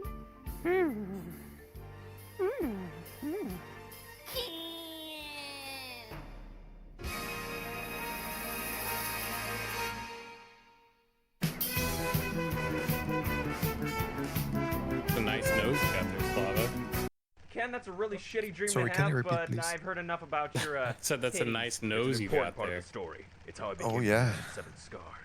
Come on, surviving ain't enough out here. I think what you Giant really need is a nostrils to sense of snore humor. cocaine. I don't even know what that is. Well. Oh, well, you could do gay or racial This Friday. stereotypes, poop jokes, dick jokes, that's always Wait, a is hit. it? That's it? Sounds almost too easy. I It is know, for me. that's the beauty Well, of now it. it's. No, But if those no, aren't no, just no. it's For me, jokes, it's they're purely Saturday, physical so gags. like For example, my nose is not your business. just Okay. don't overdo it.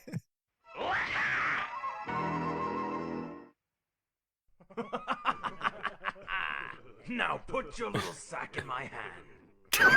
Necesito traer este arroz a mi familia. What was that? He said that all of your demands sound impossibly homo. Really? Yes, and that he can't take you seriously since one of your eyes wanders ever so slightly. Is that right, old man? Por favor, te doy mitad del arroz. He said it's as if your eyes are not on speaking terms. Okay. Like they need some time apart. Okay, that's it! No. What the hell is that sound? Is that a scarlet macaw? No! Who the hell are you? Ken. Okay, Ken. Relax, guys. The It's just dum-dums. Ken. Wah, wah, wah, wah. That guy. So what exactly makes Ken think he can drop by exploding heads? Ken saw I'm almost done this eating. guy. Ken says give back that man's little sack and stop this pointless bullying. Oh, I'll show Sorry, you I a gotta- point! I gotta go. I'll be right back. Now I'll show you mine. Shut up! Get us out of here! Señor, ¿cómo está su saco? Lo robaron. Got your sack. Oh. Ken, first of all, I am so sorry about that. But do you know what you just did? Probably the coolest thing you've ever seen. Yeah, and you've also blinded Spade. That's one of King's men. Bitch, I'm a king. Ken, we need to get out of here now. But then again, maybe you could steal back this guy's sack while I stay here by myself. Exploding a man's head is one thing, but stealing? I have morals, Bat. Is this your attempted humor? Or are you fucking retarded? Wait here, my friend. I'm gonna find something to bludgeon this child with. Okay. Shit! No! No, don't do anything, man! I'll do it, alright? I'll do it! Jesus, this guy needs to eat something before he loses his fucking mind like the rest of these people! Hey, Ken! You're a dick! And try not to eat the guy! Ugh, I'm gonna get that bastard back for this! An eye for an eye? Oh, shut up! Well, we have the technology. We can rebuild you. You call this jockstrap technology? I think it's very stylish. Yes, I happen to agree. Is this all just a big joke to you people? It is I! Ah. The great Billy Bitchcakes! Ugh. I like that name. Thank you, thank you! Well, I'm here to join King's gang. As a concubine? Nope, as an entertainer. And I also come with a free car. Awesome. This is pretty cool, Billy. And for my opening act, diarrhea. Be right back. Baby, you can't tell by the way I use my walk. I'm a woman's man. No time to talk. I want to marry a lighthouse. Alrighty, what does this call for? Company. No. No. No. Something the side of the sea. Maybe he's really stupid. Herp derp, it's a real mouse. Oh, if I catch it, we can eat it, and Spade'll be happy with me. Not so fast, you dirty rat. I didn't hear you wash your hands. Yeah, well, I figured that since I'm in a badass gang now, I'd wipe my ass with my hand and not wash it. I like your style. That officially makes you part of the gang. Let's shake on it. Hey, kid, this car isn't that cool. All it did was blow my friend into the air. Well, I think you're just using it wrong. See, you have to jerk this thing around and drive right the fuck off. Oh, so that's how it works. Spade, I've got good news and I've got bad news. Herp The good derp news a is I caught mouse. a mouse. The bad news is it was a wind-up mouse. Also, the kid stole the sack. He did what? That little son of a bitch. Oh, when I get my hands on him, I'm gonna rip him apart. Hey, there's no I in team, boss. I don't mean to be your pooper party. All right, well, I risked I my gotta go ass to for that bed. thing. So, do you think you You could just maybe came ask back him to tell what's us that you're inside the not bag? coming back. We don't need to know. I know. Helping him is enough. That's fine, dude. I'll I see you really don't tomorrow. want to. I want to stick around. I'm having so much fun, but I've had so a sorry little for too that. much. Si usted abre mi saco, usted puede... Go to bed. 3 beers Ken, is what too is much wrong for you? with you? Don't dude. hassle him. Let him go to bed. It's just the Not all of us drink 2 You're a liters good of man, beer Charlie every Brown, day. but I think you just broke I his have to neck. correct to 2.5, and not every day, but Lo conseguí! in Yazli. Conseguí! Oh, even more. That's Hombre, me rescató. a good idea. Rompió el cuello. Oh, would Just you one look at plastic that, Ken? bottle. We're local heroes. Feels pretty good, man. Start the car. What? See What you do in we the morning, say? bud. Let them feed us. Have a good one. I mean, it's the least they Yeah, can do, love you y'all. know? Good night. What makes you think they even have anything? And don't you hear that baby crying? Yeah, I guess you're right. He'd be taking food out of his mouth. What are you talking about? That shit's just annoying. Get us out of here. Ken, I'm hungry. Stop whining. Yeah, well, we should have stayed and eaten. That wasn't my stomach. They're headed toward the village. Shit! You want me to press the button? Fuck that! With the speed of Kenyans.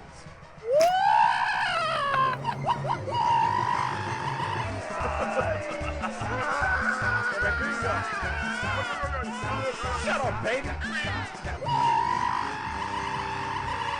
Where do you think you're going?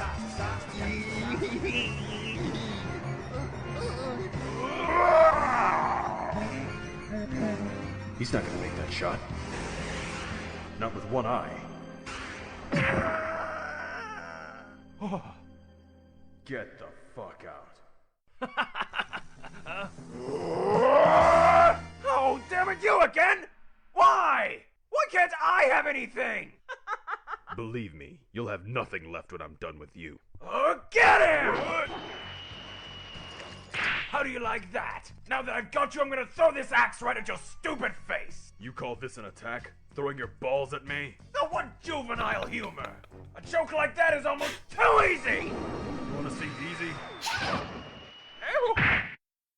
Hey, Bat, was that humor? It wasn't very well, executed. Is that Billy Bitchcakes? Your turn, Palooka. Ha! You don't scare me with all your karate and your stupid scars. I'll rip off your ass cheeks and shove Billy Bitchcakes up your... You think you're so tough, but I can smell your fear! Okay, that was pretty good, I have to hand it to you! Once I remove my fingers, you'll have 7 seconds to live. I suggest you start praying. Okay, I'll pray, but who do I pray to? Ken. For the record, you overdid all those jokes!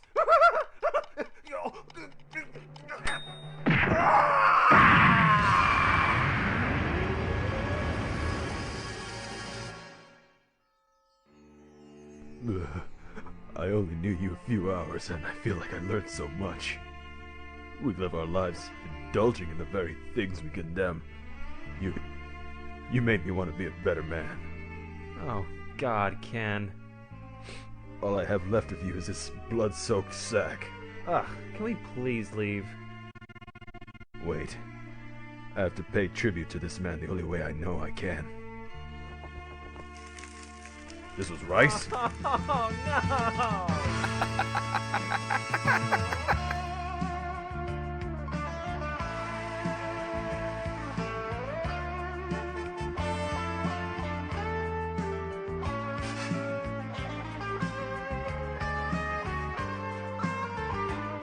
Last time on Mad Max, the man with 7 scars found himself in a petty and horribly retarded quarrel with King's men. I don't like you! That's not nice.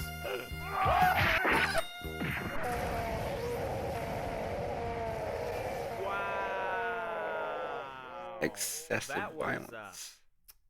excessive violence. And now, our heroes find themselves fugitives under King's law. But despite the difficulty of disguising a stark raving madman, young Bat has devised a cunning plan of evasion. 2, 3, 4. Shut the door. So, where'd you get your disguise? The mustache store.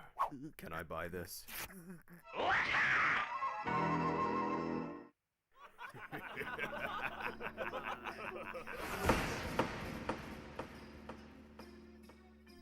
Don't worry, son.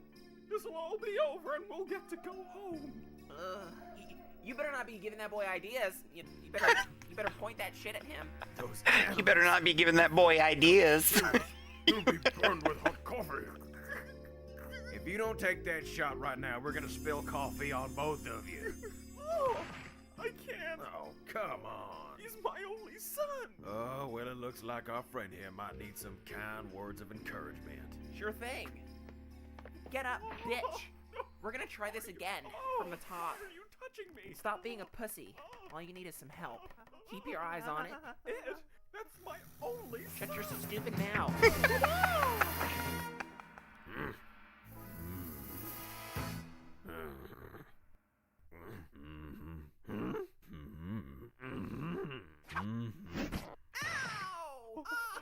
My son! Oh! Hey! Molestily affectionate. I just want to state for the record that he would have been better off getting burned. I did the right thing. He's just very affectionate. Creepily affectionate. I want mommy. I am mommy. Molestily affectionate. Says the man wandering around town with another little boy. Hey, I have hair on my balls. What do you have to say for yourself? It's true. He does have hairy balls. Oh my god, enough! That's not nice. Oh, great. Now you've done it. The man with 7 scars. You must be the guy who killed Spade. You must be the guy with all the stupid shit on his face. Are you gonna bark all day, little doggy, or are you gonna bite? Well, tough guy, let's see you try kicking my ass while I'm flying away! Flying away! Flying away! Do you want to fly? Huh? Ah, God! Put me down! Put me down! You're an airplane. You're an airplane. I'm gonna throw you into that building. Don't do that! That ain't funny! I'm gonna throw you into that building. And a 1, and a 2, and a... God! Ah! You fell. Do you think he's gonna be alright? Nope. Move out of the way! Radio knob! Here I come! Diamond, where are you? I was very much looking forward to a nice hot cup of coffee. I swear if you stood me up, I'll hack you up into pieces. Damn it, Ken, they know who we are now because you couldn't keep your mustache on. What did you do with it anyway? I swallowed it. You have to stop eating all our supplies. It looked like a burrito. You're hallucinating again. No, I'm not. Look, I'm gonna go out and get some food. You look different. I'm trying to disguise myself. You look like a big fat chicken. You know what? You can just eat me, you ungrateful prick. Okay. Yeah, just stay here and I'll be back with food, weirdo. Hey, how are you doing that? Oh, am I kidding? There's nothing out here. Ken's actually going to eat me. It's not like someone's just gonna leave a sandwich unattended. Boot. Boot. Oh my god. Huh? Lynn, you have no idea how glad I am to see you. Boy. How long's it been? Like 2 years? Boy. It's Bat. Boot. Bat. Boot. Hey, stay right here. I'm gonna feed you to Ken. I mean, have Ken eat you. I mean, save you.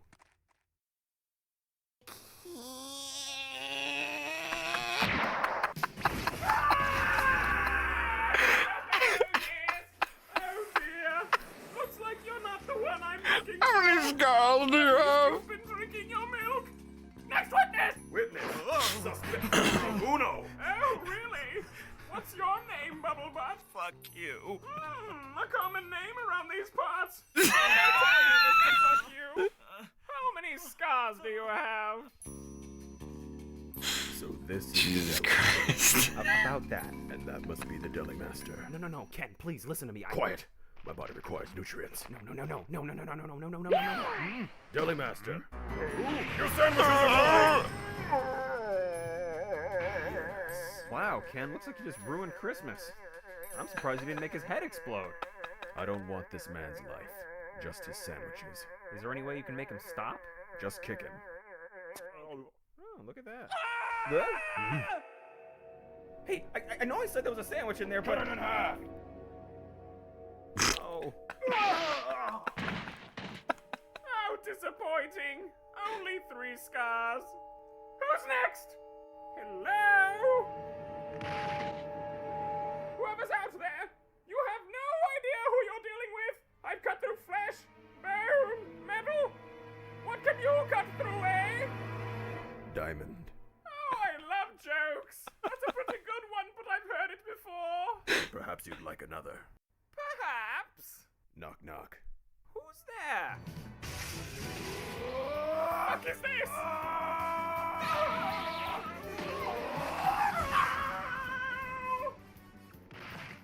The fuck was that? That was my joke. Did you like it? No! What part didn't you like? Oh, I don't know. The part where you broke my fucking back! No, we haven't gotten to that part yet. What? Oh, God!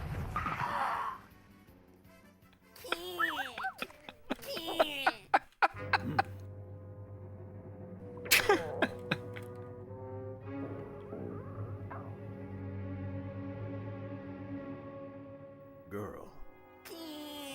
Girl. Girl. Girl. Ken, that man back broken. I know. That was me. Do you think you could fix it? He's already dead. No, I'm not. Oh my God, Ken, do something quick! Oh, for fuck's sake! Oh my God, make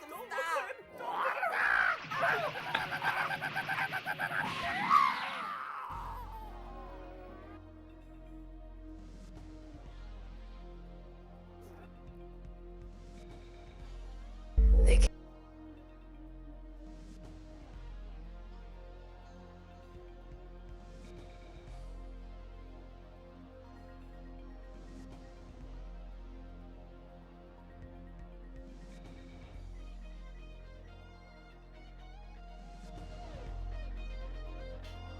Sorry, I don't want to get too distracted. Especially since it's just me now.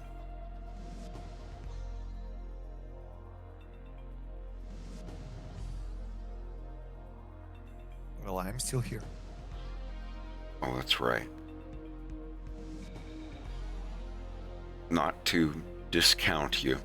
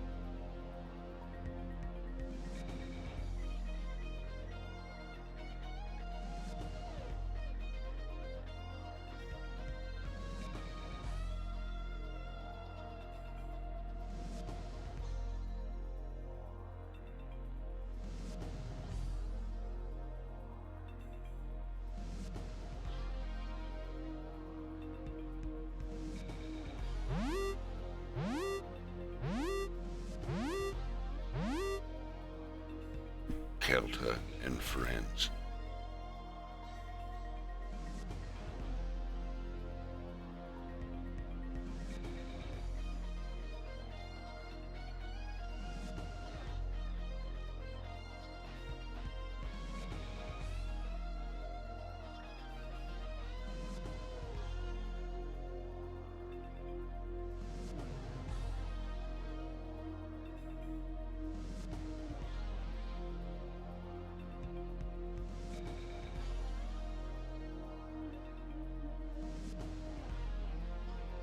I hope you're all having a good time. I appreciate that.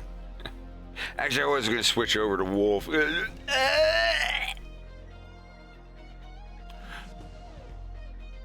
Anyhow. I hope you're all doing well. If you've never been here, my name is Fred. Or you could say Wolf. I don't care. Seriously though, I'm working on a cartoon. It's a fan animation based on the Nintendo video game Star Fox.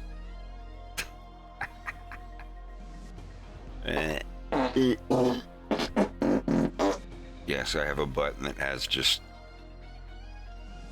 dozens of random noises on it. But yeah, I'm making a Star Fox cartoon. It's called A Fox in Space. I hope you're all having a good time.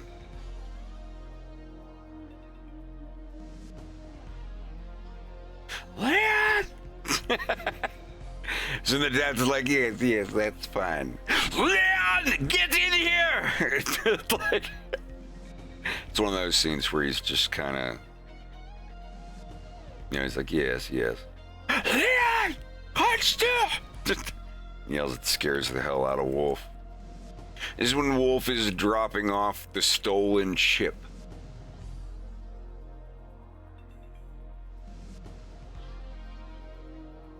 Yeah, this is Leon's dad. Here, I'll show you the whole thing.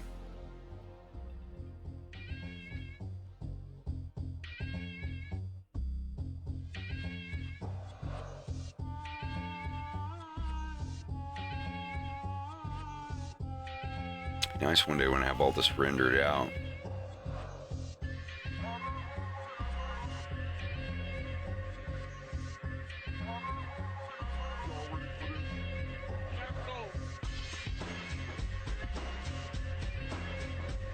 This is where Wolf comes in.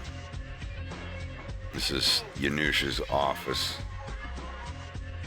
There's still more stuff that we're going to add to it, but this is everything that's in here so far.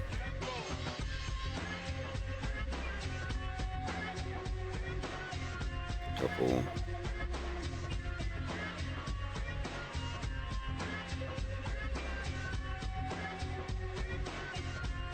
Anyway. This is what the inside of his office looks like so far. We're going to add more stuff.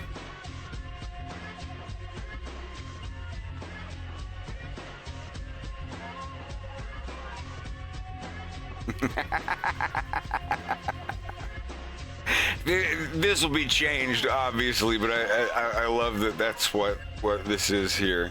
It's on the...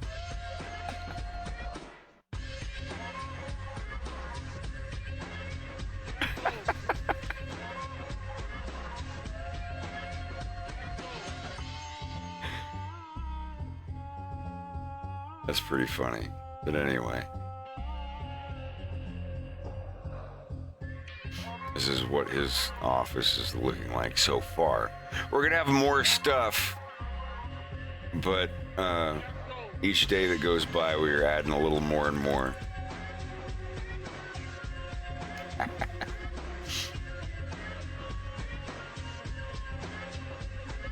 He comes in and it's like, hey, I brought the ship and blah, blah, blah.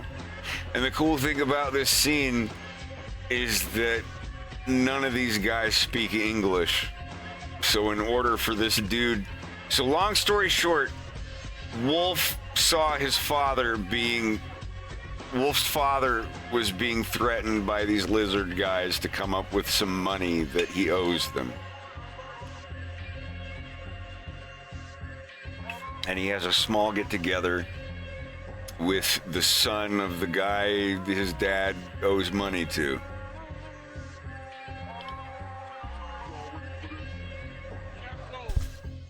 And he basically says to him, you want to keep your dad from getting his head cut off? here's my number. You call me, you know, if you can take care of this. Because Wolf is like, what if I could steal you a ship? And he tells him the kind of ship, and he's like, that's military fighter craft. I don't know what my dad could do with that, but if you get us one of those, you know, there'll be way more than what your dad owes, and we won't have to come here and cut his head off or whatever. So Wolf arranges through a dozen phone calls to go and steal this ship. And, you know, he has access, he has the codes, he has the key, you don't need to know all that stuff. It's just, you know, Wolf used to work there, he has access to the ship, and he can get in there and trick his friends into letting him fly the ship, and then he will fucking leave. And they're like, all right, well, if you can do that, we'll find something, or we'll figure out something that will work out for you. And on top of that, your dad's debt will be paid, because that is worth a lot more than what your dad owes. So that's why Wolf steals the ship. And this is the beginning of where he starts showing up on Fortuna, like after he lands, and he hangs out with him. I'm sorry, I have to keep muting myself. I've got the fucking hiccups. So I know I sound like I'm stuttering, but fuck. I just don't want every 3 seconds into the fucking microphone. It's like here,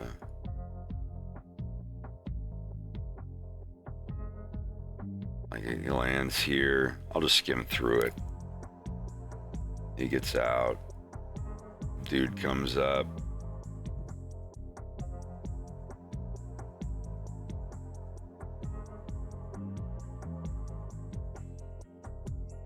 And he blows smoke in his face. He gets the key from him. This is right after the events of episode 2. Right, but this is around the end of the events of episode 2, because remember, at the end of Act 2, Wolf leaves with the ship, and then it's all James and Peppy after that point. But yeah, this is after Wolf has landed on Fortuna, which is nearby. It was only like an hour or two for him to get to Fortuna. And he's he can't speak a word of Polish, and they're all speaking in Polish. And this guy's like, hey, what's up? He's like, here, have a bite, you know, saying in Polish. And then he's like, take. And Wolf takes one. He's like, so how do I cut it open? And the guy just eats half of it. And he's like, oh. Wolf looks down at it, and he says, never thought I'd miss the food on Corneria. And then he just eats the head off of it. And hears them laugh a little bit. And he's like, it's not too bad. Blah, blah, blah, blah, blah, blah. And, you know, they're all going to nod and look at him and whatnot. And then he gets in the car. And the guy that he gave the key to is driving them to a place. This is everything in episode 3 so far. And he's basically like, hey, yeah, the ship is great, but there's a tracking device in it. But the tracking device is destroyed. But we don't know if he just destroyed it when he was landing. Maybe even if he didn't mean to leave it going, maybe he only found it a few minutes ago.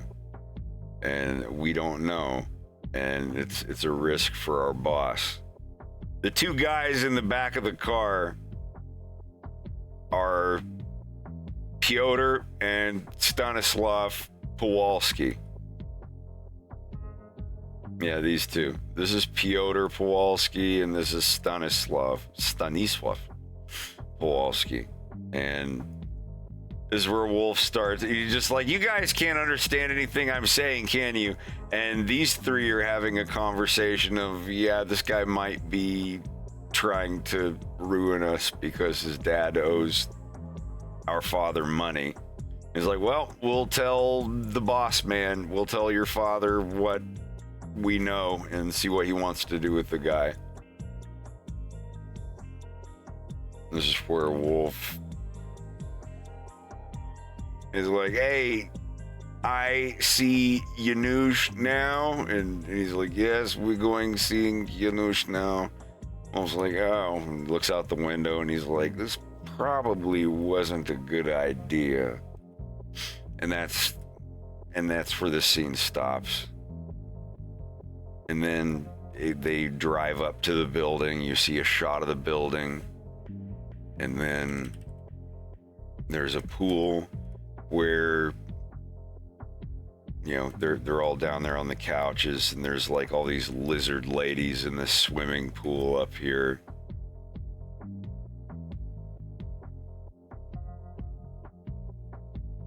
And it's it's basically a swimming pool that is the ceiling of the lobby below.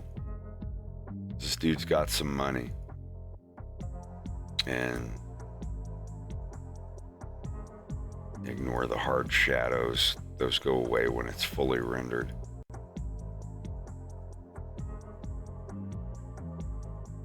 You know, Wolf's sitting there. He doesn't notice it, but the couch he's on has a rug covering the back to hide some very suspicious stains over here. And these two couch cushions are upside down. You can tell that the underside of them. Our homeboy here has no idea. Or maybe he does now. Maybe he's sitting here. He doesn't know about this, but maybe he has already realized this is not the best situation to be in. Sorry I'm late. I gave myself a camel toe and not the Dorothy Hamill kind.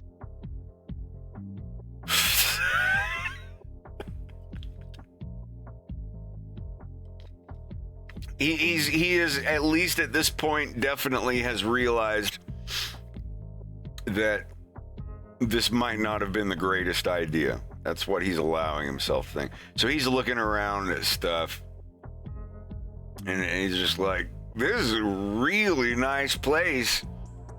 And we haven't finished this part yet. This is where Piotr looks over at his brother, and he's like, his hair kind of makes him look like a girl. And Stanislav is like, I don't know what their girls look like. And he looks back over, and he's like, they look a bit like that. And they're like, and they laugh a little bit. And it's where Wolf reaches up and, you know, touches his face. He's like rubbing the side of his ear or whatever. Like, he doesn't know Polish, but he can tell that they're making fun of his hair because he does this gesture here. His way he looks over, he's like, his hair kind of makes him look like a girl. He's like, I don't know what their women look like. Piotr says, they look a bit like that. And they laugh, and Wolf's like, yeah. Like I said, a couple of frames got to be done on that, but and then even this dude laughs, and then he sees the light turn on over here. He's like, meh. He's gonna be like, hey, you go in now. And Wolf gets up off the couch, and that's the end of that scene. And this is the next one that we're working on.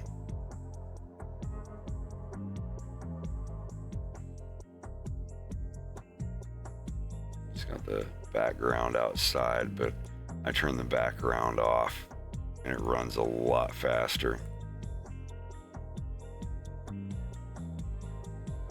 Howls, have a great night. Thank you for coming by, and I hope you're here tomorrow or next day or whenever I do another stream. I've been at it pretty good. I think before the other day when I took a break, I'd been going for like 5 or 6 days in a row. But this is pretty much it, man. We go over like the scenes that I have to finish. I animate. There's not really a lot of screaming and playing video games. Every great once in a while, I'll hop on here and play a video game for an hour or two. But mostly these streams are just me working on my cartoon. Putting in the hours, getting the work done.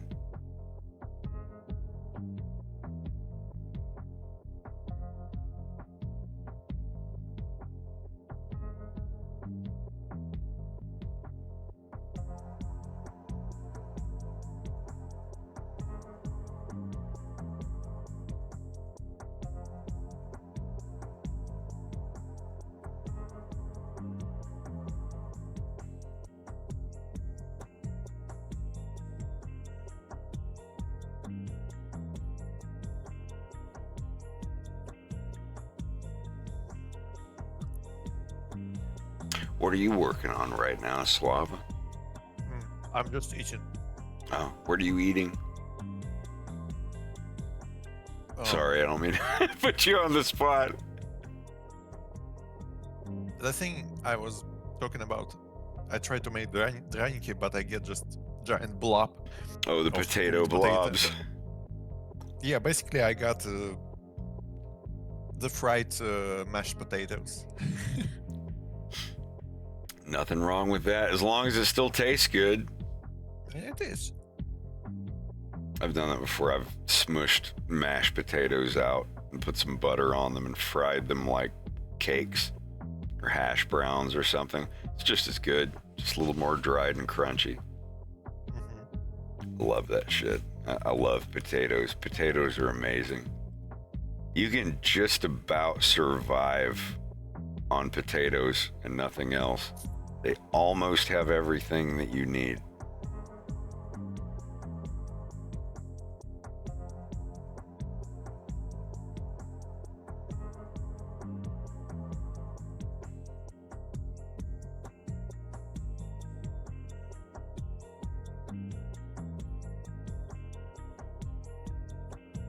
I should just start animating Wolf in that part.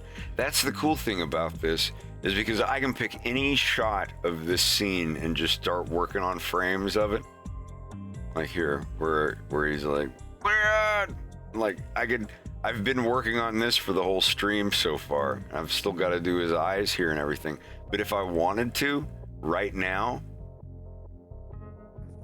I could work on this. Wolf shot 4. Just put this here and go to open, linked, episode, Wolf shot 4, and just go right into it, right here. See where he's sitting down? I can just work on it right now. I think I will.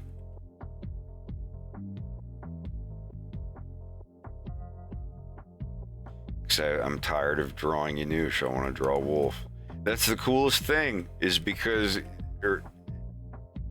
I'm just saying, like, when you get in and you get tired of drawing one character over and over and over and over again, when you're doing all the other characters too, you can take a break on that character and start animating another one.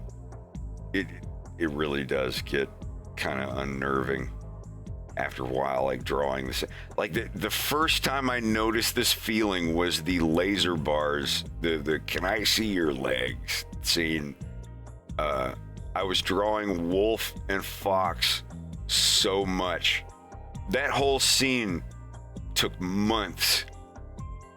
And by the end of it, I was like, holy fuck. When I got to the next one where it's like Falco, hey, have you guys seen Fox? Or he's leaning up against the jukebox or whatever.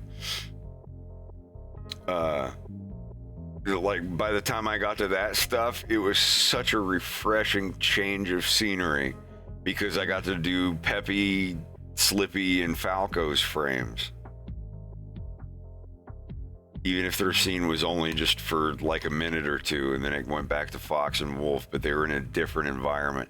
But animating one or two characters in the same environment just those two characters, that environment for like 3 months straight, you'll lose your fucking mind. It's not undoable. It's just after like 2 or 3 months, you're like, yeah, I want to draw something else. It's been this orange scene with these laser bars and this wolf guy going, but yeah, and the fox guy being like, no, yeah, for like 3 months nonstop. It does get tiring after a while.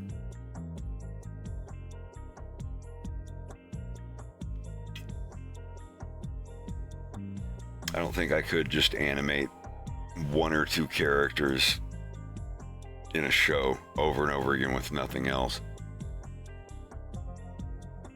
Some people can. Some people do it masterfully. I know a bunch of cartoons where there's only like 1 character in the cartoon or 2 characters. What's a good buddy cartoon? What's a good cartoon that has like just 2 characters in it? Bedfellows. I mean, Bedfellows does have a bunch of characters, but it's, you know, Sheen and Fatigue, which have started coming out again recently, and I'm overjoyed. Have y'all seen the new Bedfellows shorts? Oh my god. Sheen and Glitchkin came over and spent Christmas with me when I still lived in Tennessee, and I still have those whiskey glasses that they got me. I love the Bedfellows. It's so great. It's such a good show. And there are characters that it doesn't matter if, you know, 40 more years go by, people will want to see cartoons with them in it. Every time I lose the keys to my car and I can't find it, I go around downstairs. I'm like, why can't I find them? Where are they? Ah, keys. It comes out at some point. There's nothing you can do about it. But yeah, let's animate a little wolf now. I've spent a couple hours on Janusz Kowalski.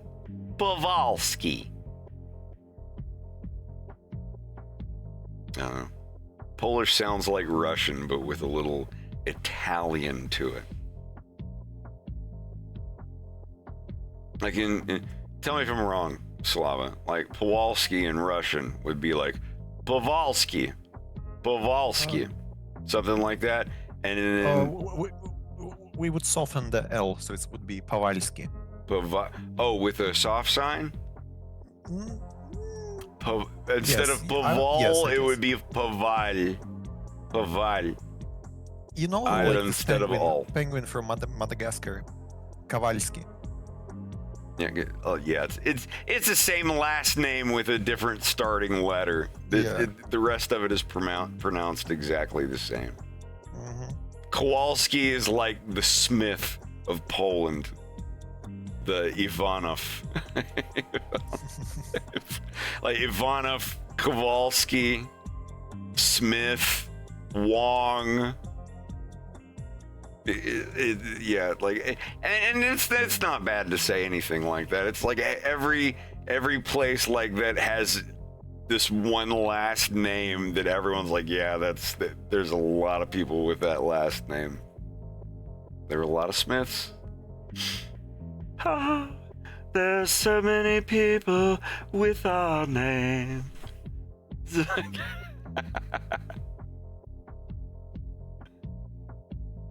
What is this? And everyone's got to live their life. And God knows I've got to live mine. God knows I've got to live my life. But anyway, yeah, I like Kowalski. Kowalski. It's like Smith, Roberts, or whatever.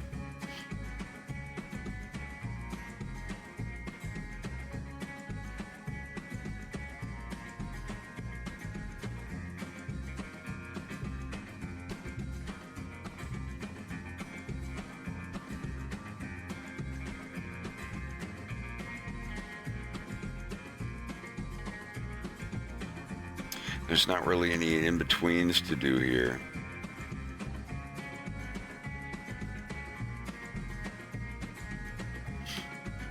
You don't really have to, like, when the whole entire body of the character is in a completely different position than the other frames, you don't really have to worry too much about onion skins. Like between this frame and this frame of where he is, like, you don't have to worry about anything. That is a completely unique frame. But I do have this thing here. The mask.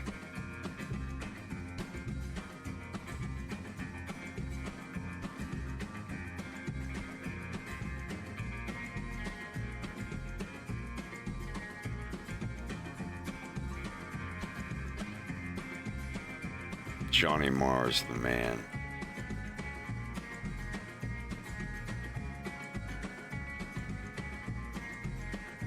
God, Johnny Marr is almost 60 years old. This Halloween, Johnny Marr was born on Halloween.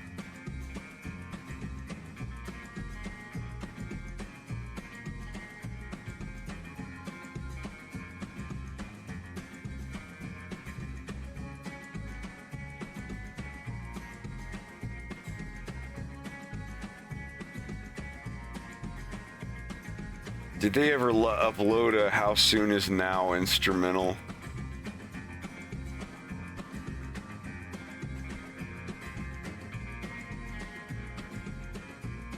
I would like to know.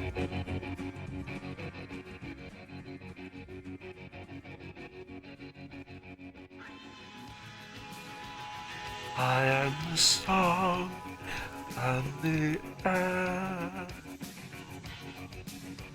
Wait, I had another song.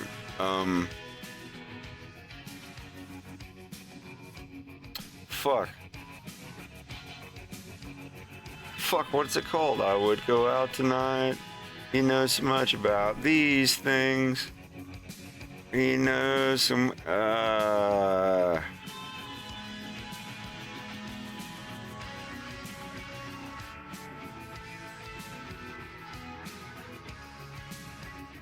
This charming man. I would go out. Yeah, that's the other one. I just couldn't remember. I knew it was right there. And heaven knows I'm miserable now. I fucking love Morrissey and the Smiths. Good God. But I haven't got a stitch to wear. Slow down. This man said it's gruesome that someone so handsome should care. Hey. Da, da, da, da, da, da. This charming man. What's that? He goes, a jumped up pantry boy who never knew his place. He said, return the ring. He knows so much about these. God, I was like 13, 14. My sister would put this on when we were getting ready to go work at my mom's restaurant on the weekends. Who never knew his place. He said, return the ring. It's about these things. He knows much about this thing. So much about these things.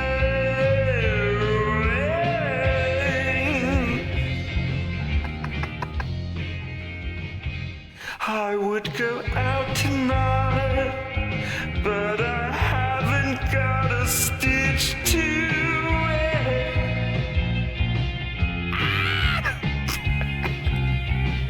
This man said it's gruesome that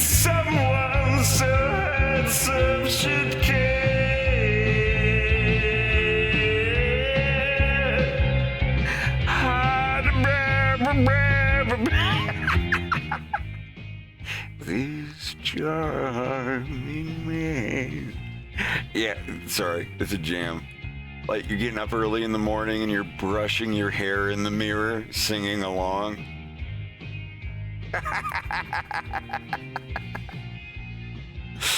Sorry, yeah. This was 1998 for me. The bass work on this song, though. Listen to the bass.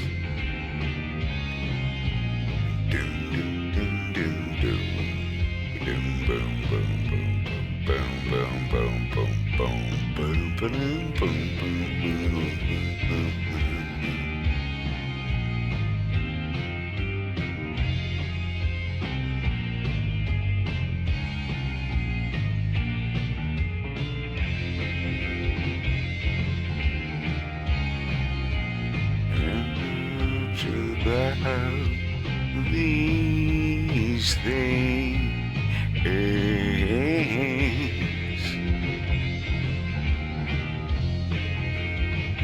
I would go. Oh, Fox. But I haven't got a stitch to wear. Yeah, I think Fox would be more into Morris.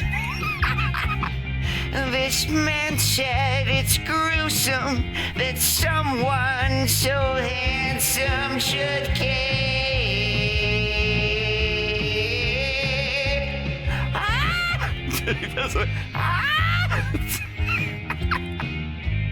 This child. It's a good song. It's a jam. All right. I gotta remember he's got the regular hair now, too.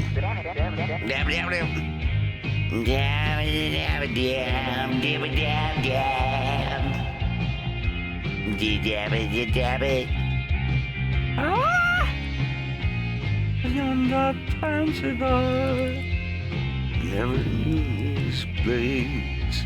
He said, return the ring. Know so much about these things. And just like dancing around with the microphone cord. He knows that he's a small boy from Corneria. Things will never get better at home. So he goes to the club to find himself. And he's more lost than he ever was. Dude, that's literally a fucking Morris.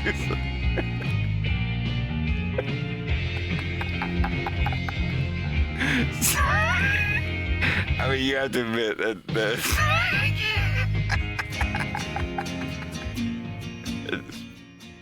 it's pretty much a fucking Morris. He goes out there to find himself, and now he's more lost than he ever was. Frankly, Mr. Shankly, I'm a sickening wreck.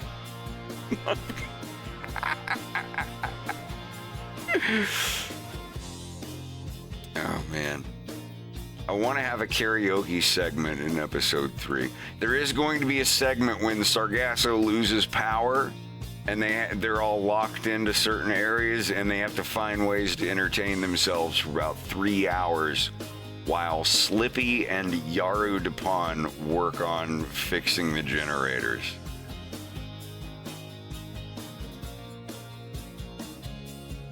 What will the past remember?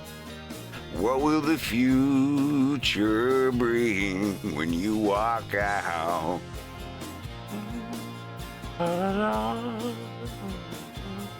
When you walk out.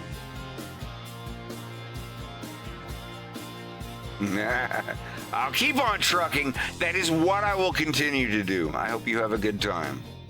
Have a good sleep regardless. The doorman will see you out. Don't forget your complimentary pillow. I'd give away pillows if I could. Pillows are great. The right kind of pillows.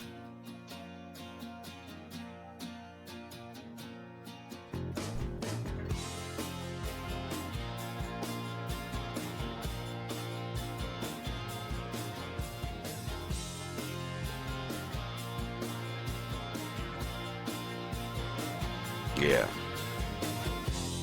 When you look into a mirror, the reflection that you see is a shell of what you were.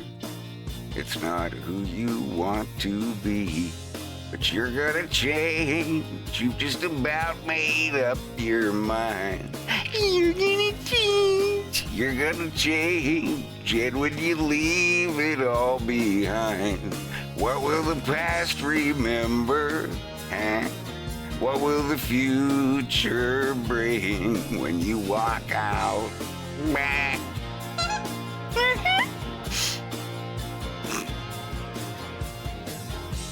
I might get a hold of Matthew Sweet and ask him if I can do a karaoke of this as the end credits for episode 3. If he gives me his blessing, I would do it.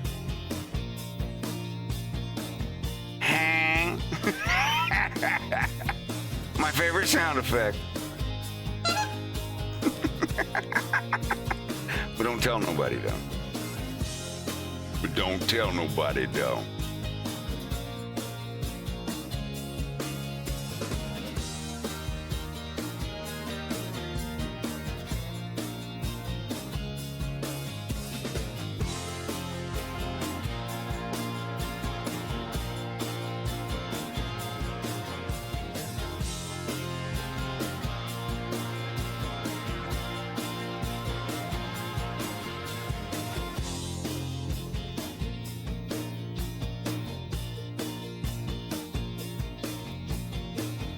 I love Matthew Sweet. That's the one musician. When I was 13 years old, and I got to go. My sister talked to the people at the show because I got tickets to go see Matthew Sweet, and it was an 18-up show because it was at a bar, so I wasn't allowed to go in. We went all the way there, and I wasn't allowed in. And my sister convinced the dudes on the tour bus to let me come on the bus and meet Matthew Sweet. And he was super nice. He autographed a poster for me. They had a Sega Genesis in there with Sonic Spinball. That's how long ago that was. He was super cool. I never got to see him in concert, but man, I'd love to reach out to him and be like, hey, you did this for me when I was 13 and it was really awesome. And I'd like to use one of your songs in my cartoon.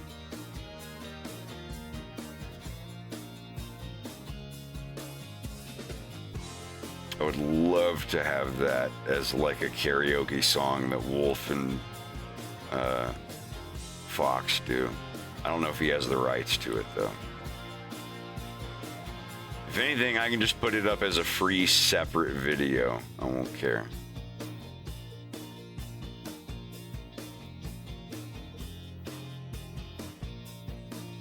I would love to hear Wolf sing that song.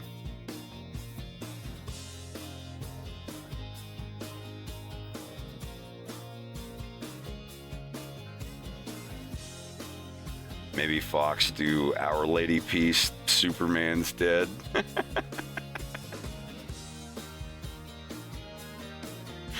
Yeah, Fox would like,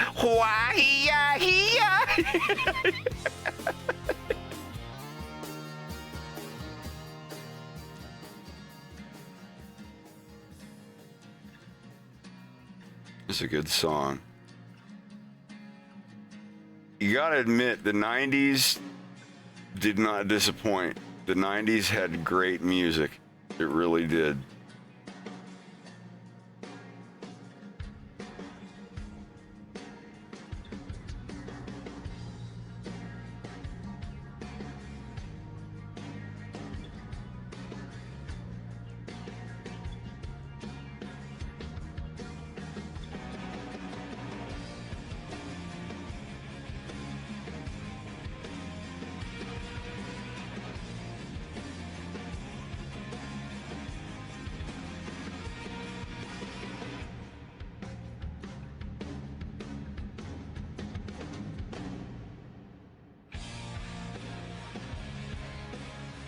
Oh yeah, Smashing Pumpkins. Fox, right? Today's the greatest day I've ever known. What is it? Why is it? Billy Corgan loses his keys in the couch cushions. Where the fuck are my car keys? They were right here in my hand. I had them just a second ago. Let me find that. Hold on. Billy Corgan keys. Yeah, this is. What if that guy from Smashing Pumpkins lost his car keys? Here we go. So good. It's a catchy title, I know.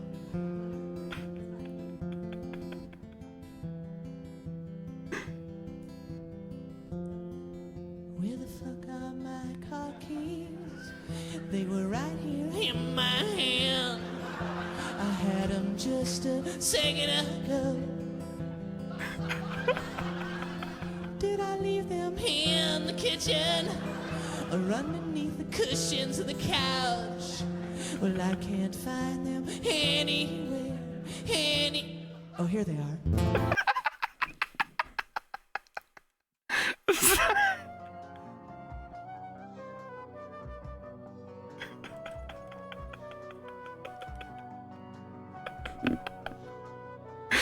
I always thought that was dead on.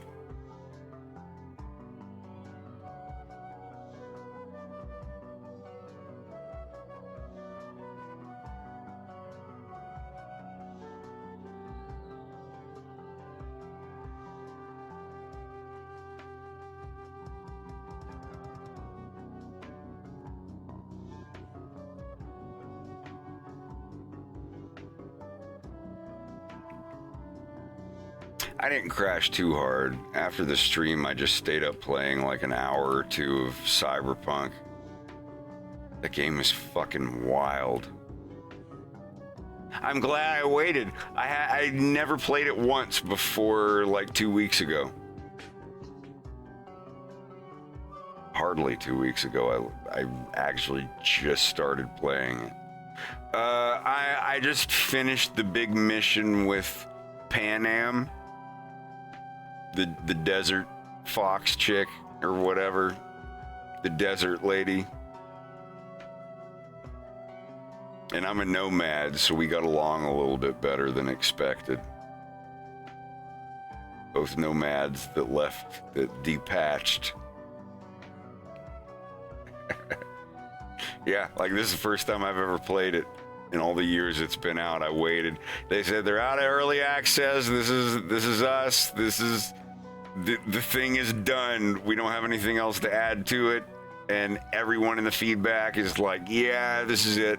This is what it should have been 3 years ago. So I'm finally playing it. And yeah, I like it. I'd rather play this than Grand Theft Auto. I want some kind of cyberpunk thing. I don't want to just be like, oh, you're in LA or New York. Wow. Oh, we're in LA again. Oh, and the new one. Oh, we're in New York again. Okay. Yeah, having it like, even though it is technically, it's no, that it's definitely not LA.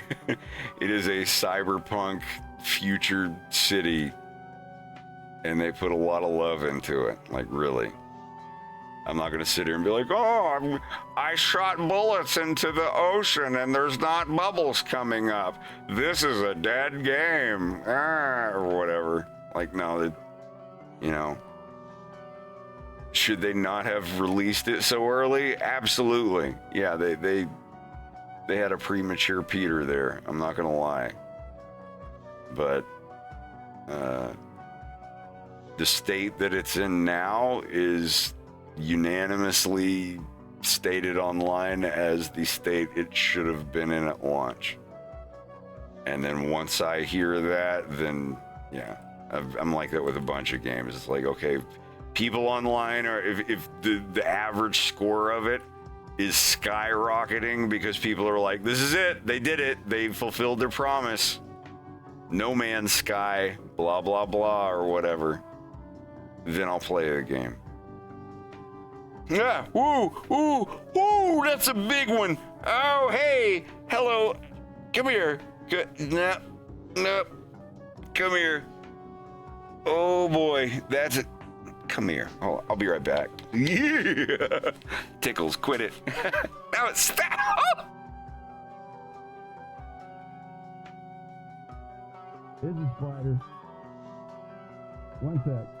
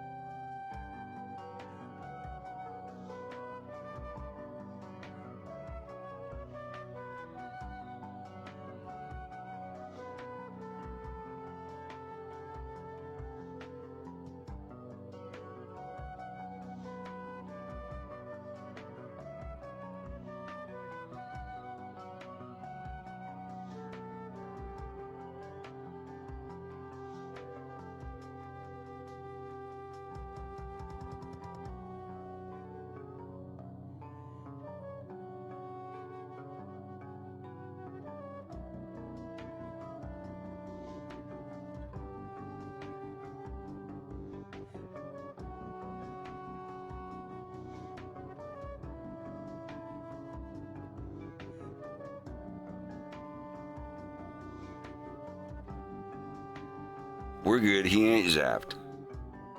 I'm here. Everything's all right. I woke up and thought everything's gonna be all right. Everything's gonna be okay. I want to introduce y'all to morphine. It's one of the very first musical picture I ever drew was of Fox McCloud dancing. It was several different, keyframes. It's the only way I can think of to describe it. Several different keyframes of Fox McCloud singing the Genesis song, I Can't Dance. And then I made another one, same thing, of Fox singing a song by the band Morphine. Morphine's one of my favorite bands of all time. I kind of want to play their first album. I drew so much Fox McCloud art of him singing songs from Morphine.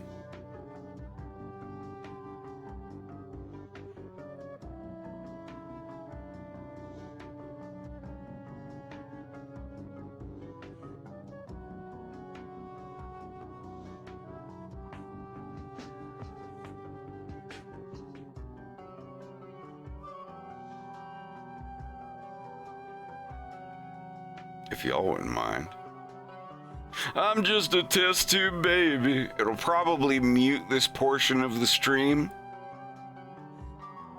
but I don't care. This is one of my favorite bands in the world. And it's three dudes. One dude's got drums, one dude's got a saxophone, and one dude's got a bass. In most of their music, you don't even hear a guitar. It's drum set, bass guitar, and saxophone. And perfect band name, perfect theme, perfect everything. Yeah. This is their first album in 1992. It's called Good.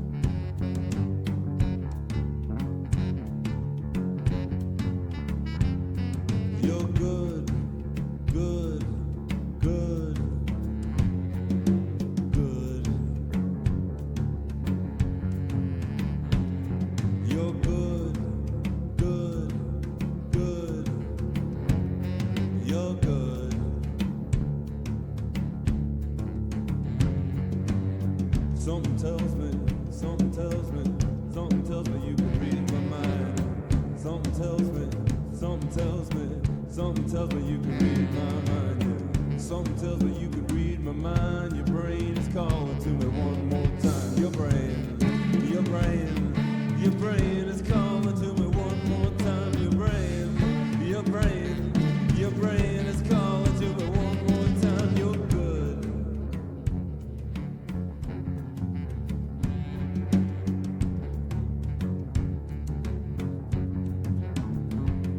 You push, so good. You push, good. You're good.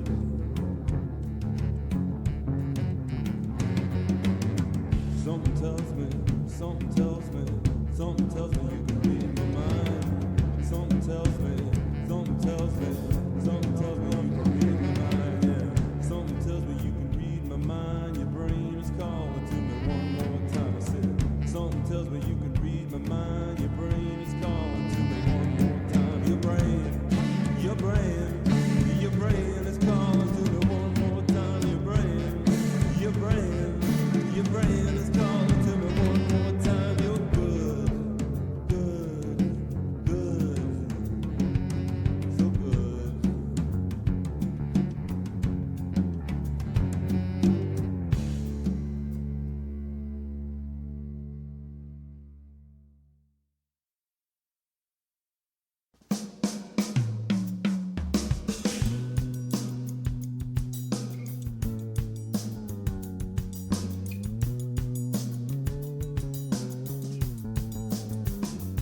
On my first day back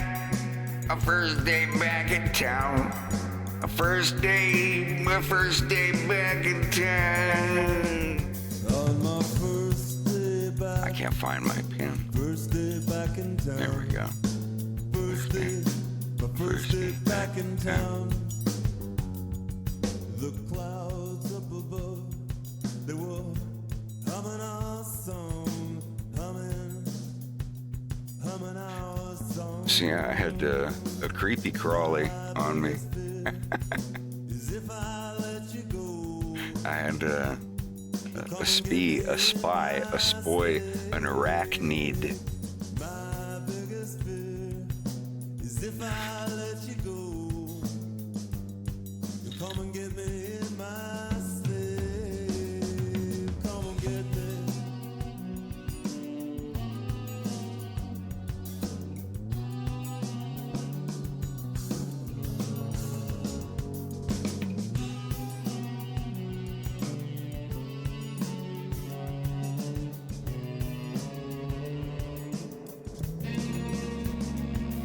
I set my course, sail away from shore, steady as she goes. A crash in the night, two worlds collide. When two worlds collide, no one survives, and the reddest of reds, bluest of blues, the saddest of songs I'll sing for you. And my biggest fear is if I let you go, you'll come and get me in my sleep. My biggest fear is if I let you go, you'll come and get me in my sleep. Come and get me. Come and get me in my sleep. Come and get me. Oh, come and get me in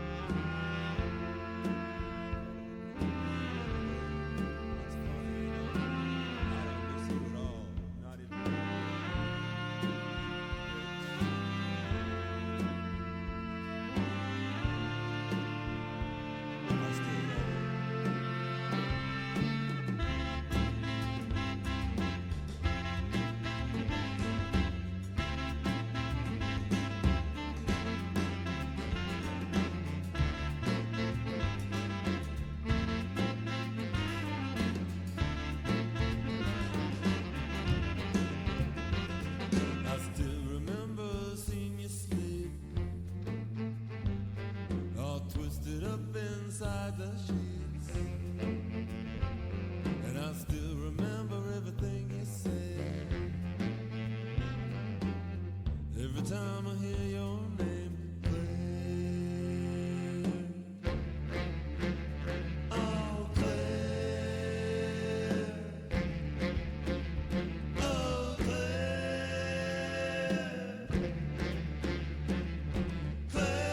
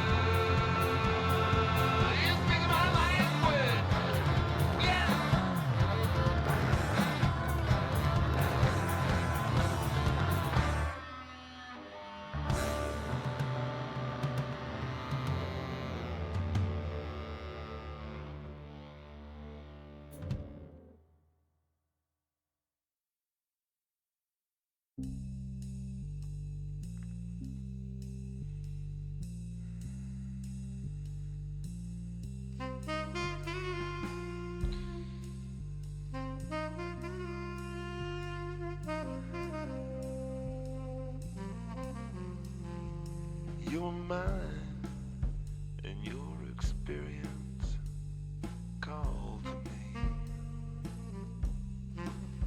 You have lived, and your intelligence is sexy. I wanna know what you got to say. I wanna know what you got to say. I wanna know what you got to say. I can tell you taste like the sky, 'cause you look like rain. You look like rain. You look like rain. You look like rain.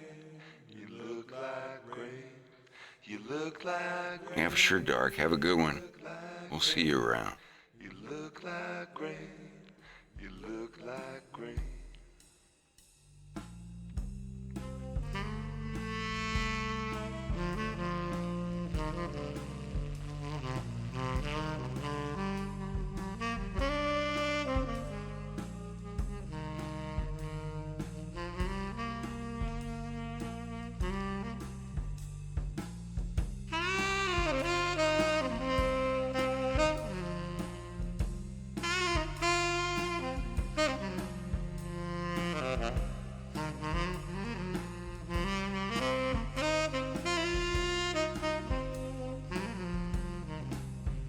You think like a whip on a horse's back, stretched out to the limit, you make it crack.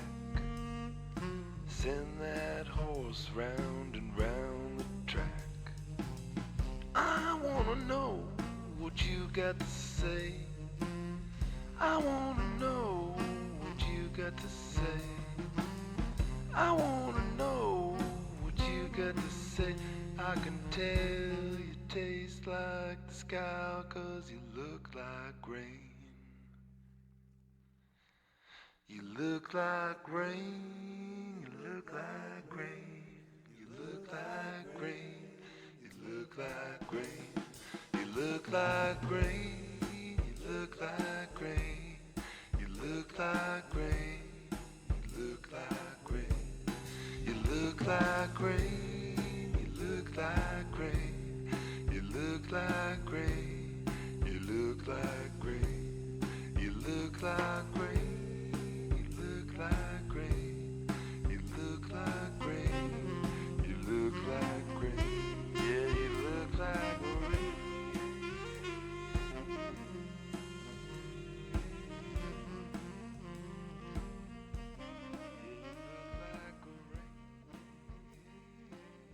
You can play sounds on the stream. That's mainly what they're for.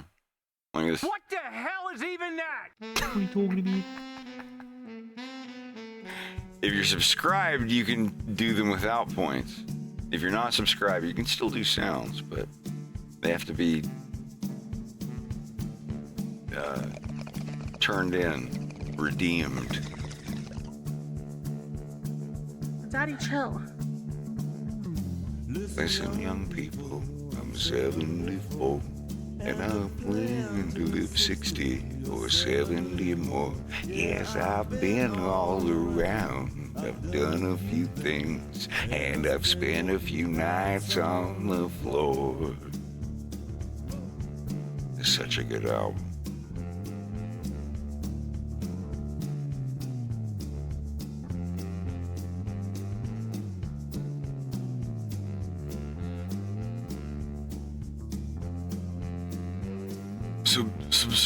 Subscribe. What? You did it. So of course I would do it all over again. I've surprised many people that written me off years ago. We're underground. Nobody asked me, but here's my advice To a young man and a woman who's living this life in a world gone to hell where nobody's safe. Do not go quietly unto your grave. Yeah, this is.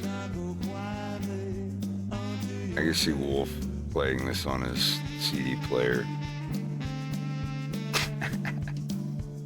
Oh yeah, I love Morphine. The band.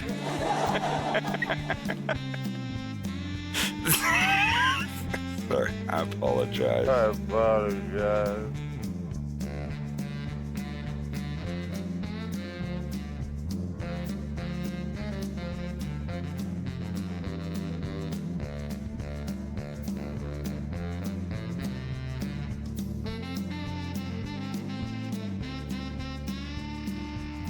Learned a few tricks and I'll learn a few more. And I got enough bullets to fight a small war. Nobody asked me, so here's my advice to a young man or woman who's living this life in a world gone to hell where nobody's safe. Do not go quietly unto your grave. Do not go quietly unto your grave. Do not go quietly unto your grave. Do not go quietly unto your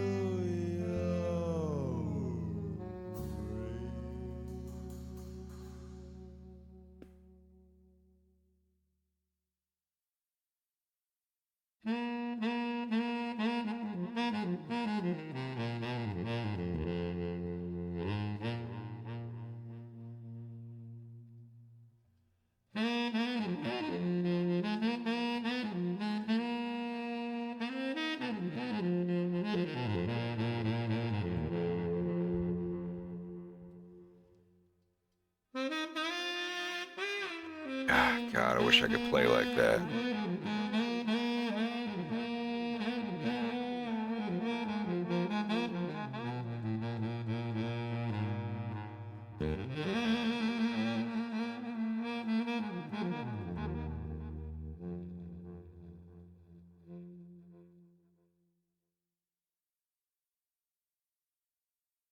Boom, boom, boom.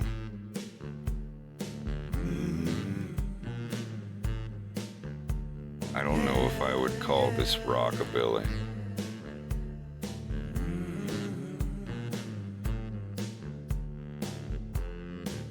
Whatever you confess,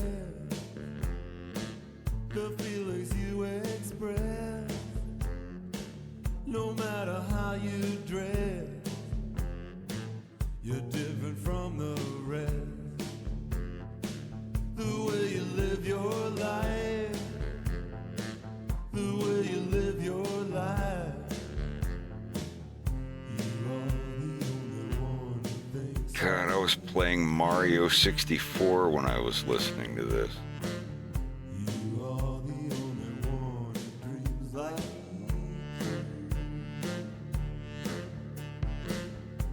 You are the only one, the only one. Behind the bluest flame, never get your game. your version of success is different from the rest. And the way you live your life, the way you live your life, you are the only one who thinks like. Thanks for the 88. Much appreciated. Always appreciated. Thank you kindly. The only one. Boom, boom, boom. Yeah, yeah.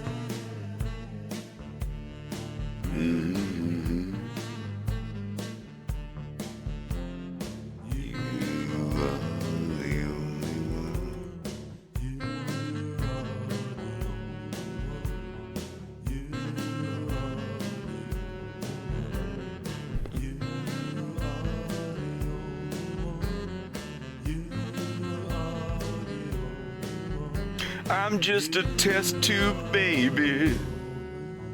I'm just a test tube baby.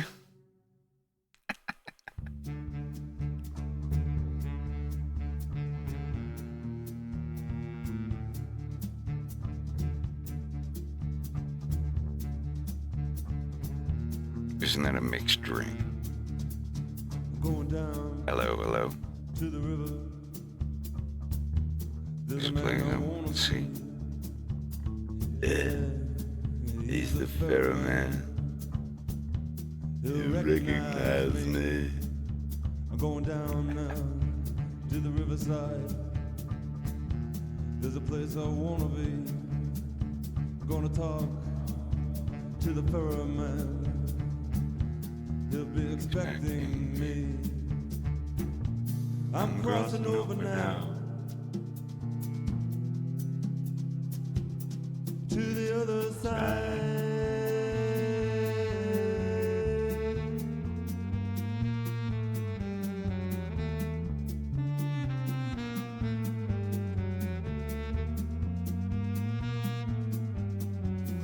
Life is better there on the other side. The grass is greener there on the other side. And I'll get even there on the other side. And Everything will turn out alright on the other side. I'm crossing over now to the other side.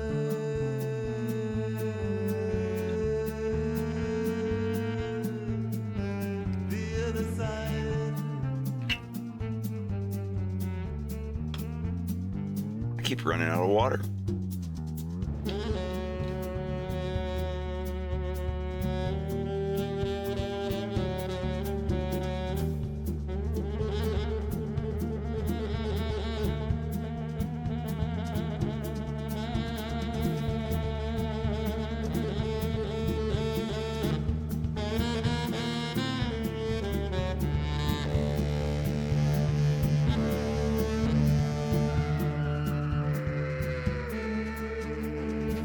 I walked by the church house late last night. Yeah, I walked by the church house, but I didn't go inside. 'Cause I once slept with the preacher's wife. She handed me a ticket to the other side. I'm crossing over now to the other side.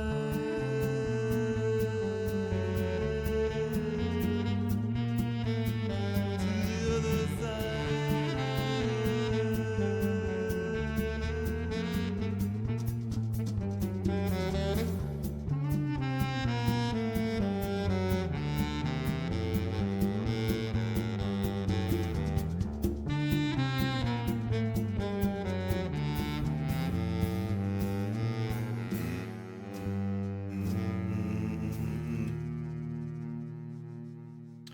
This is Morphine, their album Good.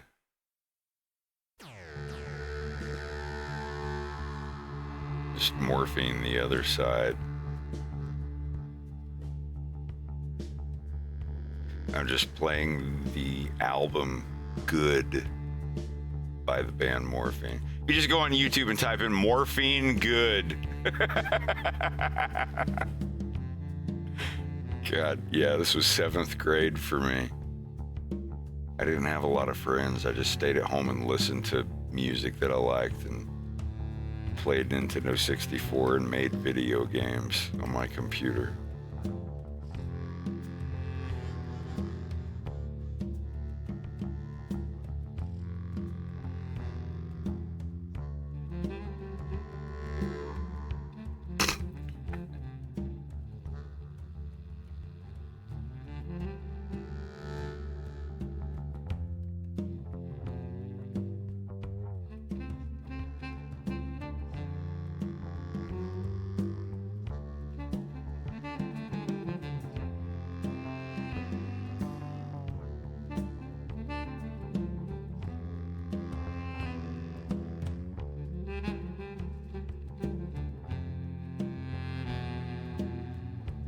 Ba-bum, bum, bum, bum, bum. Ba-dum, bum, bum, bum, bum, bum.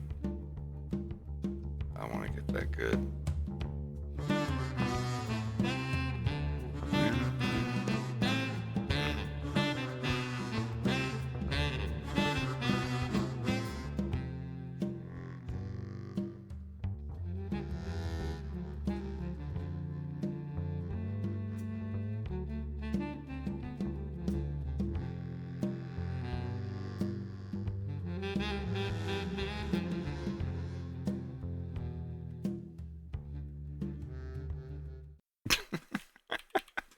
Sorry, I have to play that. What is it?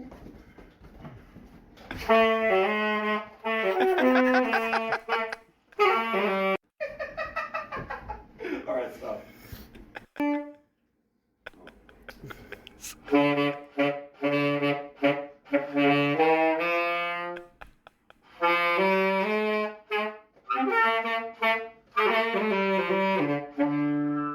What is it, baby? What is it? Stupid puppy.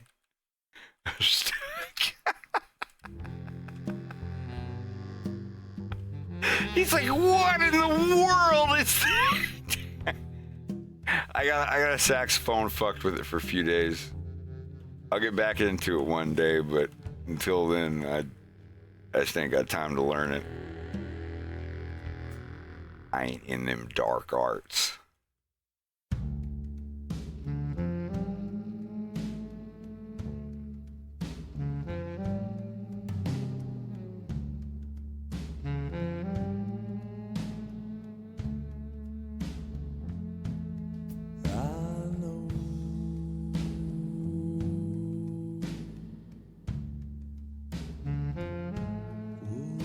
What the problem is?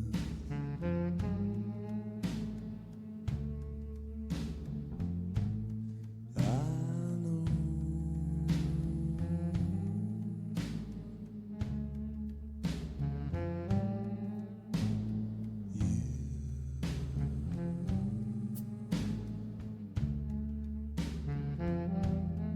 I know.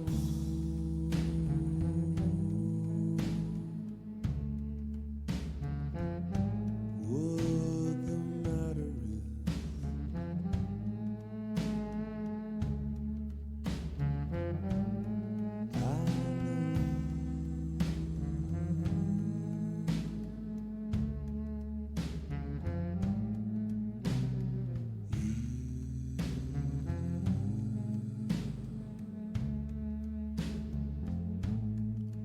Cause you're just like me. You're just like me. And I know.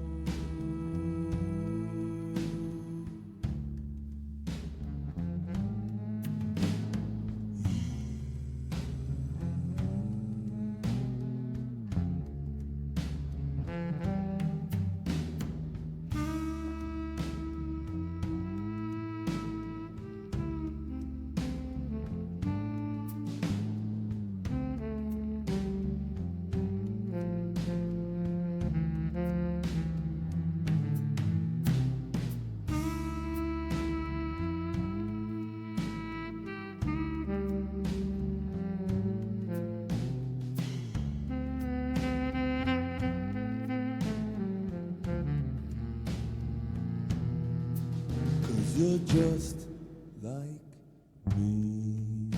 You're just like me. And I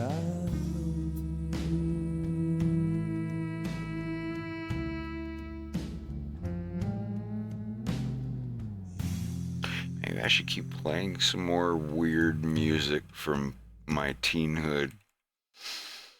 I could.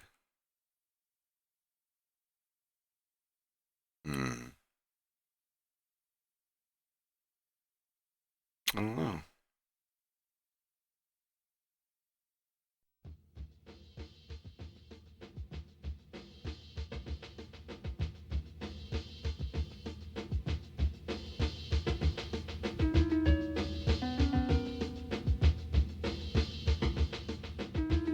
this was definitely 7th grade.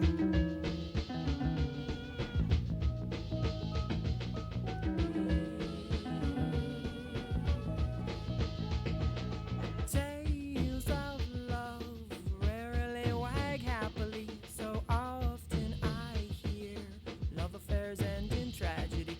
But right here you'll find no tear, 'cause I'm as happy as a man. I gotta grab some water. BRB.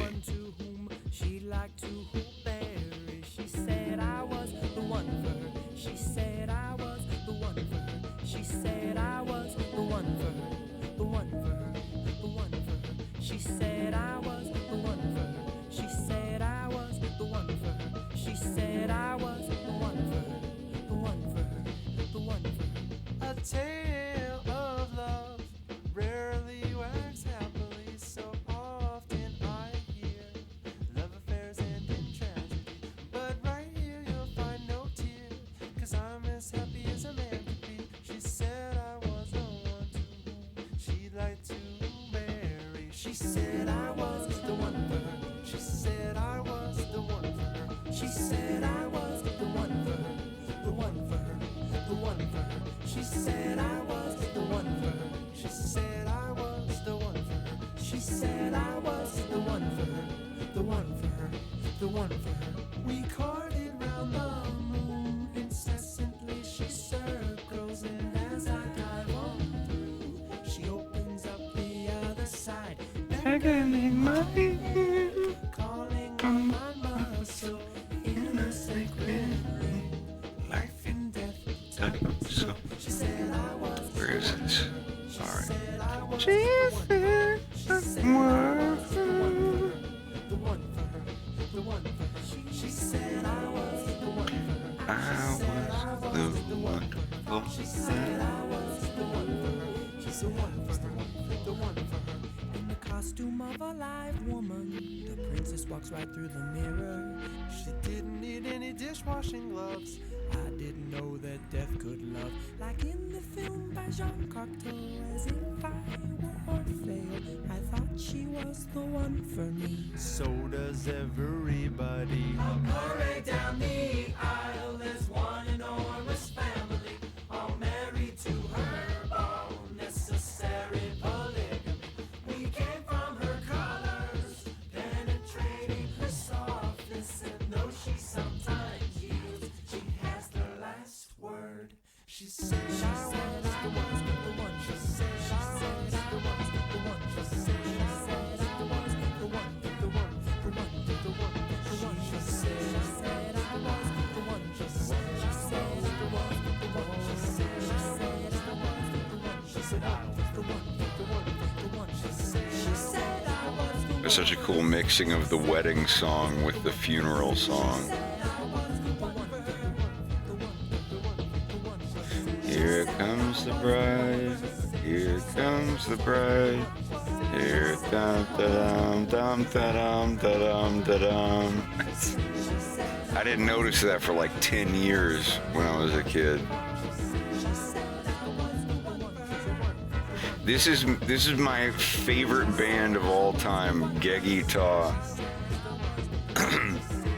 They made 3 albums in the 90s, and one of the guys went on to be the producer for Adele. They're both equally talented people, and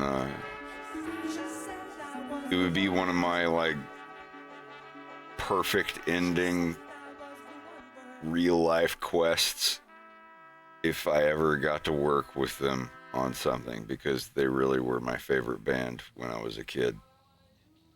They kept me from going crazy.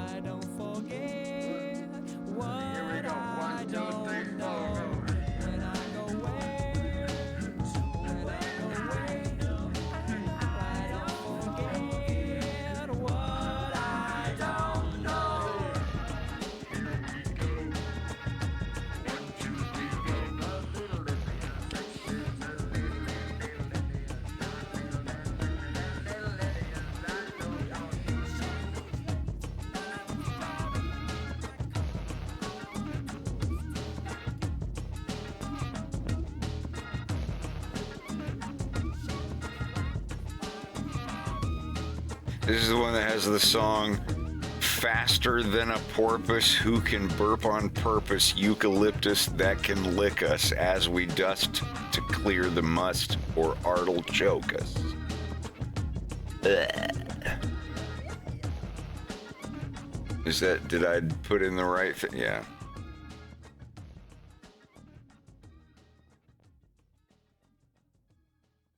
This is probably number 1 or number 2 on my list of albums. If on an island kind of situation happened. Driving through a drive-through, rolling down bulletproof glass. Buy a sweaty ice cream, and the little bro radio blasts. I'm leaning. There's it. Okay, there we go. All right. Descending to LAX. Can't wait to get the rental car and blast the radio. Run into a movie star. Whoa, whoa, whoa!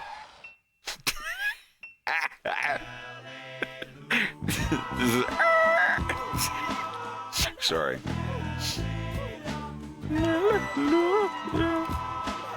I think there's a radio station back then in Los Angeles, and it was called L.A.Luya, like as a play on Hallelujah.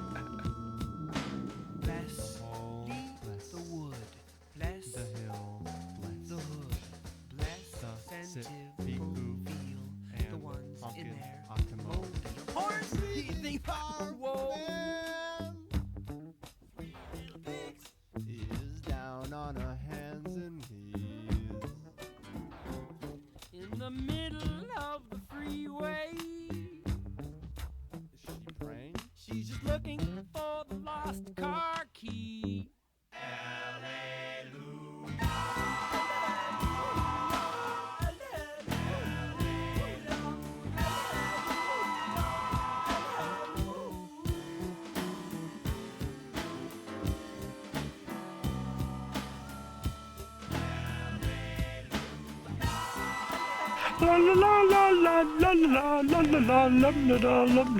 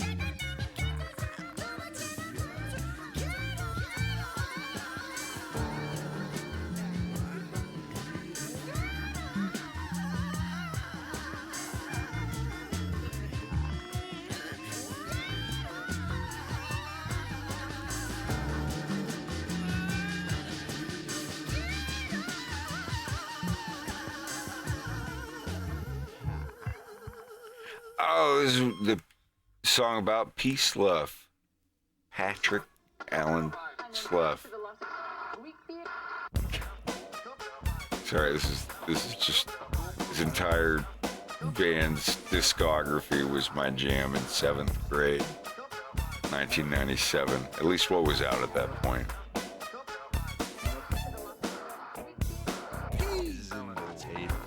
SLUFF was a man who lived in Idaho, far away from all the rest of the world. He had a beautiful farm with a chicken, cow, and a horse, and lots of 78 records. In the barn, of course. And every Sunday night, people gathered there to dance while Mr. Peacelove called from his rocking chair. He'd turn him to the left, turn him to the right, but most of all he liked to rock him back and forth. Mr. Peacelove rocked him back and forth while rocking back and forth. Mr. Peacelove rocked him back and forth from his rocking chair. Mr. Peacelove rocked him back and forth while rocking back and forth. Mr. Peacelove rocked him back and forth from his rocking chair. Now when he was a baby, he loved to be picked up, especially when he was rocked back and forth by Mr. Slough. They named him Patrick Allen, but they called him P for short, 'cause the first sound that he made was with a little snort. And when he grew to 7, kids would make fun of his name, but it didn't bother him a bit, he liked it just the same. 'Cause it was the first letter of his favorite word, please, and pick me up and rock me back and forth. Mr. Peacelove rocked him back and forth while rocking back and forth. Mr. Peacelove rocked him back and forth from his rocking chair. Mr. Peacelove rocked him back and forth while rocking back and forth. Mr. Peacelove rocked him back and forth from his rocking chair. Turn to the left and turn to the right. Yellow, well, hell, are ya, baby? Out of sight. Oopsie, go on down the line and never come back again. Get the rocket back and forth.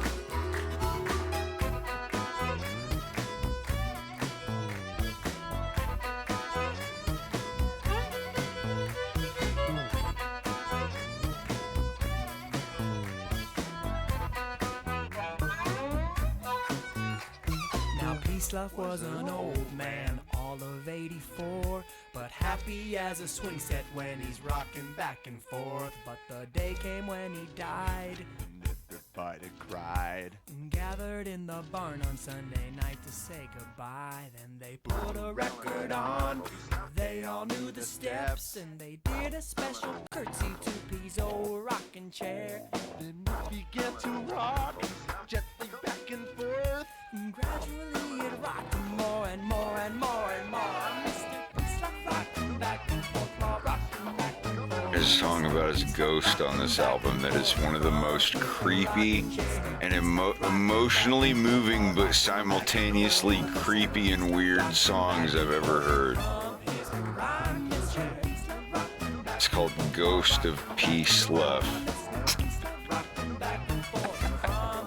This song, sometimes I'll wake up and this song will get in my head.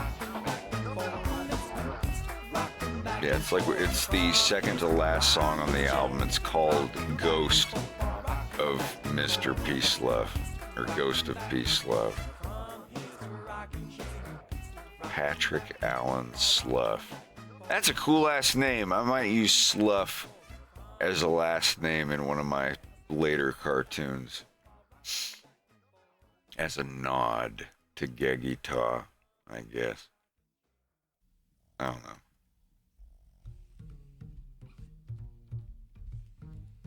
Tucked in, hidden is love for some. What the fuck?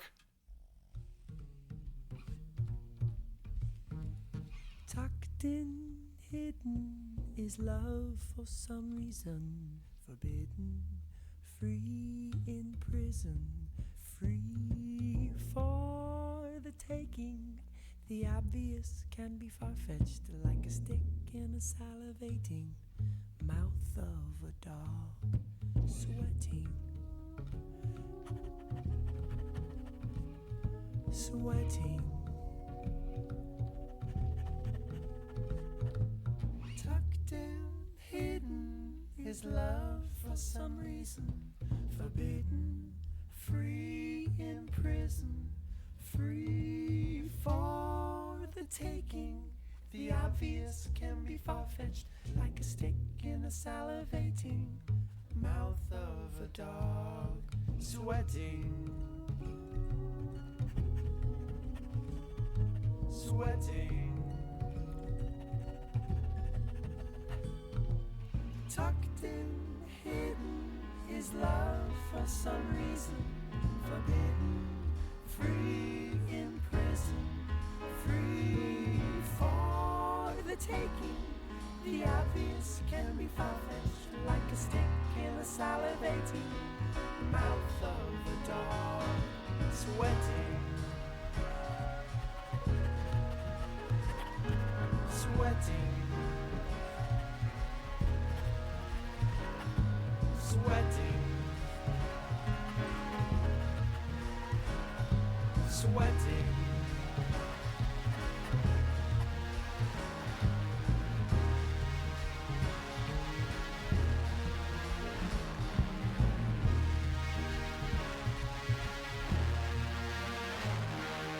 Tucked in, hidden is love for some reason. Forbidden, free in prison, free for the taking. The obvious can be far-fetched, like a stick in a salivating mouth of a dog, sweating, sweating, sweating.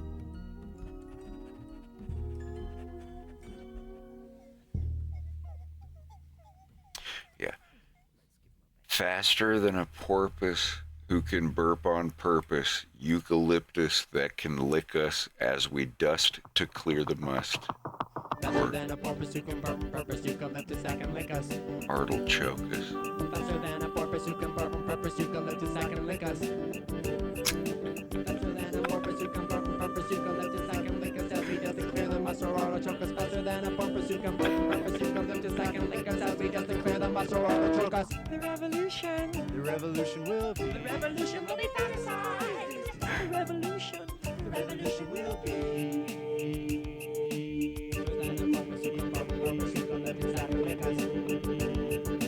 Faster than a porpoise who can burp on purpose, eucalyptus that can lick us. Faster than a porpoise who can burp on purpose, eucalyptus that can lick us as we dust to clear the must, or art'll choke us. Faster than a porpoise who can burp on purpose, eucalyptus that can lick us.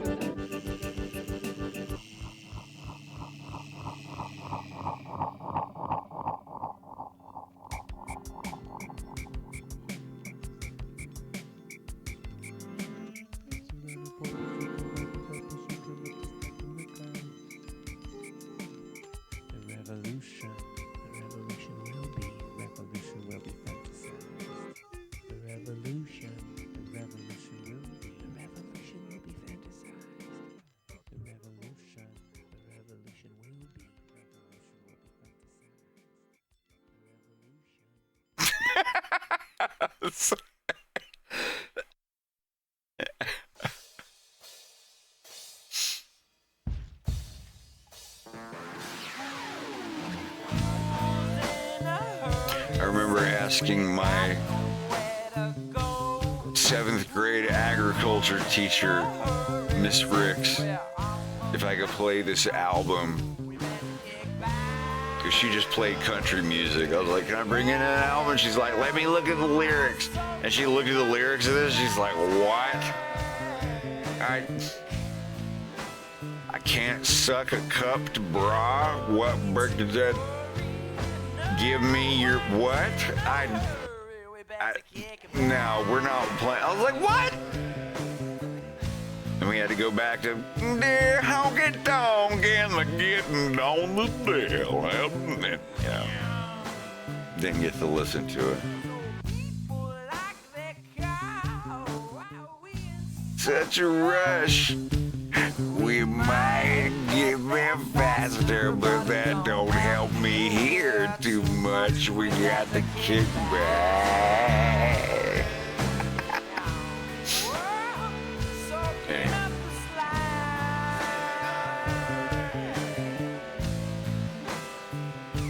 another song I would like on karaoke if I had the right.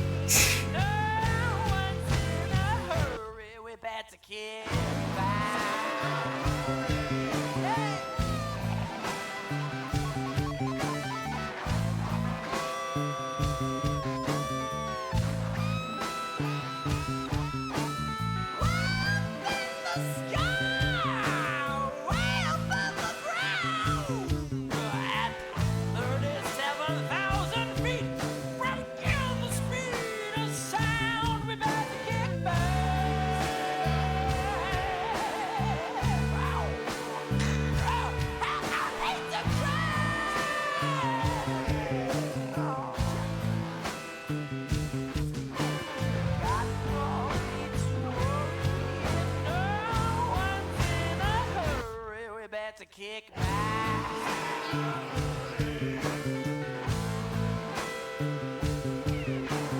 Got no need to worry, no one's in a hurry. We better kick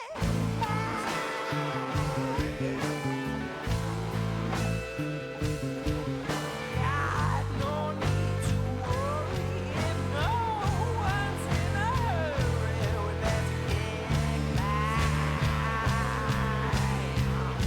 Who's in a hurry?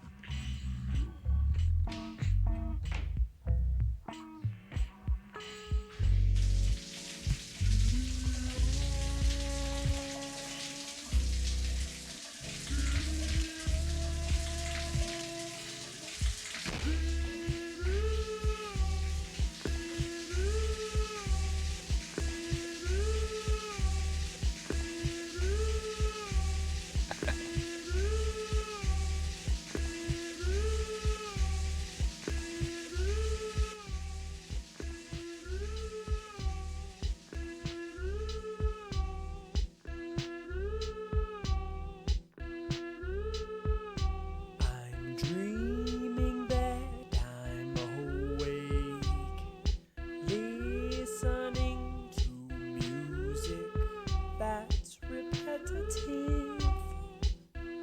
No shit.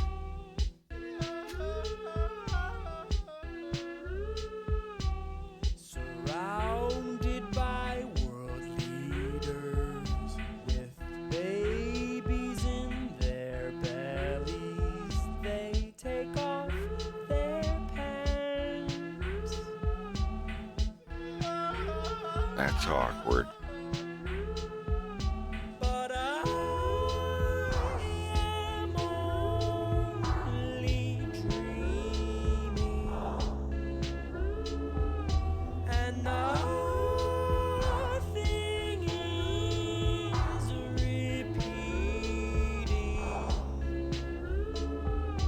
as I close my eyes to see.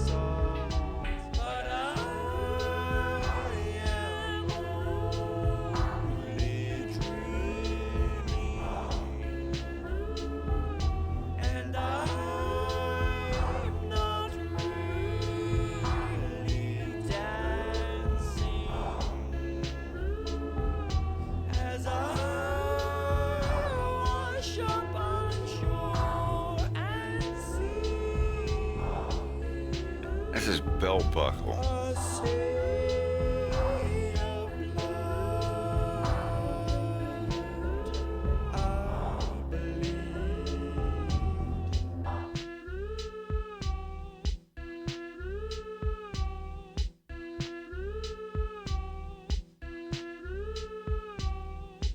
Listening to her heartbeat, listening to it repeat, coiled behind her navel. Does he look drunk?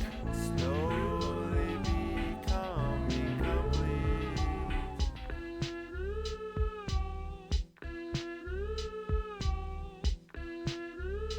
Oh man, I'm gonna have his arm lifted up there.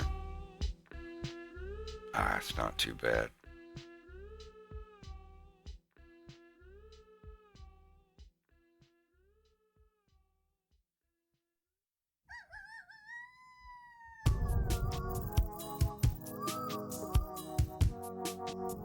Bomb fishing.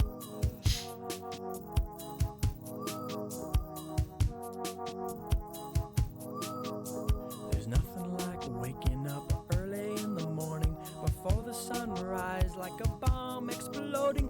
A quick, cheap, massive way to kill a lot of fish so we can eat and loaf. I got a load of this bomb fishing. We don't need any worms. Bomb fishing. There's nothing to squirm. Bomb fishing, except for those afraid. Bomb fishing, give them a hand grenade.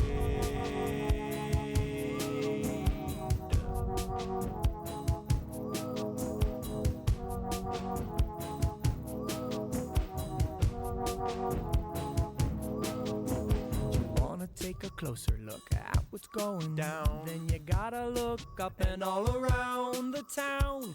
Folks need food and not just soap. Operatic, super frantic, television, boat, dope, goes bomb fishing. It's food on the table. Bomb fishing. We're killed 'cause we're able. Bomb fishing. And if you're into fables, bomb fishing. Flippers only on cable.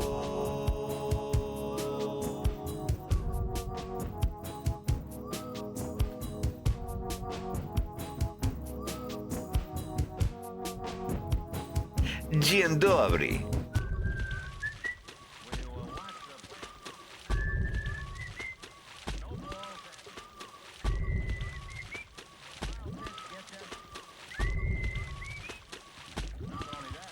A long time ago, ice covered the land. People forgot about their long intestines. They say bananas are for monkeys and Vegetables are boring, but if we can't remember our diets, we'll be snoring and going bomb fishing, there's nothing left to fish. Bomb fishing, not even snorkeling tourists. bomb fishing, Where can we get a meal? bomb fishing. We'll have to eat a hook made of steel.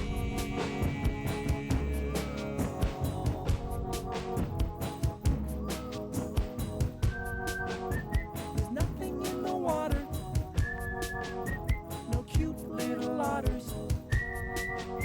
We ate for a day, bomb fishing. Shall we kill another bay? Saint Bahia, Brazil.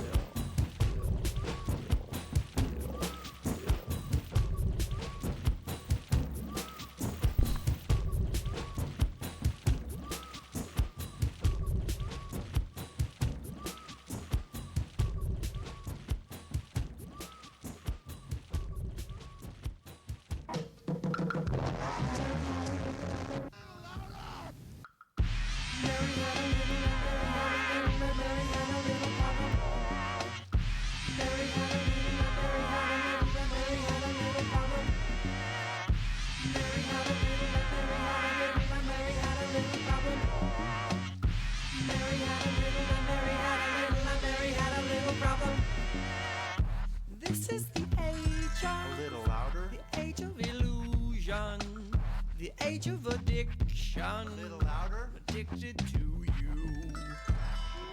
Mama, A little louder. I can't suck a cupped bra. Ambles in my lips. A little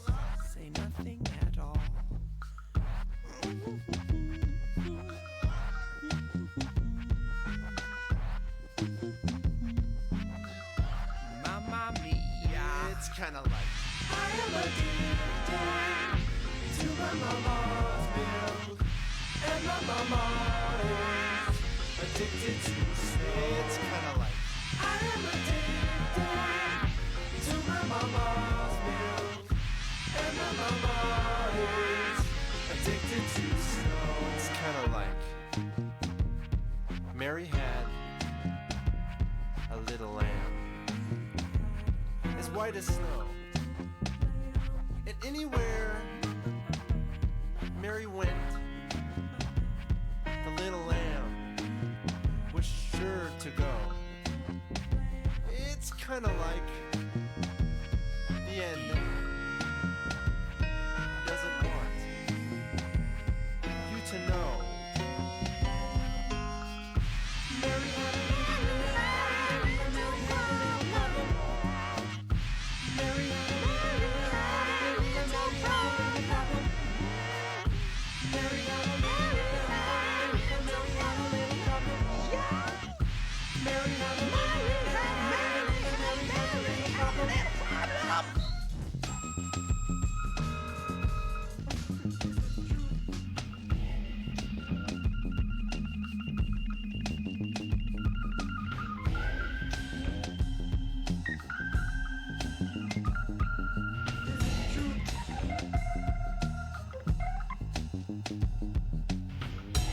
Mary never made love, but she made a baby, mothered in white milk, up into her nose.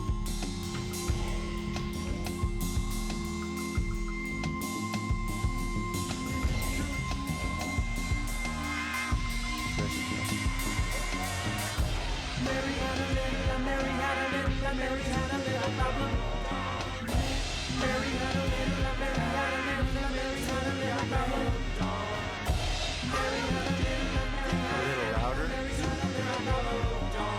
A little louder. A little louder. A little louder. I am addicted. A little louder to the crack of dawn. I am addicted. A little louder to the crack of dawn. I am addicted. A little louder to the crack of dawn. I am addicted. Addicted to you.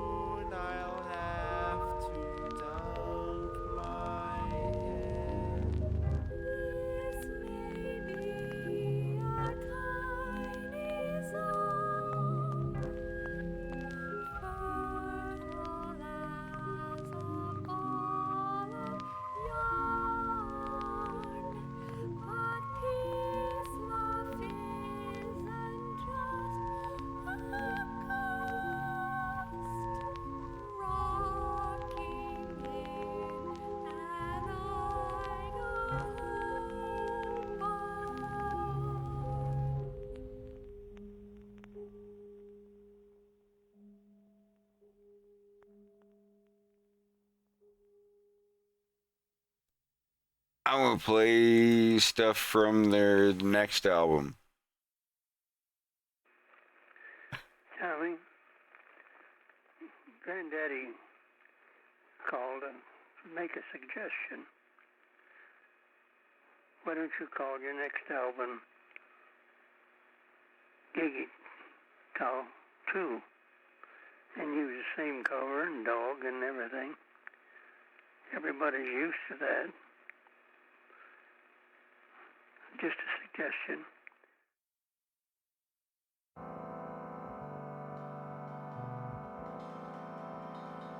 Some of you might have heard this song.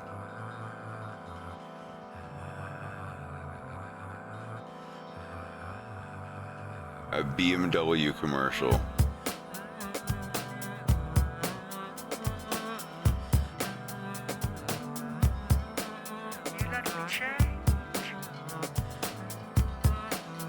This is the first album. This is the first song by them I ever heard, and this is what made me go out and buy the album at the music store. The music store! I can guarantee you all that you heard this song in a BMW commercial in like the year 2000 or something, I think. I could be wrong. All I wanna do is to thank you, even though I don't know who you are. You let me change lanes while I was driving in my car. All I wanna do is to thank you, even though I don't know who you are. You let me change lanes while I was driving in my car. Whoever you are, I wanna thank you. Whoever you are, I wanna thank you. Whoever you are, I wanna thank you. Whoever you are. All I wanna do is to exit, so I go to where I can get off.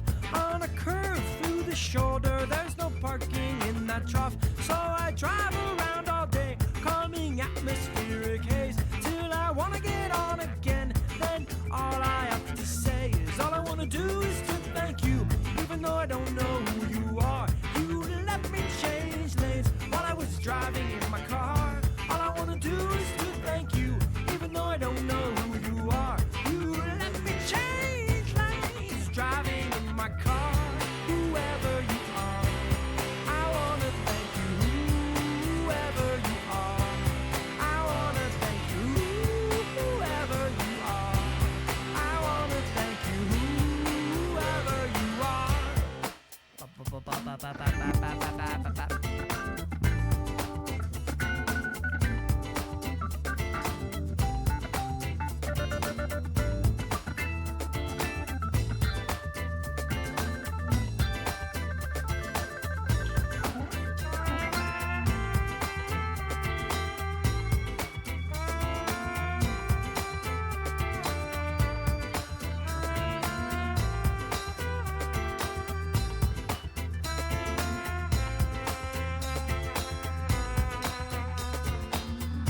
All I wanna do is to tune in Radio Hallelujah, 'cause we're broadcasting live and we wanna hear all of ya. On the mic is Gaggy Tom, but a whole lot more of all of ya. Let us hear ya in a big echoing holla. All I wanna do is to thank you, even though I don't know who you are. You let me change lanes while I was driving in my car.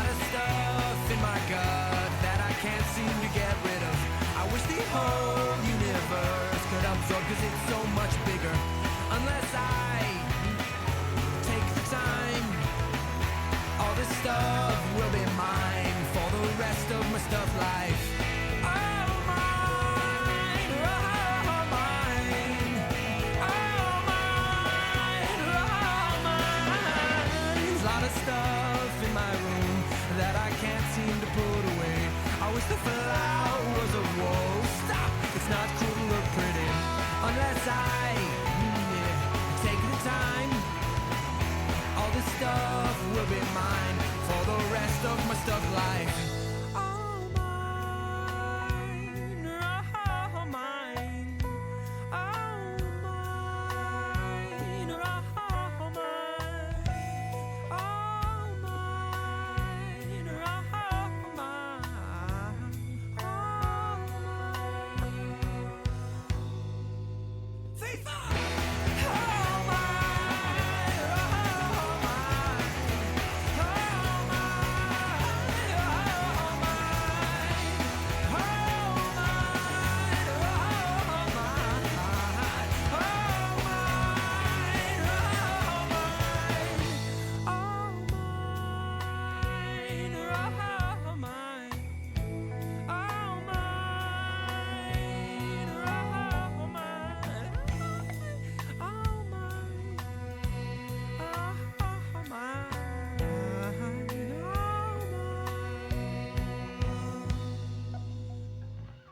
There's a lot of stuff in my gut that I can't seem to get rid of. I wish the whole universe could absorb, cause it's so much bigger. Unless I take the time, all this stuff will be mine for the rest of my stuff life. Taxi, taxi, don't make taxi, taxi, don't make me. Taxi, taxi, don't make me. Taxi, taxi, don't make me.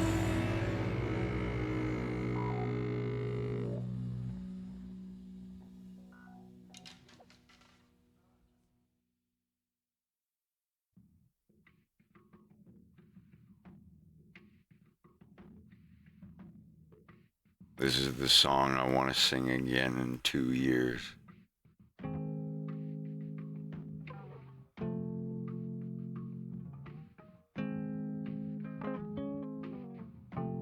I have to. For the specific year 2025. If I don't die before then.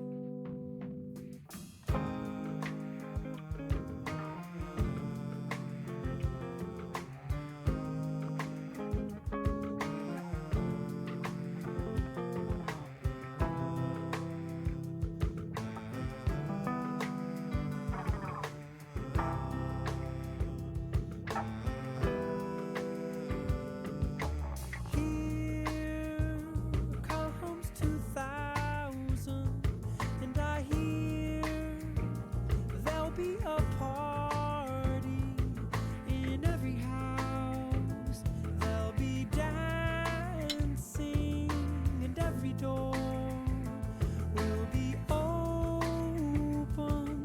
'Cause here comes 2000, and I hear there'll be a barbecue on the patio of your neighbor's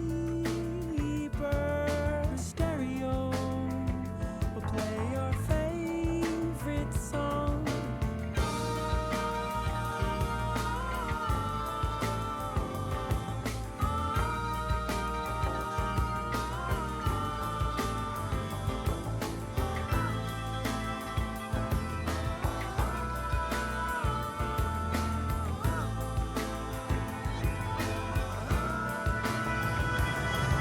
The century plant grows to the top.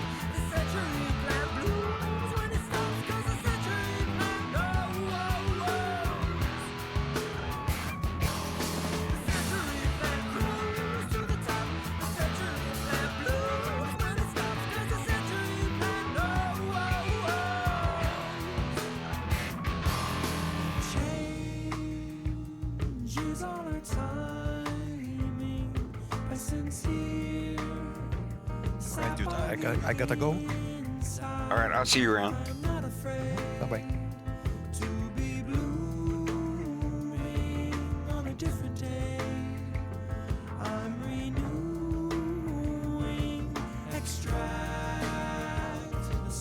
of the century. Plants can offer us almost everything, like cigarette papers and Bible pages, drops for razors.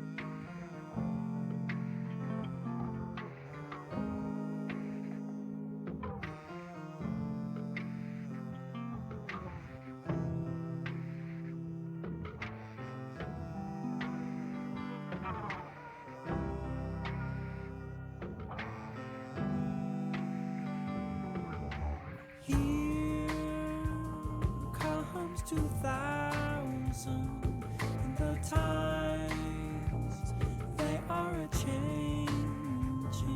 And if I'm still alive at 2025, I'll be seeing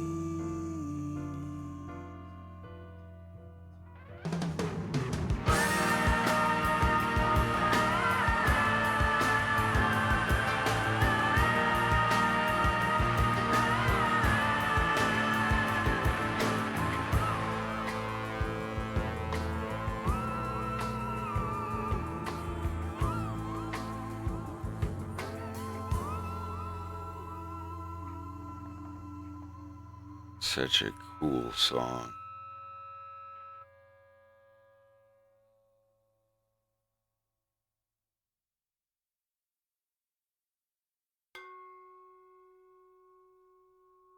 What's wrong? You're always crying lately. What song? This isn't a song, really. Shut up and stop your playing around. The subject right now is what's wrong.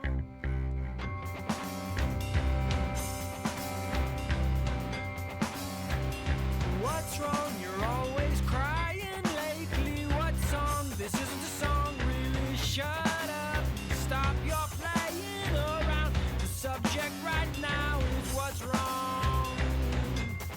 What's wrong with this immaculate? What song is this immaculate song? What's wrong with this immaculate? What song is this sacred cow? This music makes you think of playing Duke Nukem. That's about the same time I got into Duke Nukem. Yeah. God.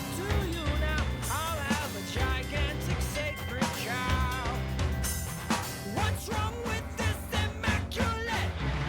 What song is this immaculate song? What's wrong with this immaculate? What song is this sacred cow?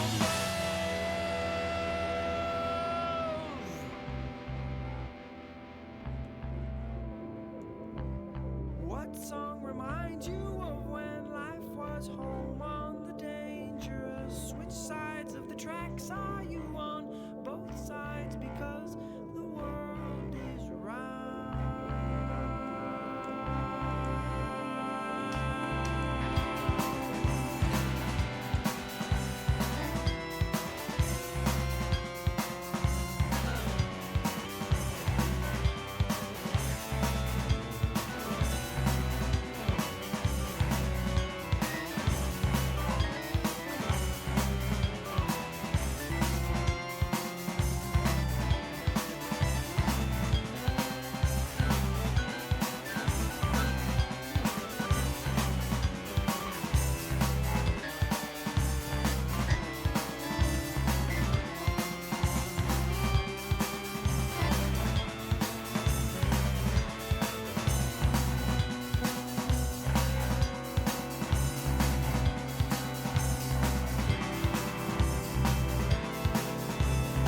Oh, I have to go reset my toaster oven thing.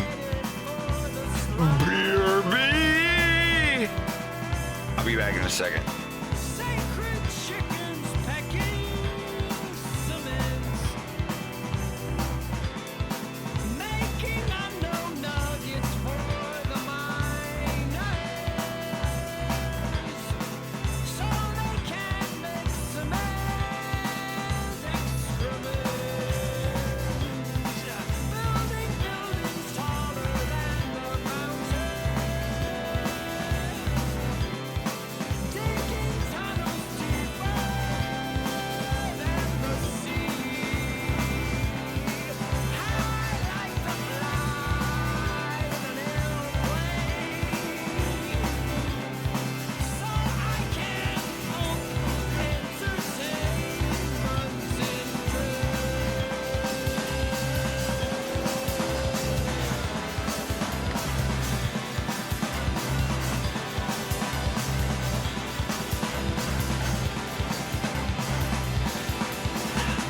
What's wrong with this immaculate?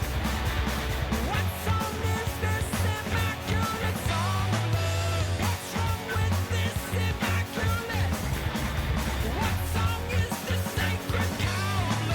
What's wrong with this immaculate? What song is this immaculate song? What's wrong with this immaculate? What song is this sacred cow? What's wrong? You're always crying lately. What song? This isn't a song. Really shut up.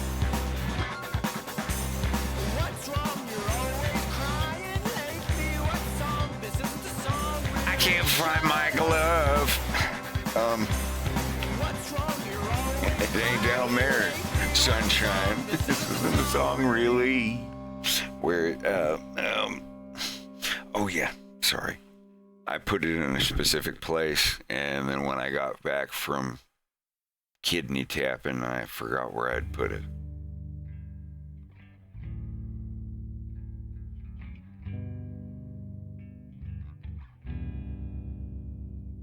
Inside of me, there's a house of usher. Inside of me, there's a frosted pane behind the glass. There's a virgin mother in a room in the house calling, please, won't you come in? Please, won't you come inside? Please, won't you come in? Please, won't you come inside of me? There's a full-length mirror inside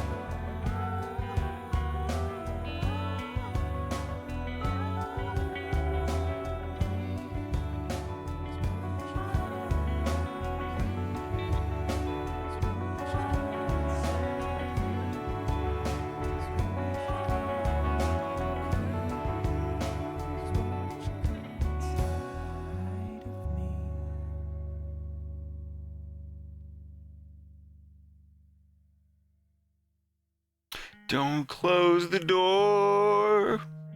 Don't close the door. Don't close the door.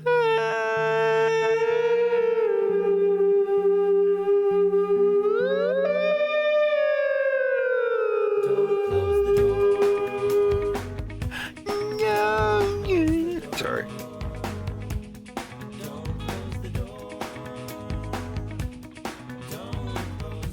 They were working on something and somebody was like, hey, don't close the door. And he's like, don't close it. It's like, dude, we need to make that into a song. And they did. Not joking. Like that. You can look it up. When she left, she packed light. No luggage allowed on that red-eye flight. I wonder what Хай, тренируешься в пении. Что это? Песни.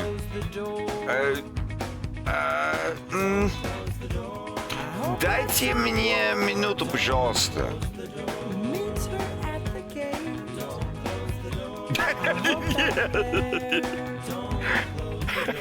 Я не тренируюсь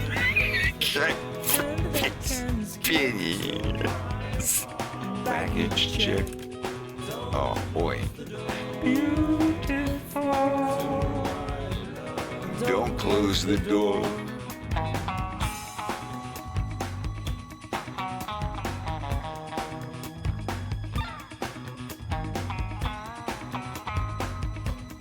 Не закрывай дверь, не закрывай дверь, не закрывай дверь, не закрывай дверь. Ой, блядь. Простите меня, я шучу.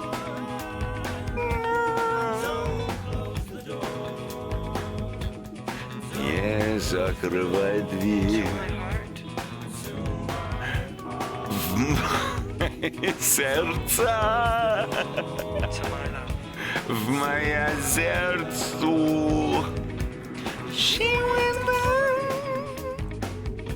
she couldn't go where.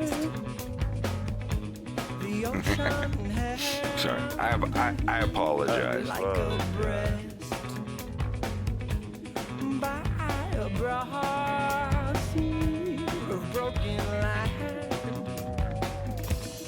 I can still see her. Don't close the door. Don't close the door. Now I have no need for any more. Don't close the door. For I can see clearly now. No sacred cow. I miss you. I can't close the door. You ain't through. I can't close the door to my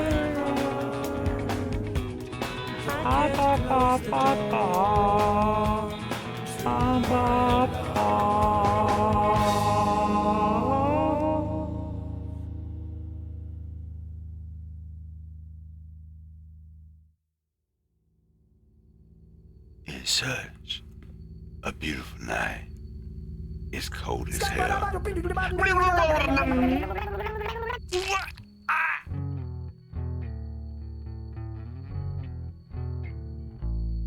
It's such a beautiful night. The wind smells like disaster.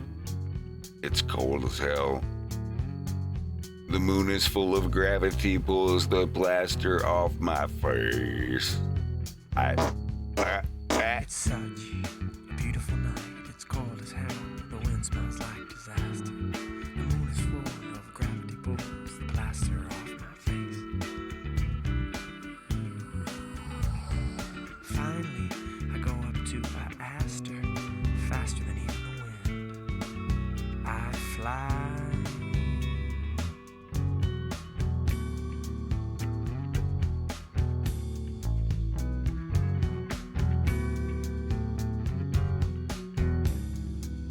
On such a beautiful night, the sky is empty with everything inside it. Outside, it's such a beautiful night inside. It's such a beautiful night outside. It's such a beautiful night. It's such. I apologize. I apologize.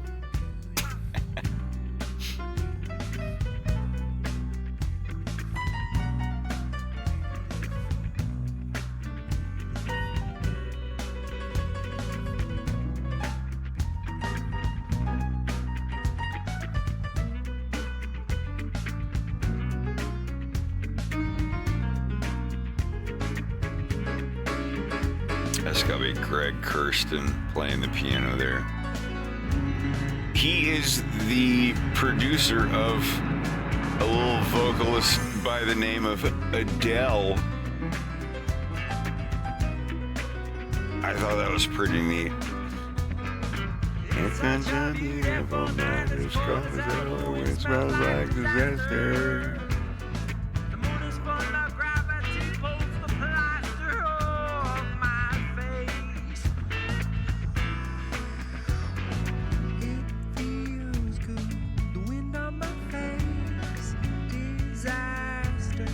So welcome to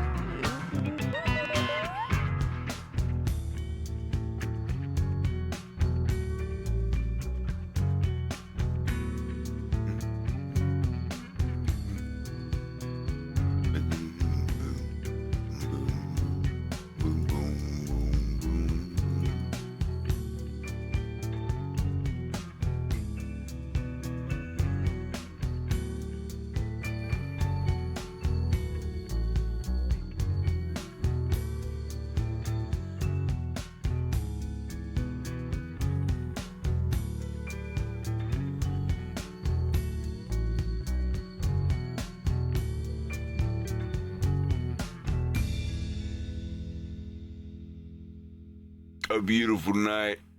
It's a beautiful night. And Bioforge, apparently. I don't know what we're looking at right now. It's been a good bit covered. But yeah, I'm going to go ahead and wait.